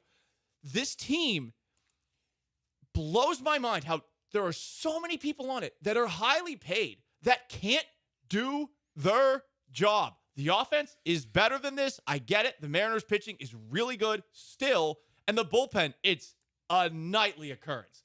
It's Abreu before Josh Hader. It's ridiculous, Joe. I mean, we're going to keep doing this, and I suppose that my energy and enthusiasm for each of these rants is going to taper down a little bit. But for God's sakes, please do your job. It is not that hard, but it is made hard every single day. The Astros find a way to make it difficult for themselves. They can't do anything well collectively. Even if they have little, I mean, look at John Singleton. Like what John Singleton has done as his first stretch as the first baseman of the Houston Astros is a huge win for this team. That's the only It's a huge win. The only thing that was good this weekend. Tucker's still very good, but he had some nice plays too. Alvarez, where are you? Where's Alex Bregman? In a trash can. He's awful. Well, might be time to bring those back. Please bring him back. Please cheat. Please do better. Like please cheat again. And then get caught. You hit him with a be better. Be better. That's the worst but thing in the world. I don't know if they can. Like the enthusiasm for these rants, like they're gonna dwindle down. This is their last opportunity. Over the next 19 games, they play the Oakland A's, they play the Tigers, and the Angels in 13 of the next 19 games. Now, the A's are a average baseball team this year. The Tigers are slightly above average. Both those teams by record are obviously better than you, and the Angels are either same record or like a game worse. So you're in that class right now of bottom of the barrel, but this is probably your last stretch in which you have the opportunity to really, really figure it out. You play 29 games in the next 30 days. This is your opportunity to figure it out. And when you play these teams, you have to take advantage. Because if they don't, there is no hope left for the 2024 season. You had the opportunity to win yesterday's game. John Singleton gave you the lead. And what you said, Josh Hader, he's not good. He's not good. And I don't understand. Abreu too. I mean, a balk, that was... Yeah, I think that was questionable, but... At least with Hader, it's one mistake. With Abreu, it's just more of the same. And, I mean, I guess last year was an anomaly for Brian Abreu, right? I mean, this year seems to have been pretty figured out. Mm-hmm. And on top of that, like, he's just doing dumb stuff. And, okay, yeah, the balk, debatable, I guess, but it's a symptom of him this year where he's just not on it and he's not doing his job. And there are so many players on this team who are just not capable of doing their jobs. You mentioned Jordan. You mentioned Alex Bregman. There's a lot of guys out there that aren't doing it. And I mean, for God's sakes, John Singleton is carrying you right now. John Singleton, the guy who you signed to a contract before he ever played a game, who has a troubling bout with marijuana, right? Comes back. This guy, who is an incredible story, is carrying you on a team that features Jose Altuve, Yordan Alvarez, Kyle Tucker, Justin Verlander. The list goes on and on and on. You are 10 games under 500. What in the actual, doing it again, Sean, what in the actual fuck? What are we doing? What are we doing? It's crazy. They have so much talent. What the hell? Kugblaze says, it's funny how we said they had the 7th, 8th, and 9th locked up before the season. Now it's the worst thing about this team. Yeah, it is. It's the worst thing about this team. Because today should have been a simple show. You win 2 out of 3. Hunter Brown. Vibes are back.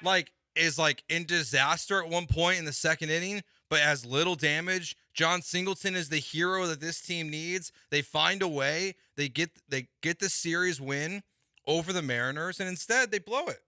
Mm-hmm. And they're 12-22. The vibes are bad, and they're not going to get better. It feels like. Happy birthday, Jose Altuve. I'm glad you get to play your children, the New York Yankees, today. Hopefully you win 2 of the next 3. Joe Espada said it best. He's like, we just need to keep winning series. Well, you won 2 series. You beat the Rockies and the Guardians, who might be one of the most overrated teams we've seen so far. They're winning a lot of baseball games. That series doesn't mean anything to me now because you lost the one that mattered. You lost the one that mattered. Fuentes says 0 confidence in a close game. Yeah, they're 1-10 in 1-run games this year? Yeah. How are you that bad in 1-run games? That is also remarkable. I mean, it's clutch. Yeah. It's gone. You can't say, I mean, you're right. It's such a stupid thing that's described because we can't really describe what it is, you know? The word clutch, what does it actually mean? But it's clearly lacking. I mean, your closers can't close games, and you can't hit when you need to. Yeah, clutch is only used after the fact. It's always you weren't clutch or you were clutch. It's never oh yeah, this guy coming up will be clutch. You don't know that for sure. And yeah, the Astros, they just the 1-run game stuff is ridiculous. They've gotten over the extra innings. They got to win in extra innings. Now the 1-run game stuff is back. Yeah. Yeah. And with the back end of the bullpen, if Josh Hader, Brian Abreu, I know Ryan Presley, you're just going to get lumped into this, but I guess you're fine, whatever. If these guys are going to give up runs and blow games, 8 blown saves this year, we don't need to be talking about the Astros with any expectations. Ultimately, it just comes down to those. Sunday, they played a winning game until those guys came in, and then they lost. That's it. I mean, yeah, Hunter Brown. they played well enough to win until the supposed strength of your team got involved, and then that's when things fell apart. I mean, we totally forget that Hunter Brown made things extremely stressful over the course of Sunday, but a net positive, I guess, because he kind of bounced back from it. The first inning, a little dicey, gets out of it. Second inning, as dicey as possible. I didn't know it was possible to be more dicey. I can't believe he only allowed 2 runs, but he only allowed 2 runs. Yes. You know, you're the guys that are screwing it up are the ones that should not be screwing it up. Really, is that simple? And why do we feel like it's going to change? I don't know what the hell is different about this year, but it's a continuation of what we saw in September. And this is the worst part, guys. This right here. I mean, you had to win that series because you can't give a team that you have terrorized for years more confidence. We're now at the point where we have to take the Seattle Mariners seriously. This is a conversation we had on my live stream on Friday. Even though the Astros were 4-9 against the Mariners last year, no one takes them seriously. No one. And on Friday, you understood why. Because the Mariners kept walking guys and making boneheaded plays defensively and base running blunders. I mean, Friday, they were about as unserious as you can see a team be. And then they took you down on Saturday easily. They took you down yesterday as well, and they're 11-5 against you since that ultra competitive American League Divisional Series sweep where you swept them, but it was not easy. Their pitching is better than your bats, and they're more than an obstacle. They are a bad matchup for you, and you just gave them all the confidence in the world because now they're beating you in your own ballpark. Yeah, it was an opportunity to just try to salvage where you're at in the standings right now. Like, yeah, being 6 games back versus 7 games back, maybe it's not the biggest difference in the world, or I guess it would have been 5 games back. But trailing 7 games in the division to the Mariners, to your point, like they're not who we project them to be.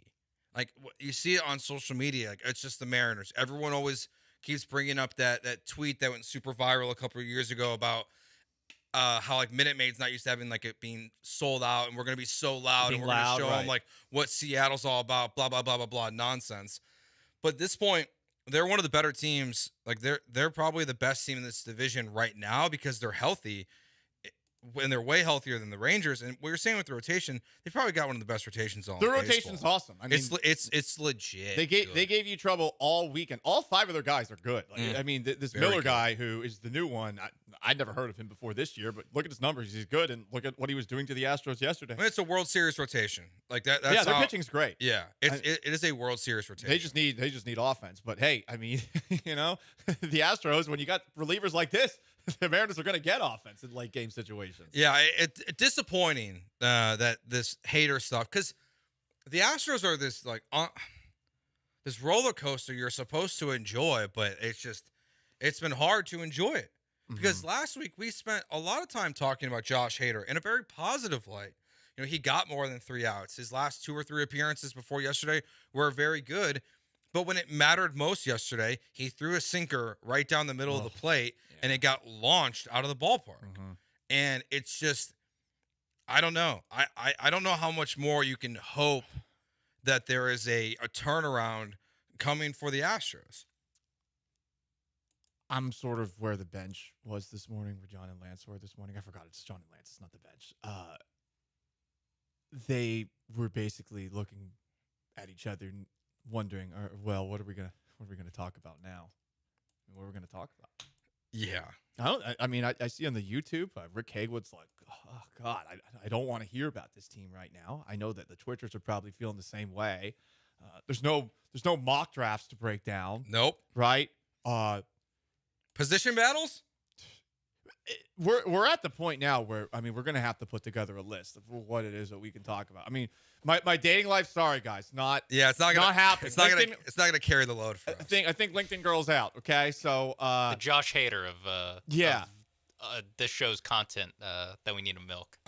We had high hopes for intern. I almost said intern. LinkedIn girl. No. And but nope. Interns are next. I'm just kidding. I'm not Matt Lauer. I think they're all boys.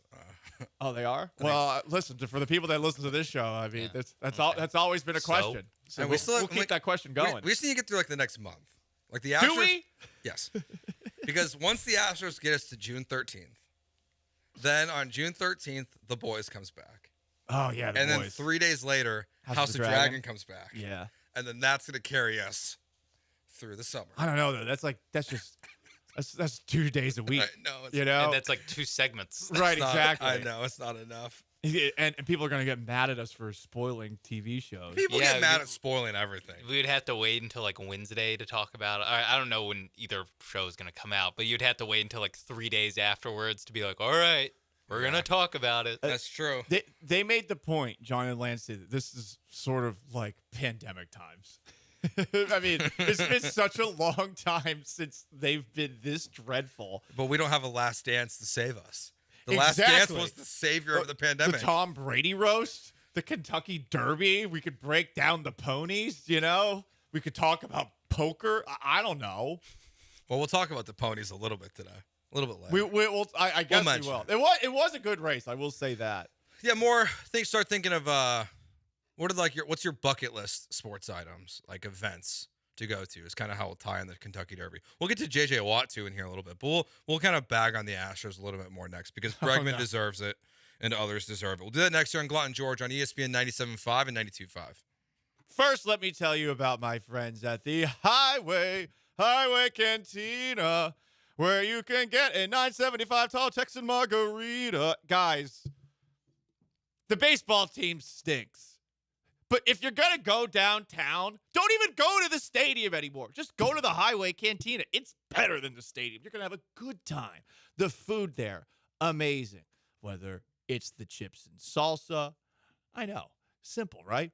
No, I'm telling you. Their salsa verde, oh my God, it is so freaking good. But you can get fajitas, wood-fired oysters. You can get the large Marge, which is essentially a scorpion bowl margarita. It's right by all the fun stuff in Edo, which I really enjoy, that part of town. On top of that, guys, it's a great place if you work downtown to go take the boss, impress him. He will be blown away by this place. Go there for happy hour. Go there on a date. The Highway Cantina is an awesome spot. Please check it out and tell him Paul Gallant sent you.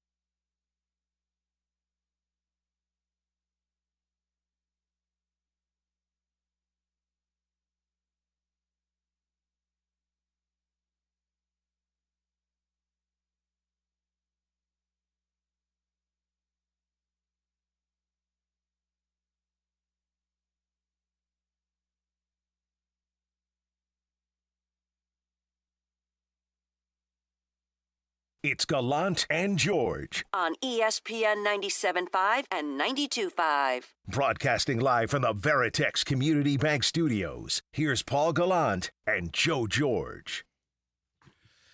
I accidentally opened the text line on Friday while I was at home during the Killer Bees. And this is where I guess we're at with Alex Bregman. Is texters trying to say that Alex Bregman is sucking on purpose as a negotiation tactic for his contract, and that if they just paid him, he would start hitting the baseball more. That's where we're at. So you'd be the first guy ever to be like, it's a contract year. Yeah. I'm gonna play worse. I'm gonna play worse, so you pay me, and that's how I'll play better. That's where we're at with Alex Bregman right now. So he's taking the holding his team hostage route. Yes. But not holding out. He's Yeah. still playing. He's still almost worse. swinging the bat. He hit a home run, last week? But he's got one. Now it's like, nope, back to pop-ups. Gave you a taste of it. Back to pop-ups. So many pop-ups. Yeah, he had the foul ball pop up with a couple of guys on late yesterday. I mean, you knew it was coming. Everyone knew it was coming. I was like, please get out of play. Please get out of. Of course not. That's right in front of. It was a fun experience. He had ice cream. He had Okay. popcorn. Nice. He caught on to the pity cheering. So when they would cheer, he would stand up and clap and go yay. And then we left in the 5th inning. I talked to my dad and my mom went with us too, and we thought at most we would get like 2.5 innings out of it. So we didn't expect to stay very long, but he got thrown out of the game. He got thrown out of the game by me.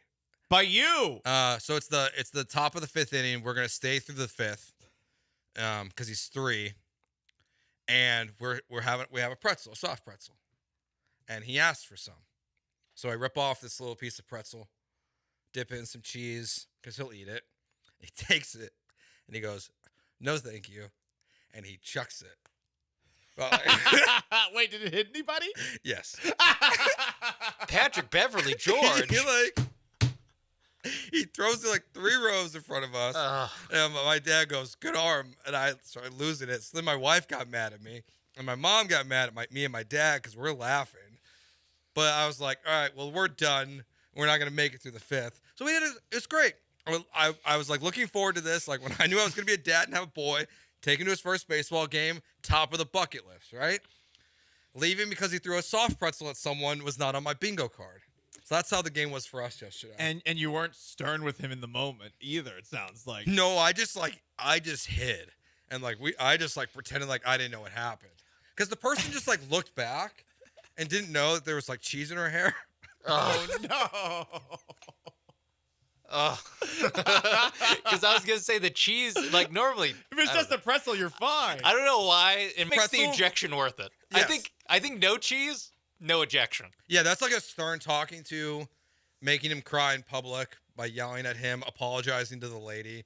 But with the cheese, I was like, I'm not. And Well, you talked about a little bit ago, just the dynamic of having to be the dad in that spot. And I mean, it's an objectively hilarious thing that just happened. But at the same time, you have to discipline your kid. Yeah. That's a tough spot to be in. I would have laughed. I would have laughed too. You said you laughed. I would have laughed. Yeah, Your yeah. dad laughed. I think it's very funny that your wife and your mom were not as thrilled about. Well, that's what happens all the time. He'll do something at home and and my wife will typically will laugh too, but since we were in public, she was probably a little more embarrassed and upset. And maybe upset that I laughed first. But that's the hardest part of parenting, honestly, is when he does something that is objectively funny and I know I need to discipline him, but it's so fun. The first time he swore. I lost it. I thought it was the funniest thing in the world. But you can't, because it's enabling the bad behavior. Yeah, because then he's gonna keep saying it, which he did. Oh no, he said it again. Well, he learned when he dropped something, he would say crap. So contextually he was using it right. So he would drop a toy and he'd go, "Oh crap." And That's I'd be almost worse. At least he got it right. It makes it funnier, but it is worse that not only has he heard it, he's heard it so much that he's now fluent. Crap is fine though, right? Yeah. I actually don't know. I think for 3-year-olds. Yeah. Because he's not in daycare yet. We're gonna put him in daycare soon. The problem is that when he goes to daycare, I don't want to have angry parents emailing me, being like, "Your son was listening to your radio show and learned how to say the F word." Hey, we had the dump button for that. He doesn't listen. Both times in the first segment. But yeah, I guess that's what I'll just find which ways I can get my son thrown out of places. That's what we'll talk about this summer. Yeah. Go to nice restaurants. Yeah, how nice a restaurant can we go before Joe has to embarrass and then walk out? What won't Joe Jr. throw? Yeah. You're right. It really was just the cheese was the problem. Yeah. Did you at least have the courtesy to tell her that she's got some we left. whiz in her hair? No, we left. Okay. No. You left. You just left. On the spot? It was pretty much. It was I chugged the rest of my beer. Because you guys just ducked. Well, she was a couple rows in front of us, so like they weren't like she wasn't making a big deal about it. And I was like, I just don't wanna. I'm not in the mood. What would make it a big deal is, hey, sorry you have cheese in your hair. Yeah, she might not even know. It is the coward's way out, but I also, in your shoes, I would have also taken the coward's way out there. 100% the coward's way out, and I have zero problem with that. Admitting that, it's the best way to handle it. That's so funny. It is the best way. That's so funny that he threw that. Yeah, it was pretty great. So what's is there like a punishment now in place? Like what's next? No, he fell asleep in the car, and it's like it's over. Oh, so yeah, it's a forgotten incident.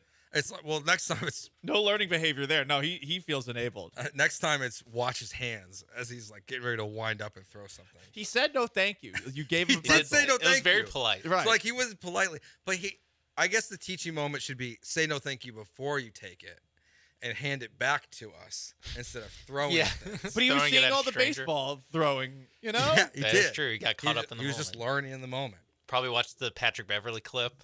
I was like, oh yeah, you just Did throw that happen? projectiles Did you guys at talk women. about that on Friday? Yeah. We Okay, did. because I couldn't remember when it happened. Yeah, It happened Thursday night. What a scumbag, Patrick Beverly. He's such an idiot. He's not a good enough basketball player for this stuff. That's really it. Like He's just trying to promote his podcast, Joe. Stop. Everyone's hating on a man trying to earn a living. Did you hear Nick Wright? I heard Nick destroyed him. He brought up the charts and he was like, well, he's behind Andy Roddick and his own teammates. Oh, I didn't see that. He's behind the NASA's podcast. Yeah, I think it's like I can't remember what it's from, but there's like they talk about like I think it's How I Met Your Mother, where they really go into this. So like there's like the hot crazy scale for women. I think there's like for basketball for athletes it should be talented and like jerk scale. Or just antics. Yeah. The They're antics talent. Yeah, like the better you are, the more you can get away with. But like it has to match up on the graph. You have to be once you reach a certain point in your career, you have to just be, you know what? He's stable locker room presence. he is coach on the field. Yeah. That's what he is. Draymond is the interesting one in that because when Draymond was good, I think we all shrugged at it a lot more. Exactly. Yeah. Maybe not here in Houston because And now he's flirting with the line. Yeah. I don't know. Because the antics are up still and the talent is regressing. Yeah. Severely. I mean, he's talking trash after not even making the playoffs to Nurkic. It's like that was just peak loser behavior. That's podcast. That's true though. Always, He's always just be podcasting. That's true. Always be taken. ABP. So Alex Bregman sucks, huh? Maybe he needs a podcast. I mean, buy a microphone, loser. A Blue Yeti, baby. Come on. It's almost like the HEB commercials. Like the worse you are at baseball, like the quicker you should be removed from the HEB commercials. Maybe that should be our rule. Like if you're this bad, like those commercials can't run. They should just film every HEB commercial with every permutation of Astro player so they can just take out the ones with the stinky players. Yeah. Like Lance McCullers, you shouldn't be in them at all. You're not playing. You should not be in the HEB commercial. Why not? He's got more time for reshoots. Or maybe he should be the only one in them. Yeah, just make Focus them all on Lance baseball. commercials. Right. Yeah, I mean, so he can start his own podcast. Stunning that there's not a Lance McCullers podcast. I am also. There used to be. I am also shocked that there is not. Him and Correa used to do a UFC podcast, but Mm-hmm. they stopped doing that, I guess, when Correa went to Minnesota. But yeah, Alex Bregman, not good. I think that's enough Astros for now. We'll see what the caller wants to talk about in the next segment, but so maybe we'll take it. But you know what? It's never too late for a comeback. At least according to J.J. Watt. J.J. Watt maybe will play for the Houston Texans once again. He teased us again this weekend at the J.J. Watt Charity Classic. We'll talk about that next year in Gallant George on ESPN 97.5 and 92.5.